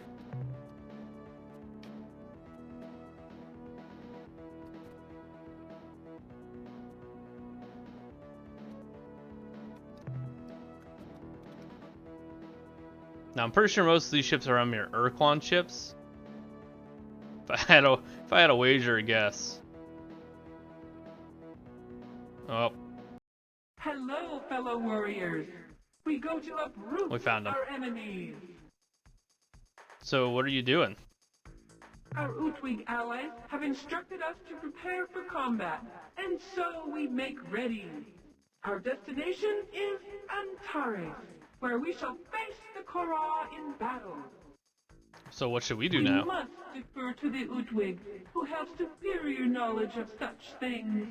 They specifically instructed us to inform you that you should not endanger yourself by joining us in this battle. Your destiny lies along a more subtle, though crucial course. Goodbye, plant dudes. My heart goes out to the plant dudes. Wish us luck, human. I'll kill an Urquan for you. Because I'm going to get sucked into a couple battles here.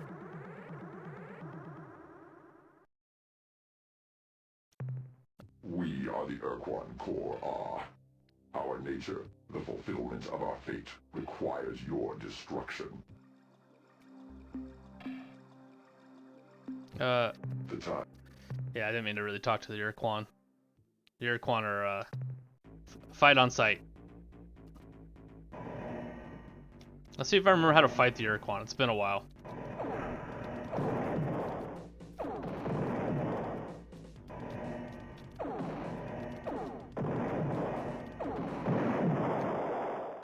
First fight went well.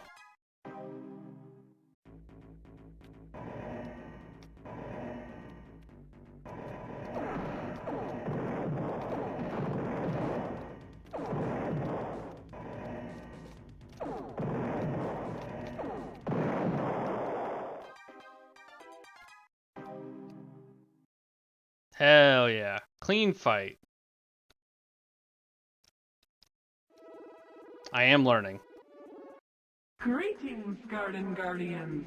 We shall block the Kura's sunlight and frost their leaves. Hell yeah. Goodbye, plant dudes. Wish us luck, human. God, I'm wishing you all the luck. I hope you live. I love you too much. Garden Galaxy. Yep. Alright. Garden Guardians is an amazing title.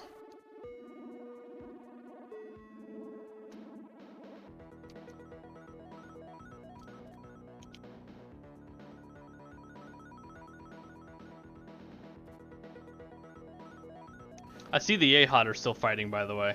They really haven't solved their issues yet. I vibe with the plant dudes as well. I'm a big fan of them.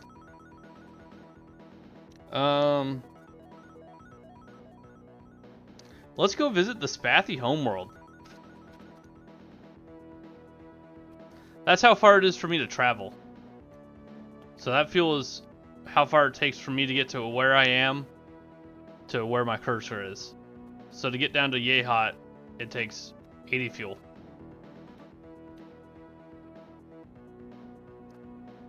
The 165 in the top right is how much fuel I actually have. Alright, where was this Spathy homeworld? I got the coordinates very long time ago, but we got them. 241.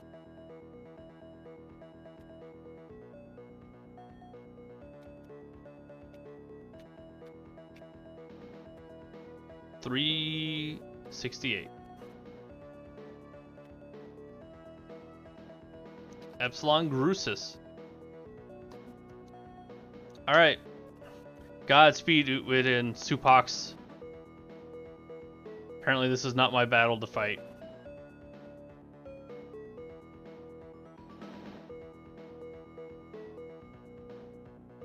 Or so says the Supox. So, we'll trust in them. They'll get their asses kicked, but we'll trust in them. Oh, but killing a couple more can't hurt.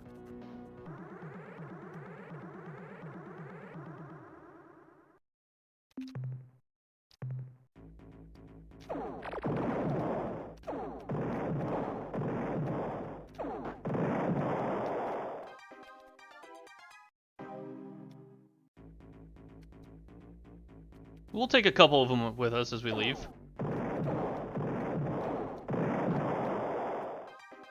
Dude, green Urquan are so much easier to fight than the black Urquan. Well, that's a planet.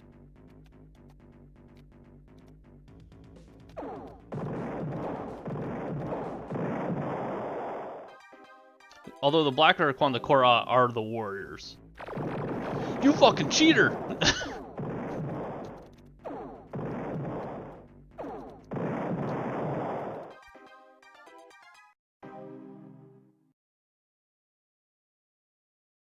I don't want to talk about that last fight. The first three went really well. We're not talking about that last fight.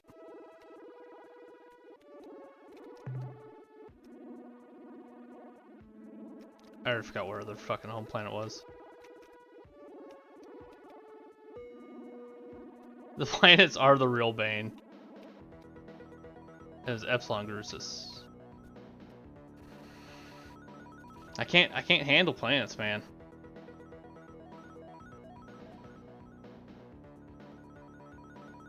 We lost like 30 people to that damn planet.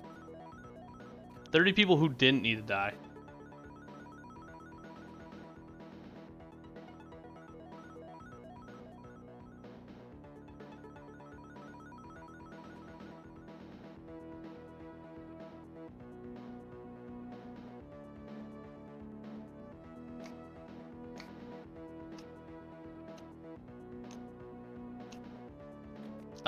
No.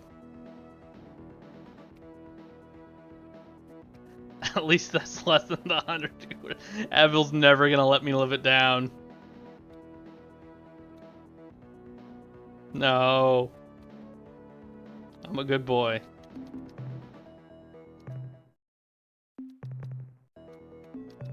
We've gone through the save list twice now, by the way. Planets that are coarse, rough, and irritating to get everywhere. They do!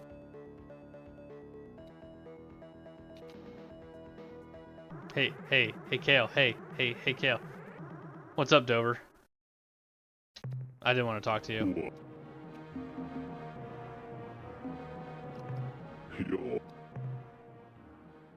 I don't want to talk to you.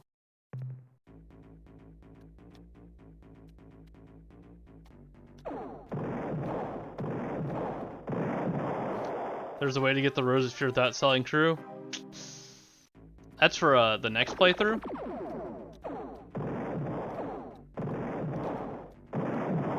Along with saving the Fakunk.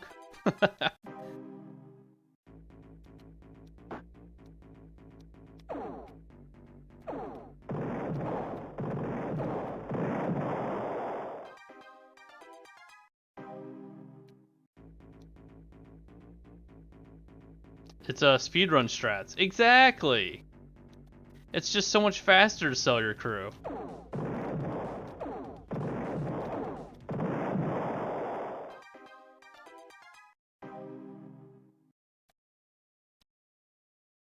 Oh, absolutely not. Urquan or kill on sight.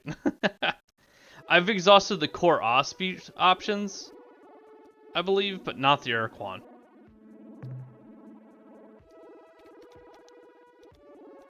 We'll do a little bit of more murdering. I enjoy the space combat. Alright, we'll talk to some Urquan. Human.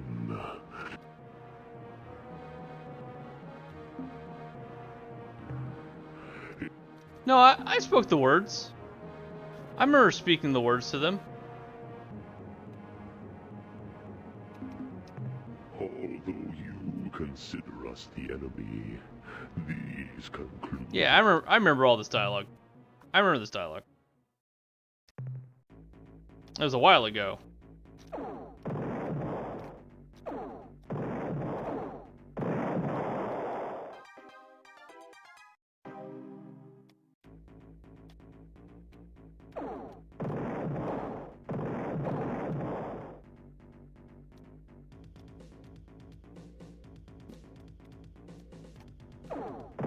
I started blasting.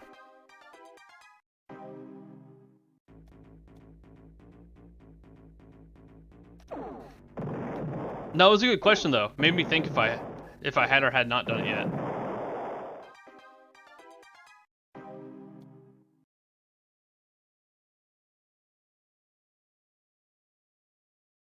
Oh yeah, all the ship names are, the fact that they all get different names are really cool. No, what's one more kill?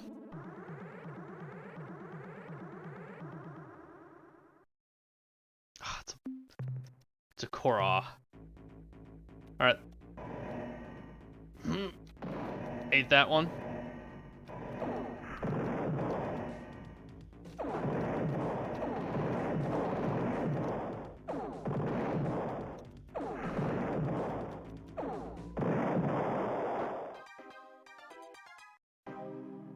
Lost a couple crew members there.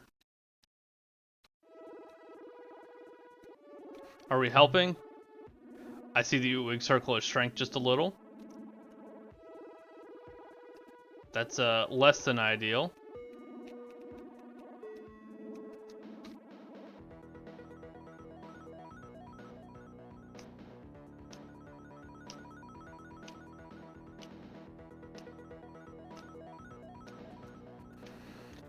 So while we're flying through space, quick announcement. I am tomorrow. I'll be streaming tomorrow, regular time, 9:30. But Thursday to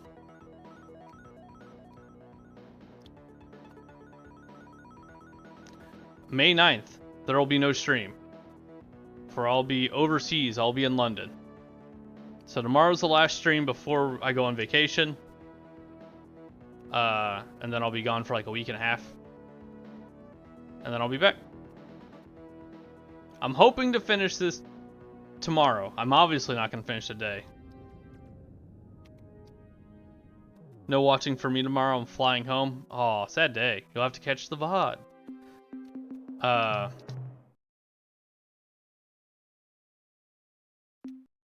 Most of it I'll watch if and / when I can, but most will be... Yeah. No, don't worry about it. Hi Spathy. How are you guys doing?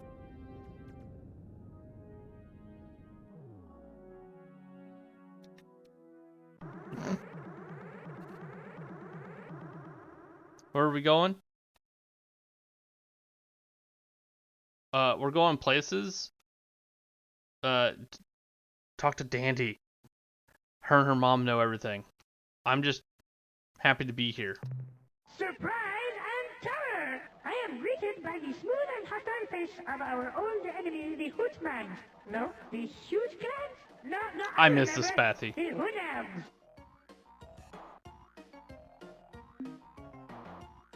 Man, you look weird. All those claws in your gooey eyeball? Yuck. We're on a peaceful mission through the cosmos. Two aspects of your last statement defy the course of nature as I know it. First, peace, as you call it, is an illusion. If you have peace, you simply haven't yet seen the thing that's trying to kill you. Second, peaceful missions through the cosmos rarely require weapons large enough to punch holes through a small moon. He's got a good point. I do have Hellbore cannons on. Let me be frank, we seek allies.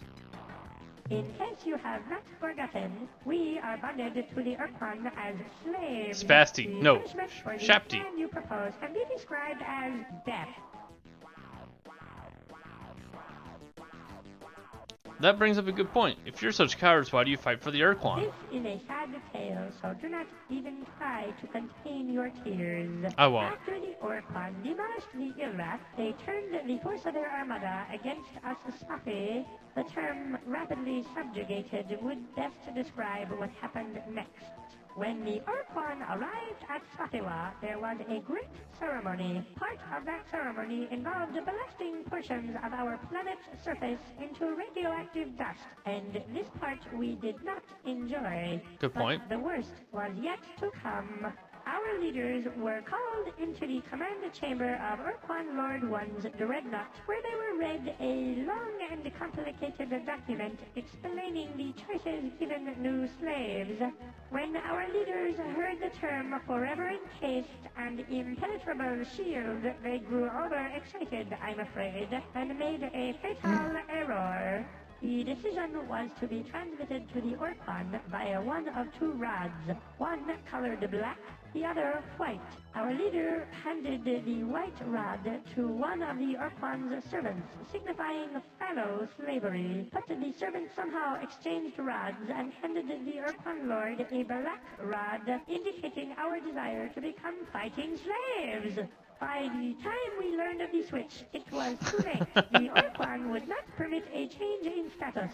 Following that most tragic day, we were forced to assume the role of an Urkon Star Thug. We tried to avoid combat, but the Urkon gave us 3 warnings, each more strident than the last.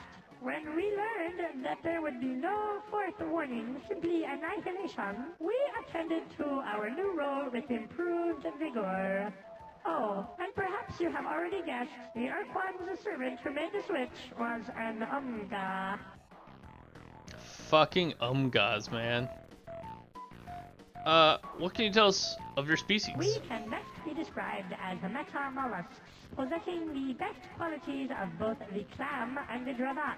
which is not native to your world. We are intelligent and clever, though you would never call us cunning.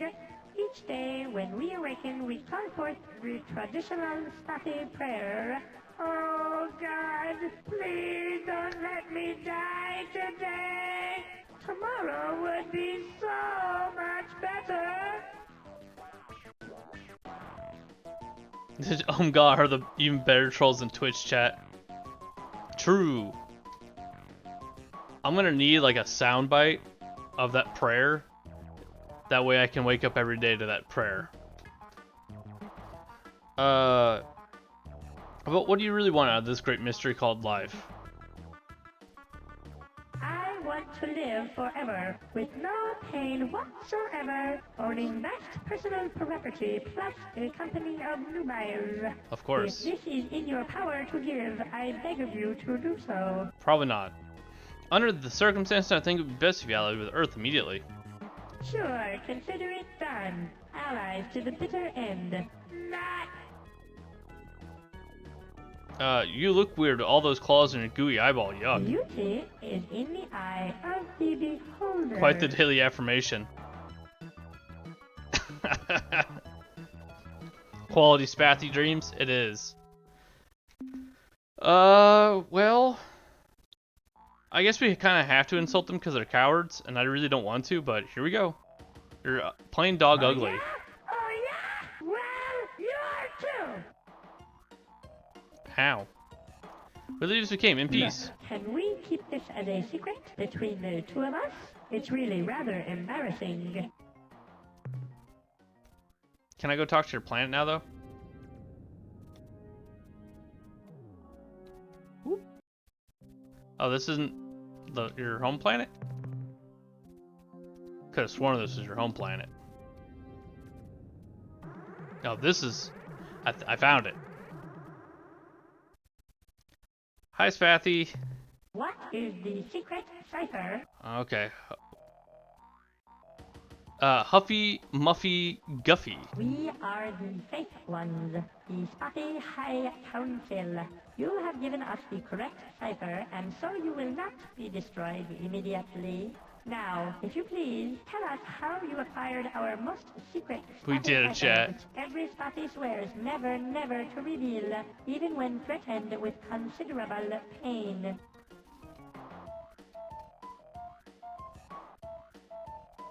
I mean, I don't really want to self-whiffo out.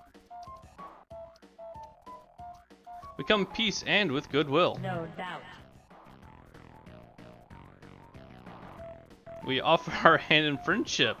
Join us and our many allies. We are too afraid of the Urquan to consider such an alliance. They would most certainly punish us with extreme tortures. We're stronger than the Urquan. You're better off with us. Hello, hello! Awaken from your dreamy state, you them! Now is the time for realism, not wild fancy. We are strong enough. Look at our precursor vessel. Is it not unique? Yes, your vessel is unique. And here is the crux of the problem. A unique, meaning singular, starship is not... What about the equal bomb to we the have in our task ship? of destroying the entire Urquan armada. If you had, say, 10,000 similar starships, we could take your boasts more seriously.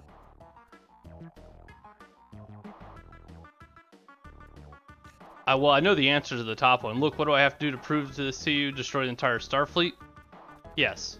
Yes, I would have to. Well, that would probably work, but I have a better idea. A test. One of those questy kind of things.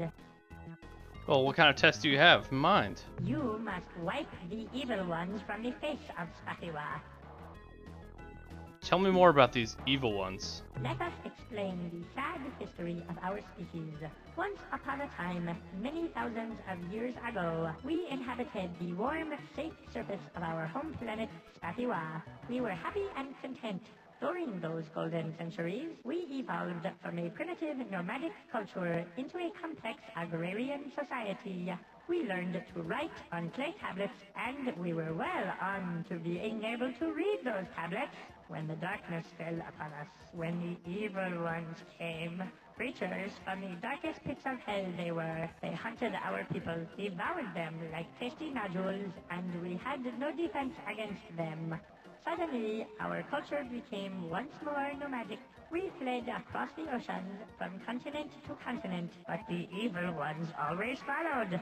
Spurred by our great need, we advanced from bronze to atomic technology in less than one of your centuries. That's pretty impressive. But none of our innovations was a match for the evil one's natural cunning and ferocity. Finally, with no other option available, we fled our world and took up residence here on our own moon, where we have resided most uncomfortably for the last 300 years.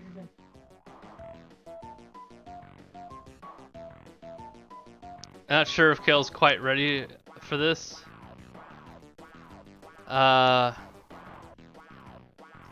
Sounds too dangerous. Gee, I'd like to think about this some more before making any commitments.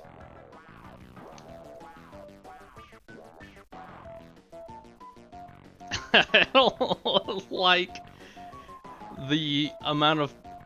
You guys get way too excited over some stuff that's probably like gonna make me feel bad.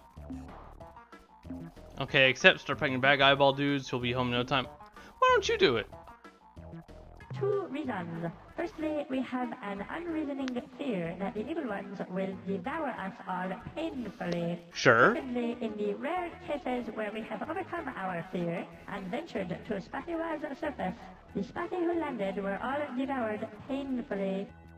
Okay, I accept. Start packing your bags, eyeball dudes. You'll be home in no time. We will await your return with great anticipation. Simultaneously, we will prepare a short, poignant eulogy to mourn your demise. Okay, well, you know we got a safety save.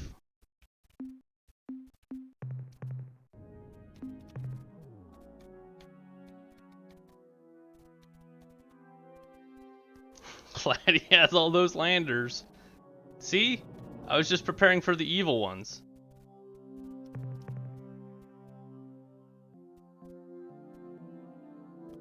Look at all those evil ones. I heard the evil ones can delete safety saves. Oh god, no. I'm not prepared. Illidan was right all this time. I was not prepared.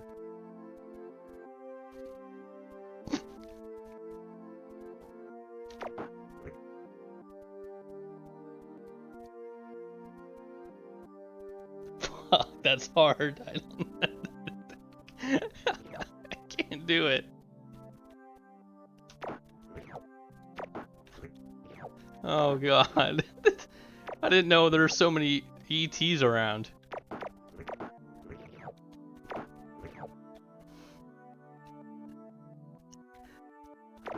I'm laughing because I'm so scared I don't know how to handle my other emotions.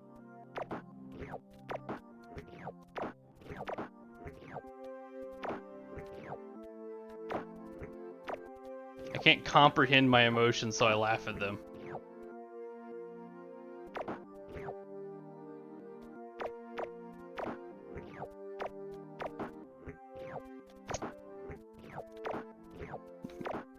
They do look pretty evil, though.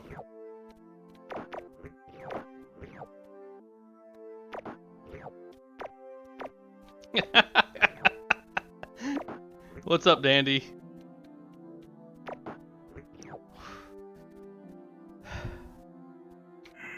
That was a close one, team.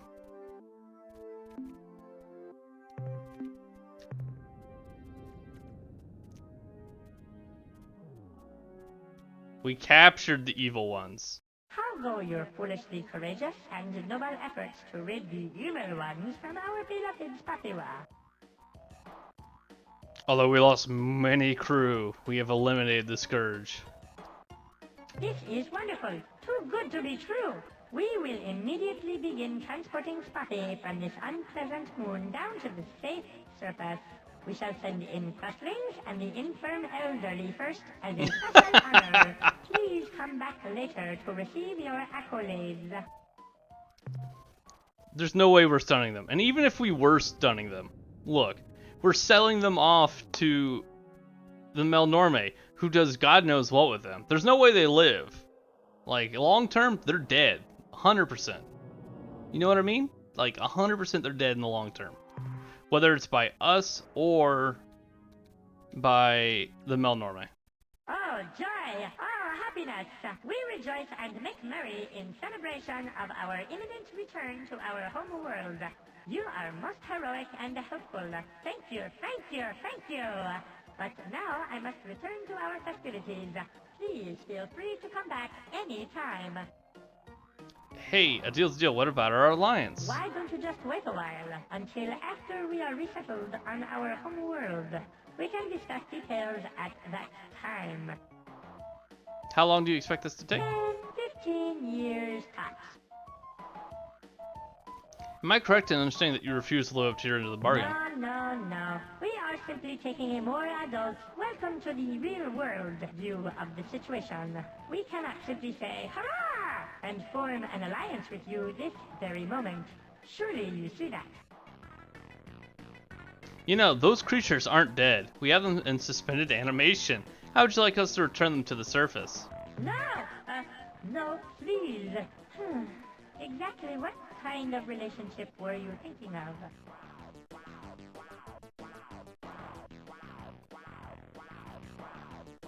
The mutual benefit alliance of minds and might, an egalitarian friendship of sentient life forms, just some mutually beneficial alliance of minds and might. Huh? Okay. What? Oh, okay. Look, the game's making me say this. This is an illusion of choice. I don't want them. I don't want to say this. I don't even have an option to back out. I'm committed. Illusion of choice? Okay. We are quite familiar with that arrangement. Very well. I'll bet we will regret this decision later on, but you leave me with no choice. We will comply with your needs. A spotty delegation will depart immediately for the planet Earth. Cool. The only winning option is to not play.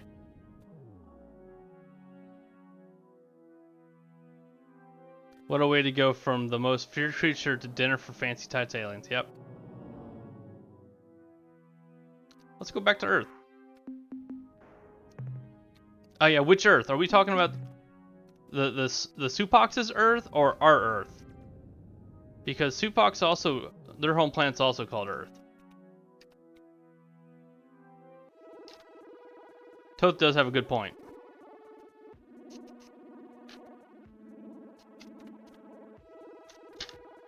Alright, well, we visited the Spathy homeworld. We can scratch that off our list.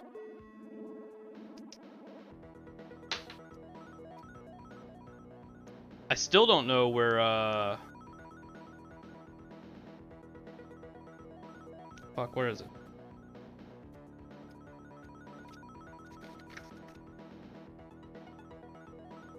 Where was it? Alpha Pavonis. I still don't know where that is. I need to just sit there and look at the map for a minute. Look for Alpha Pavonis so I can go find this down Dreadnought.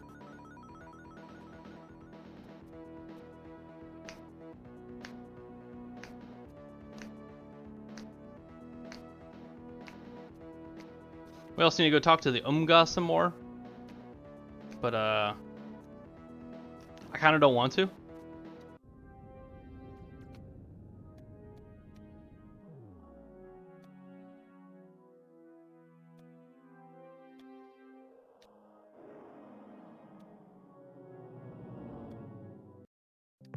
It's good to see you again, Captain. I know you're busy, but I've got some news. Captain, a delegation of Spathy has just arrived here under orders from their High Council to form an alliance and assist you against the hierarchy. Woo! They have provided fabricator blueprint data for their eluder spacecraft and promise a steady supply of captains for as many ships as we build. Excellent work, Captain.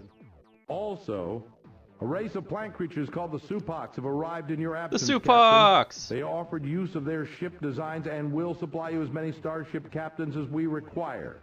I, of course, accepted their offer immediately. Also, a small contingent of Utwig has visited. After spending a few days setting up our fabricators to build their Jugger starship Ooh, Juggers. and providing us with a few capable commanders, they departed. Captain, if you continue to build such strong alliances, we will surely win our battle against the Urquan. I have minerals to offload, but the Utwig ships are broken. I'm excited. Also, we're fucking rich. More fuel for the fire, eh, Captain? That last load should keep it blazing. And analyze what I've acquired since my last The visit. analysis reads as follows. Subject, Utwood bomb device. Data, analysis has yield little information about this device. Is there a search because of function? Our technicians' unwillingness to open it or even remove the bomb from your ship. That aside, here's what we know so far. The device is correctly defined as a bomb, one of enormous destructive potential, but it's not of Utwig origin. Nothing about it relates to the technology we see in the Jugger ship. We believe it to be of late precursor origin, though it somewhat resembles certain Chenjesu technology. Its original Chenjesu. function? Probably a planeteering tool for dispersing unwanted moons. Summary? Unless there's a strong reason to do otherwise, do not activate this device. Leave it alone. Any experimentation should be conducted at least 12 astronomical units from this starbase, and preferably a bit further. That's the end of our scientist's report. Farewell, Captain. I'll have to push that button when we get out. Press the button.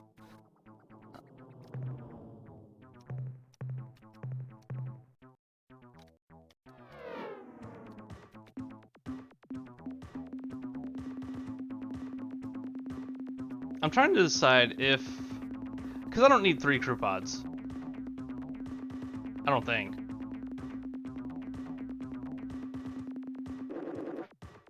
I think I'm good with just 2 crew pods. This is probably up there for one of my favorite songs.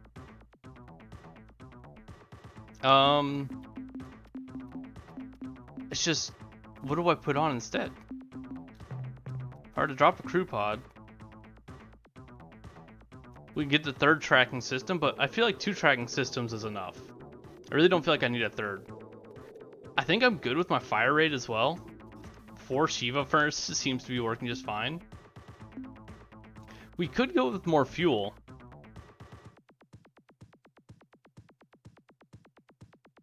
I could go for more fuel. Don't mind me, team. We're just reorganizing the entirety of my ship.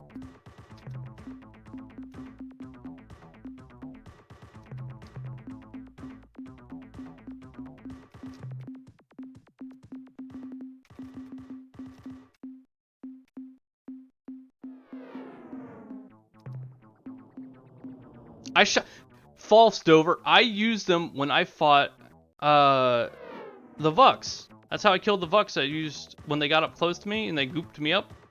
I used my point defense system to do like the last ship point of damage. So that is a false statement. I used it once.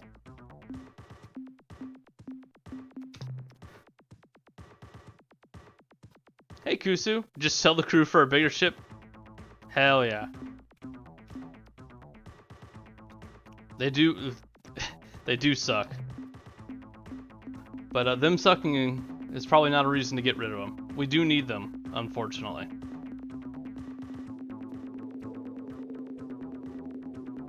I'm proud of you using it once and all. Hey man, it was tough work using it that one time.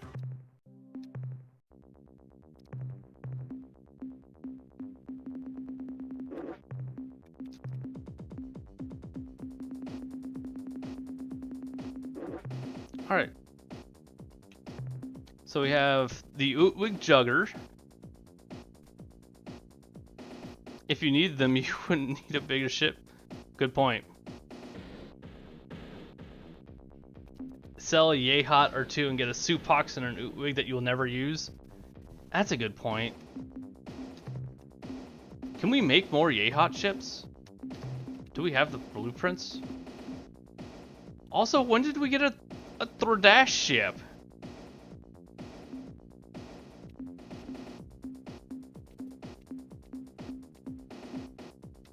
When did we get a Thordash ship? when I became the leader of their people. You know what? Good point. They did say they would trade all their information with me. Also, I can't make more yay hot ships, which seems a little bad.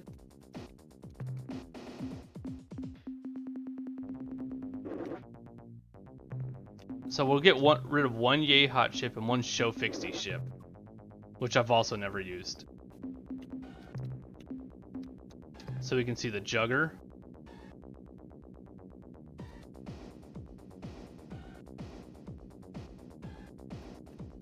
The show fixie alternate ability. Of course it's a kamikaze bomb. Of course it is. What else would it be? It's a fucking show fixie.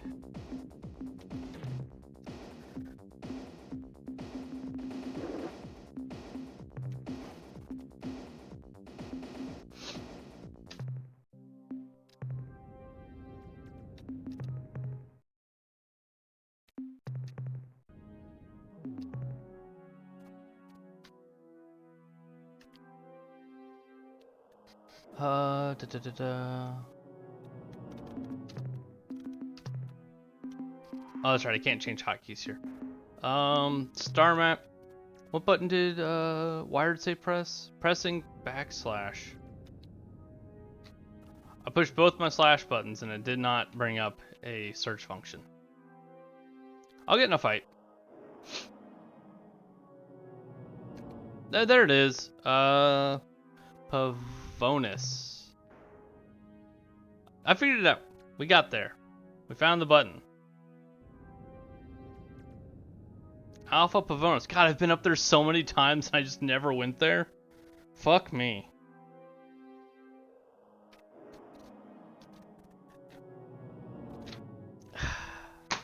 The amount of times I went up to that part of the map. Also, I believe the Supox and the Utwig circles have gotten smaller. It's right beside the quasi-space portal. Convenient. It is. So, what we'll do is let's go talk to the Umga. As much as I don't want to. Because the Umga have the hyperwave, right? Fucking where did I write that shit?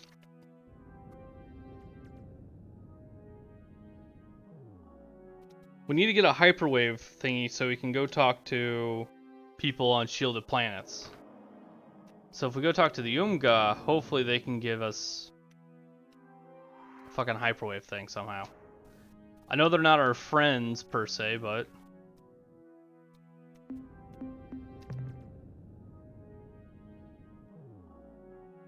God, look at this array of ships I have on the right. Just a wide collection of ships.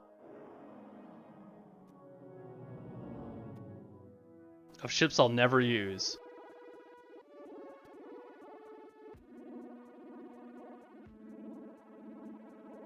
So many rare ships. But yeah, the two Fakunk ships are the last of their kind. So those are pretty rare.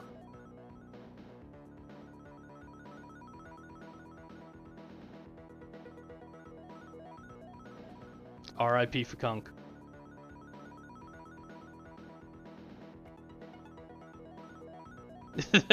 We got the Supox are soon to follow. No. They're smart. They'll pull out in time. They'll realize that they're in over their heads and they'll leave. Right? Right?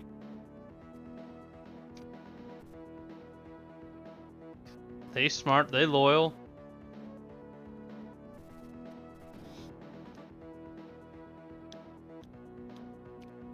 Three races consigned to their death for no reason. Oh, whose territory are we in? Oh, we're in Svathy. Hello, Captain Ally Hunam. We are here in this place at this time just like you. How wonderful. Hi, folks. What's new? Very little, I'm afraid. We've just been watching the stars. For the greater good. Actually, there was something that happened the last month on the 17th. We saw a new star appear between the Sursini and Chandrasekhar star clusters. We watched it and watched it for 3 days. We just watched it. Then it went away, vanished just like that. I hope it comes back. Allies, grant us the boon of your wisdom. Stuck as we are here out in deep space, we learn little of interest. I suggest you consult the more interesting folk at Spatula. What do you guys do for fun out here in deep space? We used to be bored, but then we bought this cool entertainment product. It simulated a grand adventure through 1,000 parsecs of hostile space, where we met interesting aliens, uncovered the secrets of a long-lost superior race, and eventually, to save our world from destruction, we had to face the dread...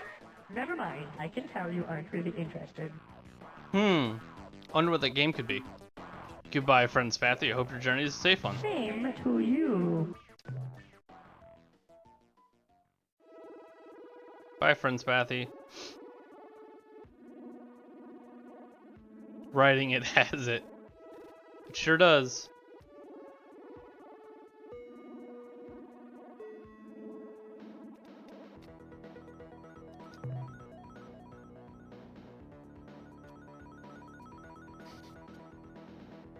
What does that say? Hold up. So my follower goal above me says 49. That's not true. It is slightly off. Oh, Philip949, thank you for the follow. That means a whole lot. I appreciate it, and I hope you enjoy your stay. We're now at 47. We're at 47 follows. The 49 is wrong. I don't know why it's wrong, but it's off by 2. Whatever reason. I wish it was at 49. I wish we were there, but we're two under that. Hi, buddy. We have ghost followers. Look, Streamlabs has been messing up a lot today. That's all I'm gonna say. Hello, human earthling.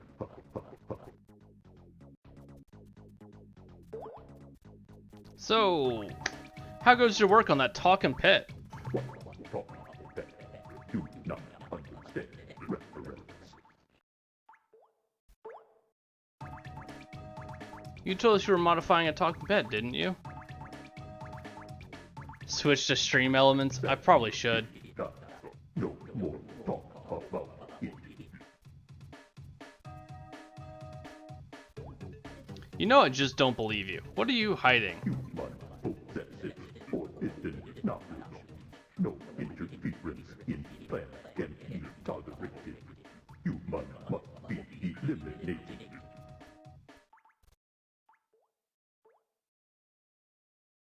What is... When is Streamlabs not a mess? Yeah, good point. What is going on with the Umga's voice? I don't feel like killing this Umga. I'm just gonna go ahead and say that. So we're gonna leave.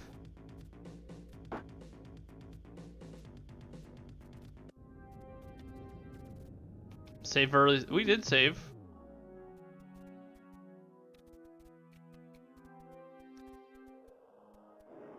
Mumbo Jumbo from Banjo, right? If I had...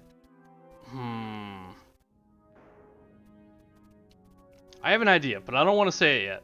I don't want to say it. Do we know where the fucking home planet is for this race? I don't think we do.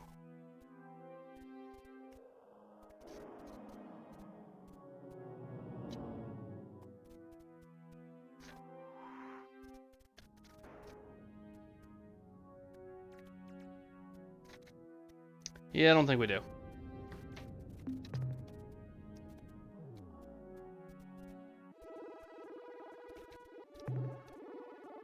What seems home planety to you guys?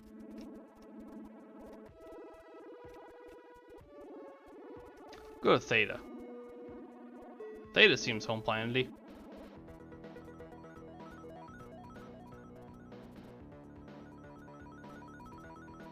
We'll also go talk to a feels pretty home planety to me. Hey you.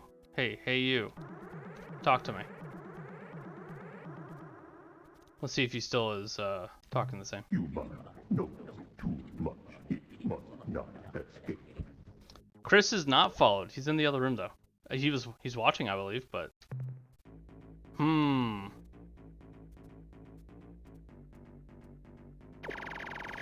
Holy shit. Scared the crap out of me.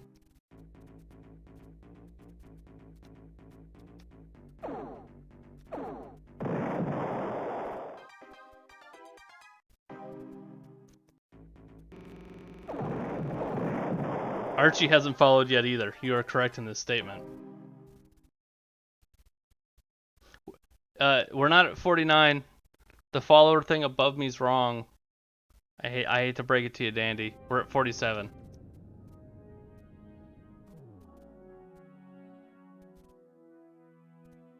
I don't know why it got messed up, but it's two above of what it's supposed to be. We're supposed to be at 47.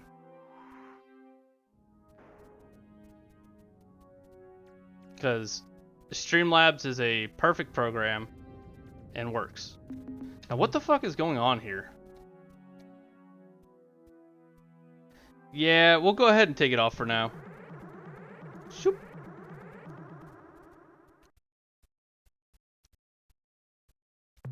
Human Earthling cease motion at the energized ship so we can give gifts.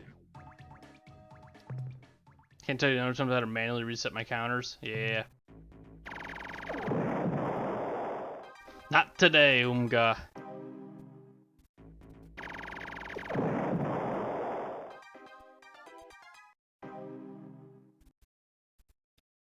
Oh. Alright, so here's what we know about the Umga. The Umga were playing a prank on the Ilrath. Oh, did they pierce beyond the veil?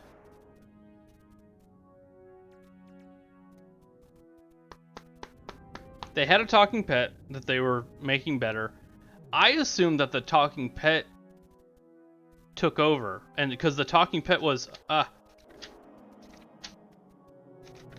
hold up, Dover. Hold up. I've got notes. I've got notes. I promise.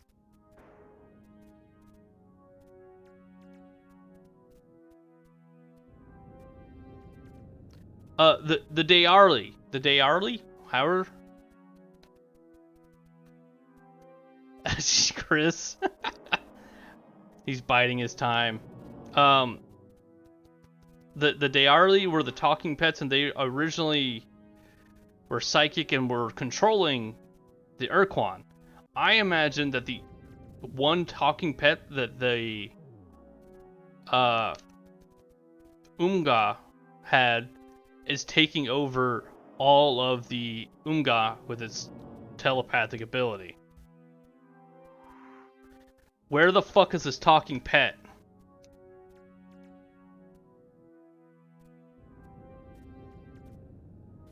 I need to know their home planet.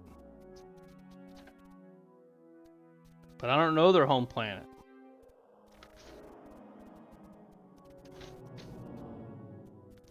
But that's my theory. Based on the notes I have, that's my theory. Is that the Dayari, that the talking pet. Well, what species might help you with that hypothesis? The Arilulale? That or the Korra. The Urquan know about it. Let's head over here. What day is it?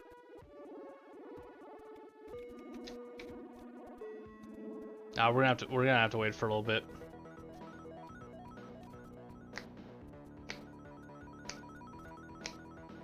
Oh, you know what we could do in the meantime? Let's head to Alpha Pavonis.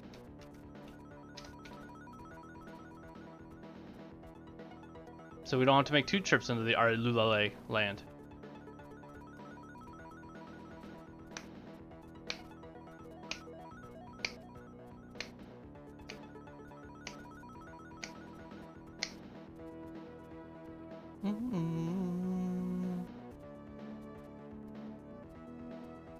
You know, when we were fighting all those Umga, I probably should have tried my new ships.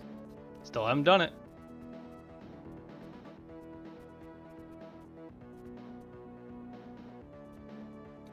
My ship is just so strong. Big gulps, huh? Yeah, you know, that's what traveling across space will get. You just sit there and twiddle your thumbs with the autopilot.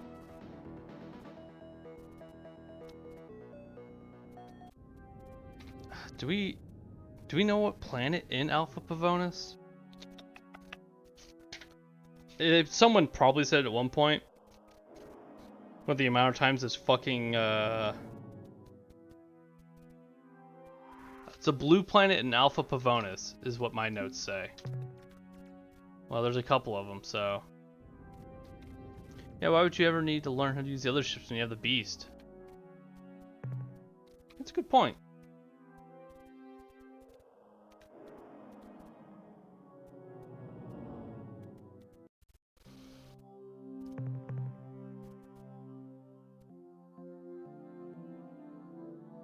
Okay, don't believe it's here.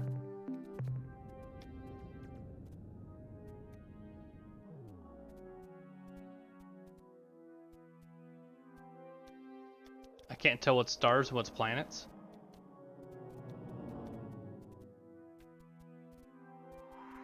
I know Planet 1's also a blue planet, so we're heading there last. Is this not a planet? Okay, there it is.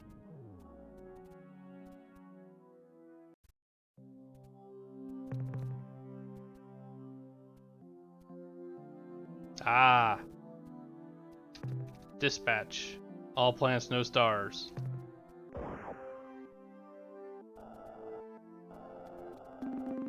Report from surface. Captain, we have located the wreck of an Urquan dreadnought. The fact that there is anything but a hole in the ground indicates that the vehicle had some engine power left to soften its crash. Most of the dreadnought is just so much more. So much alien junk. We have made hollows of everything, but I don't think it will be much use of anyone for those egghead xenotechs back at base. We have found one piece of equipment which is relatively intact. It's a huge hyperspace warp pod. The starboard unit, I think. We will bring it aboard.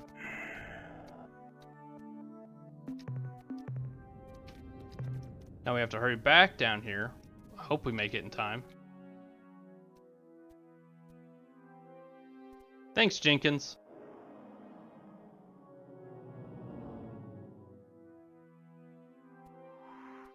He's doing his best.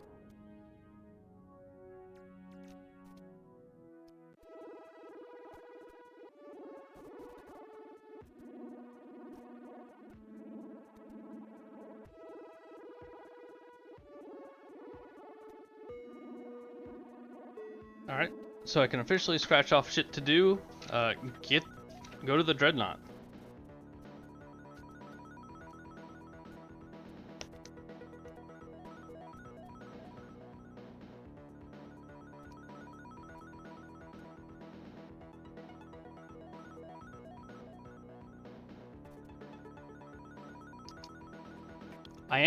That's why I kicked 100 or 50 crew members off my ship.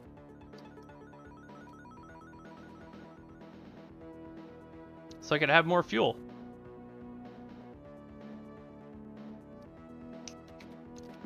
Someone is coming towards me. And it makes me scared. What do you have to say? Ah, our human. Oh, hey. friend. Please, let us chat a while. It has been so many years since I last visited your Earth. So long since I glided across your open fields under the light of a full moon. Tell me of Earth. Tell me of what I have. Oh, I forget myself. How silly. You were born on the distant world Unzerwald. I was. I have visited there much more recently. What are you doing in this region of space? We are many places at many times. This place is an easy place. One of the 10 easy places. At different times, we explore different easy places. That is our way. Oh, I can see from the look in your eyes. How can they see me? I am silly. Please disregard my words. Are you watching my stream? What are you exploring for in these easy places? We seek to trap Noon, but they dart and leap. You cannot trap Noon. Do not even try. I do not think you can even touch them. You are not quite solid enough. I do have a little bit of squish to me, but I feel pretty solid. Okay, you trap these Noongi things, then what? We let them go, of course. None do not like to be confined. Captain, these things we talk about, they are unimportant to you. They are... I can get more solid, exactly. Our words should address your universe, not ours. What exactly is your connection with Earth and humans anyways? You are curious. That is a promising... Well, I have dialogue boxes to click. How can I describe our relation? And you don't talk Never excruciatingly slow Your like the well-being Utwig did. is of paramount concern to every Argument. Surely you know that it was the day after humanity joined the Alliance of Free Stars that we appeared in the open for the first time. This was no coincidence. We wanted to protect you. Once we More saw Utwig that conversations, please no. we decided to tend to other business for a short while. Believe me, Captain, we have known each other for a very long time. You might even say that we knew the first human. He's a little quiet now. We still struggle against the Iroquois. Can you help us? With ships and weapons, blood and bones? No. Too many shipmates were forcibly discorporated in the last conflict. Our cooperation is not necessary. You are the focus. However, knowledge transcends reality perimeters, and this we can't share with you. An example, to discover the nature of the red probes, seek creatures who inhabit a world with no surface. Dog, I figured that shit out like 8 hours ago. Farewell, child.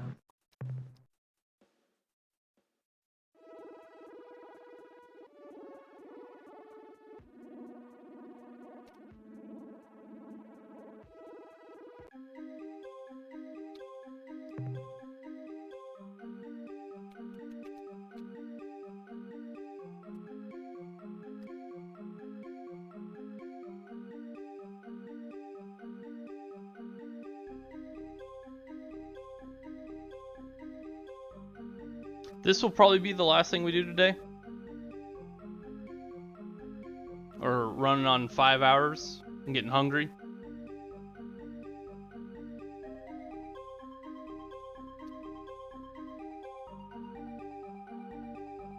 Think Cap took too much? Yeah.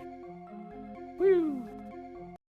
The prospect of sharing the easy way with you excites us. If you have found the Urquan warp pod, this prospect can be made a reality. We have met the Umga and they're acting extremely weird. Like zombie blobbies. This is disturbing news. They are normally rambunctious to an extreme. True. We will send ships to Umga space to investigate. We should have some answers in a few days' time. Alright, well, in the meantime, I've obtained the warp pod unit from the Urquan ship.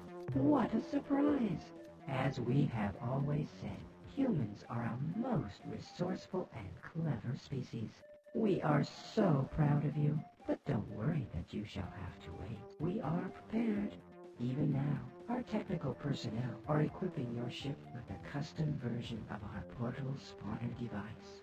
The device is usable only in hyperspace.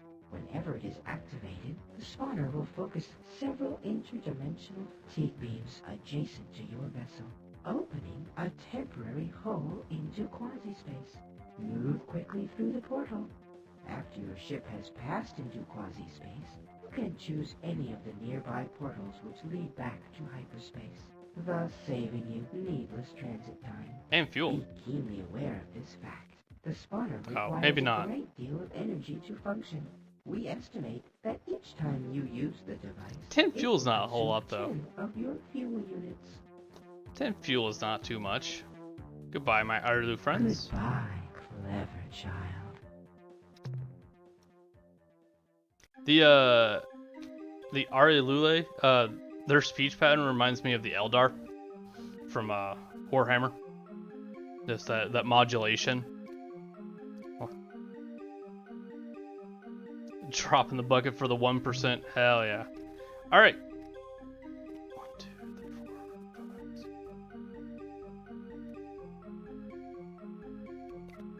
5, 15 holes to jump through.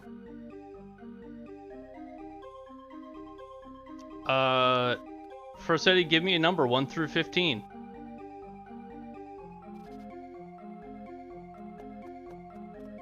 We'll see where we pop out at. I can't ask Dover because he knows. Well, he used to know. 5, 6, 7, 8, 9, 10. 12 it is. 3.14.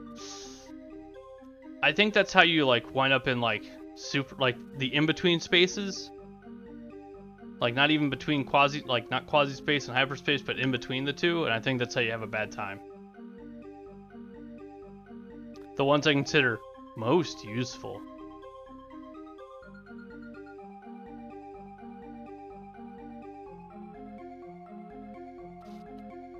We are gonna save though. I mean, we'll probably be fine wherever we pop out at, but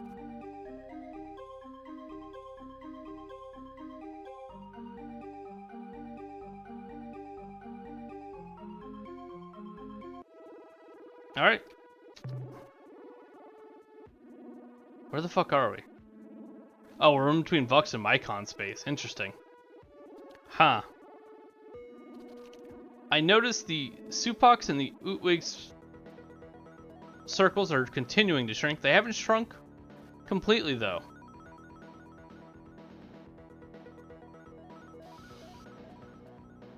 Well, scratch that off my list of things to do. No, not the Supox.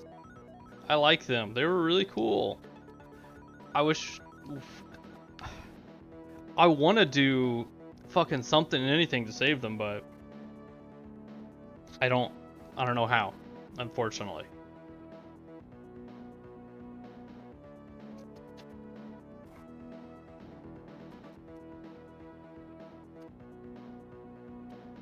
There's only one way. And I'm assuming that's not complete the Utwig's Ultron device. Oh. No, probably not. And you won't like it go faster.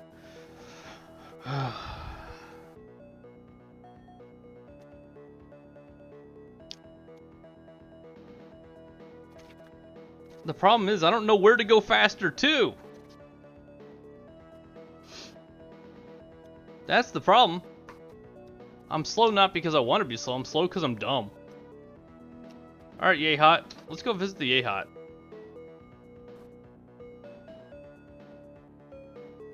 That's also because I do shit like this.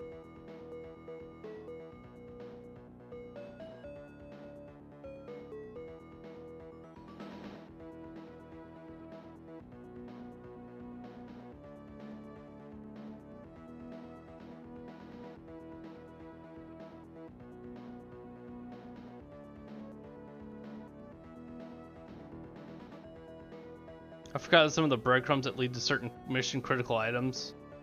I just remember where the items are. That's unfortunate. I hope these are good Yehots and not royalist Yehots. That is the human agitator who would see her radiant majesty pulled from the high perch. You will rue the day you devised this wicked scheme. It would appear. How's the revolution? Do not be worrying yourself, Captain. Victory is almost within our grasp. Now ye must pay for your crime. Yeah. Alright, let's to be safe, we saved. Let's try.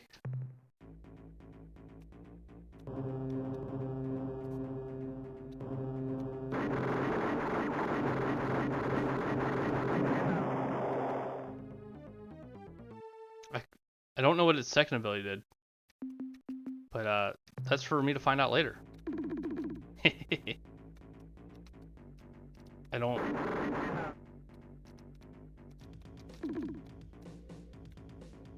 There's a reason I only use my ship.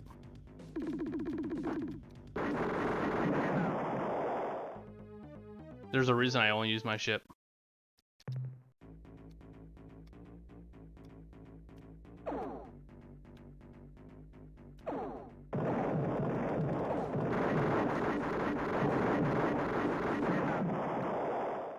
For the Supox? Okay. Well, we're gonna be reloading the save, so that's why I'm just jumping out.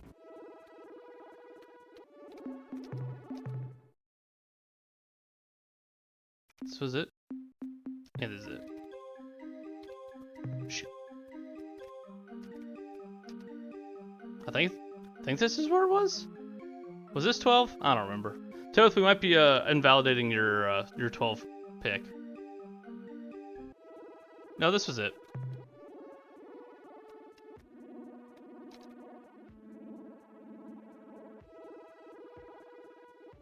And with the Ootwig, watch the battery when you're shooting your primary weapon. Okay. I wish there was a training dummy I could practice my shipping on, but hey, you know, I understand why there's not.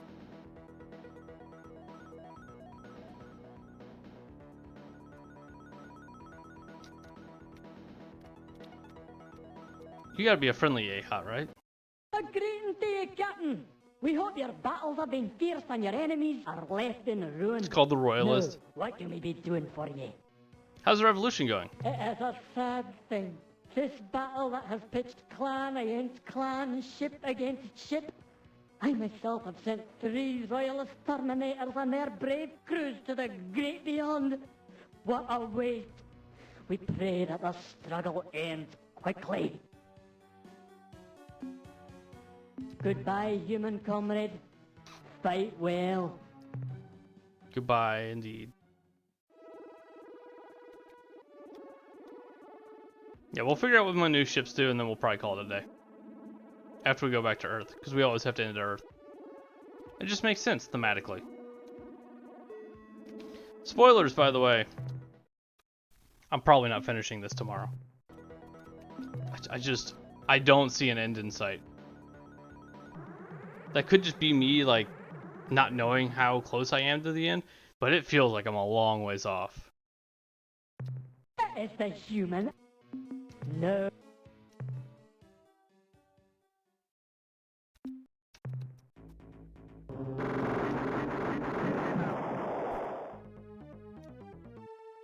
How am I supposed to do anything when he spawns on me?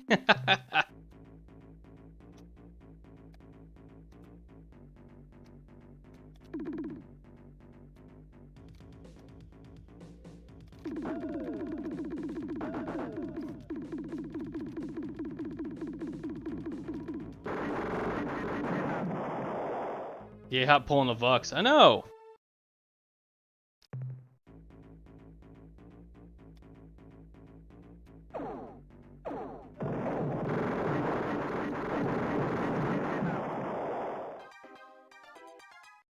So the Supox ship allows me to move side to side, which is cool. That's a really cool ability, actually. I still haven't figured out what the other ship does yet. No.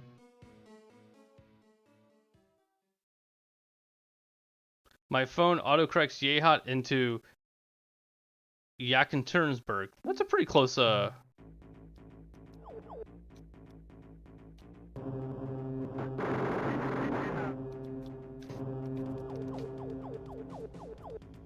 I don't know what that did.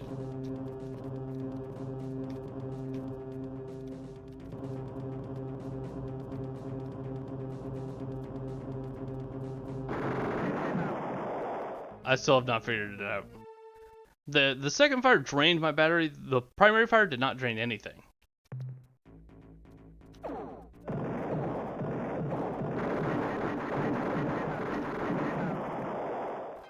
Yeah, because I started at 50% battery. Oops, I meant to leave. Firing my primary didn't use battery. That I noticed. And the second one charged something?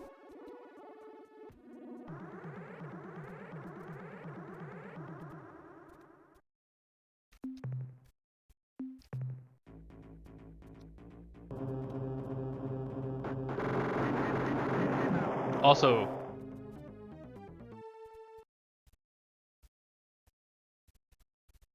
I don't know how to get battery. I have no clue. I'm at an absolute loss for that.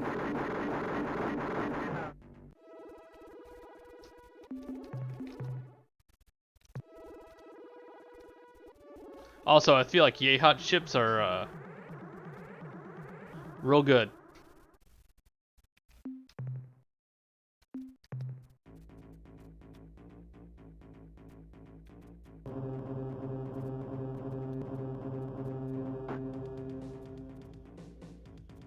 Yeah, there's only a few interactions.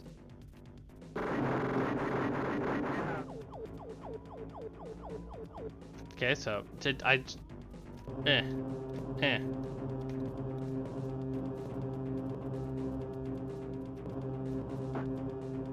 User special when you're...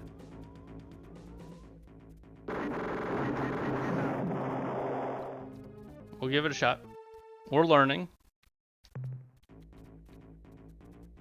Very slowly, I might add. But we are learning.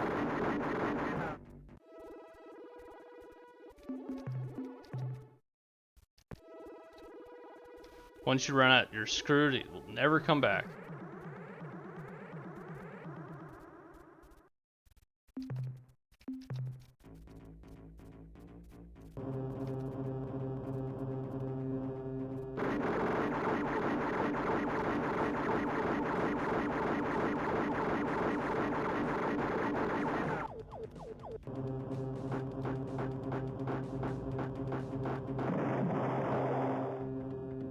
So it just absorbs damage, like all damage.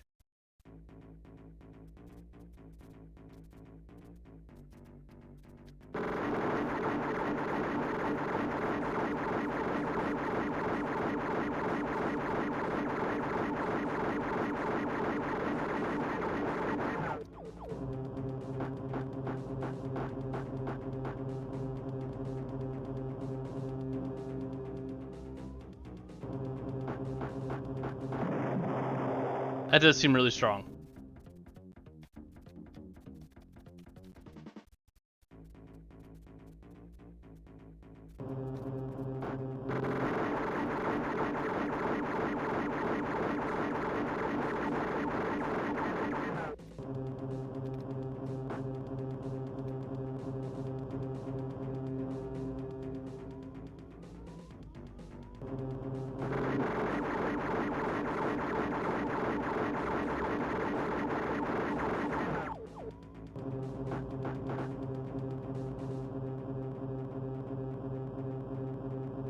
If only I could actually aim their gun.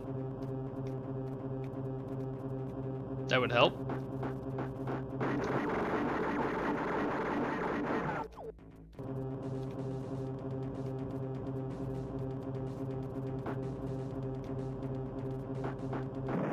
For such wide beam as it is, fuck.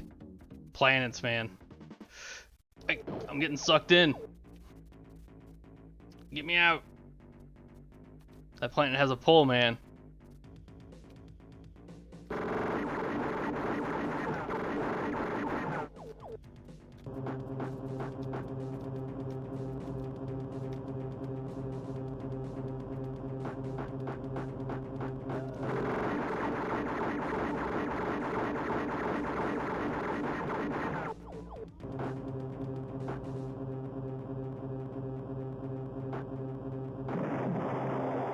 Damn, Ootwigs are strong. You right. Or basically upgraded Yehots. I can see that.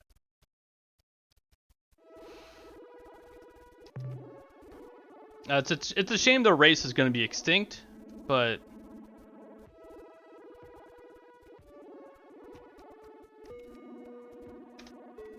Yehot or SC1, Ootwig or SC2. Ah, gotcha. I kind of like what the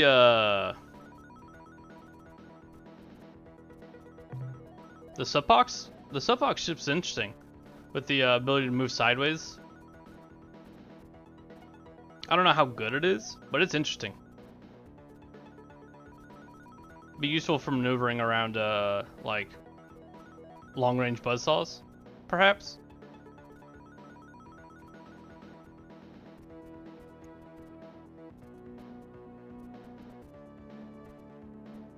You should never really get hit when you learn the Supox. Yeah, they had a decent range. It wasn't like a crazy ranged weapon, but it seemed decent enough.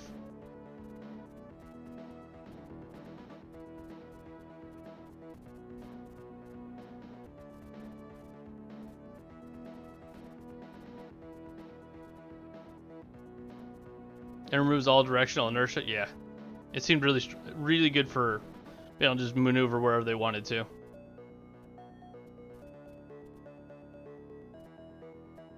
Alright, so this is going to be where we end the stream. I'm going to get home, refuel, recrew, etc., etc. But we'll be back tomorrow at 9:30. Remember, tomorrow is the last stream of before I go on vacation. I'm sorry, Dover, you won't see tomorrow's stream.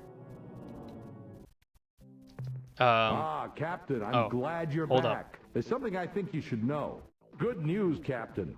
With no announcement, a small fleet of Arilu Lalile popped into space adjacent to our starbase, scaring the hell out of the deep radar operator. But right now, I could kiss every one of those pale little weirdos because they gave us 3 skiff vessels. 3 skiff vessels? I don't know what those do.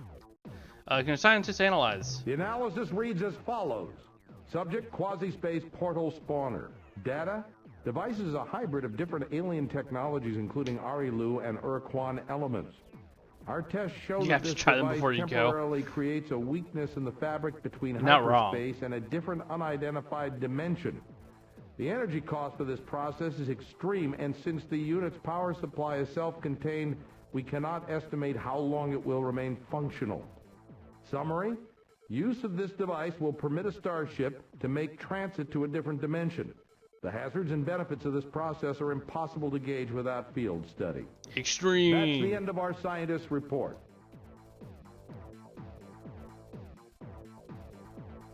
You know which portal will pop you out right beside him? It's true, I do. Try to avoid getting gruesomely killed, Captain. I do indeed know which portal will poop me out next to them.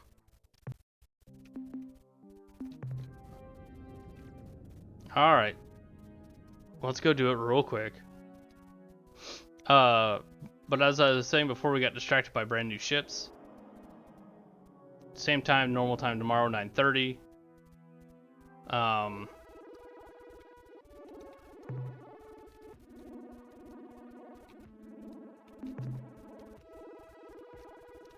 How does one use the portal? There's only so many buttons.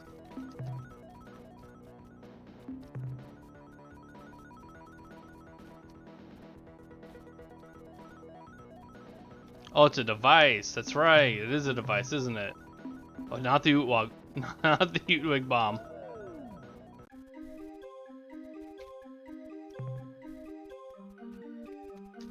Ooh, got him. You press the right button. Yeah, that's how you quickly end a run. Blow everything the fuck up.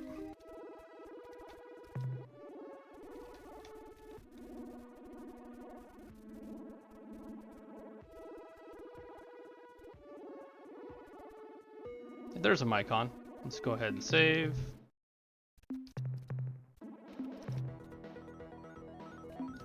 I was actually really thinking about doing it.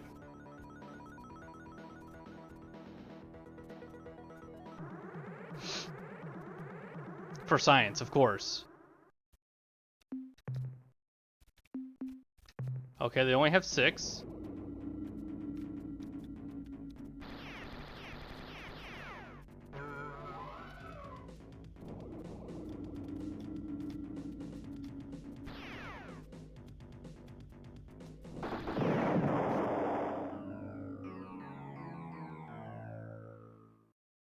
All right, we give it another one a shot.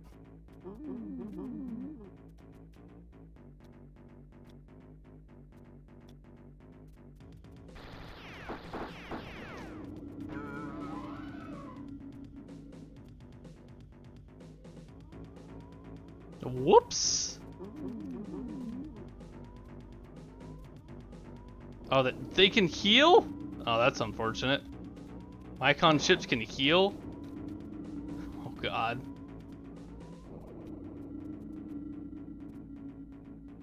They're also fast as fuck.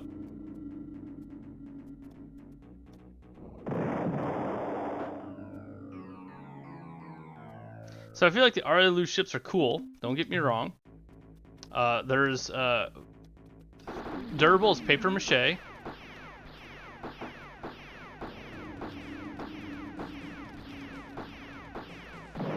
Got him.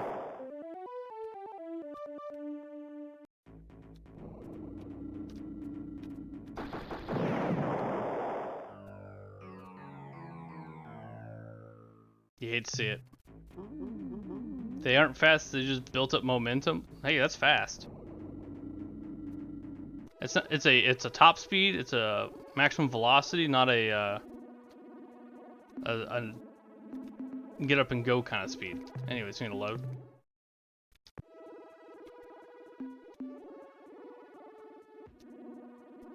I noticed that, yeah. They move very on a dime. Alright, camper. Thank you so much for the raid today. Thank you for the follow, and have a good day. Alright, shit, what was I doing? I was going back home. Everybody make sure you go check out Happy Camper if you're interested in better running of this game.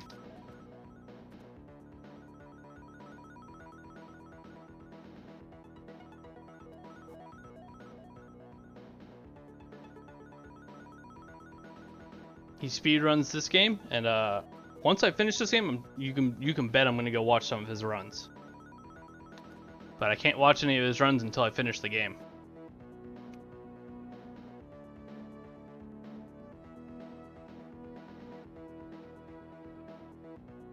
I guess I should have asked, did one of the portals spit me out by Sol? By Earth? That would have been faster. I know one spits me out in Ilrath space, which is pretty close.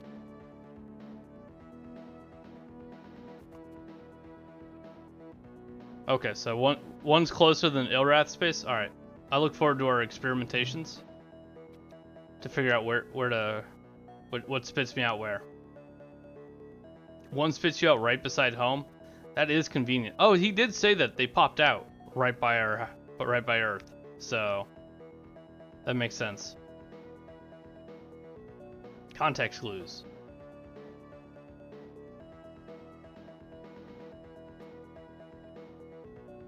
That'll be for next time to experiment with all the different portals to see where we can go.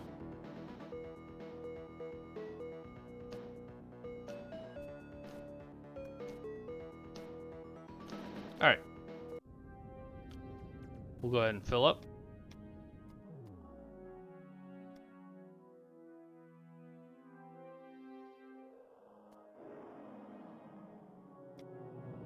Make sure the commander doesn't have anything to say. Greetings, Captain. I'm ready to assist you. Cool. Goodbye, Captain. Doesn't have anything to say. We're good there.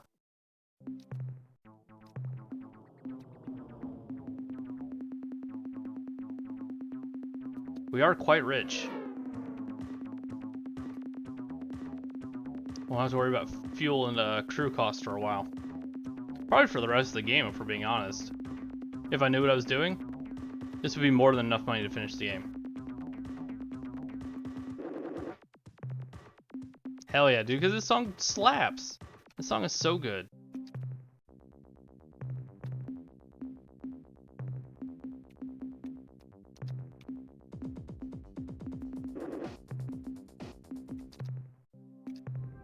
Alright, go ahead and save.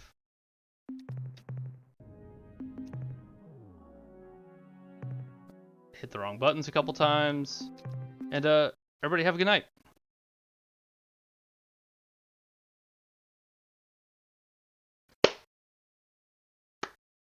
That's great.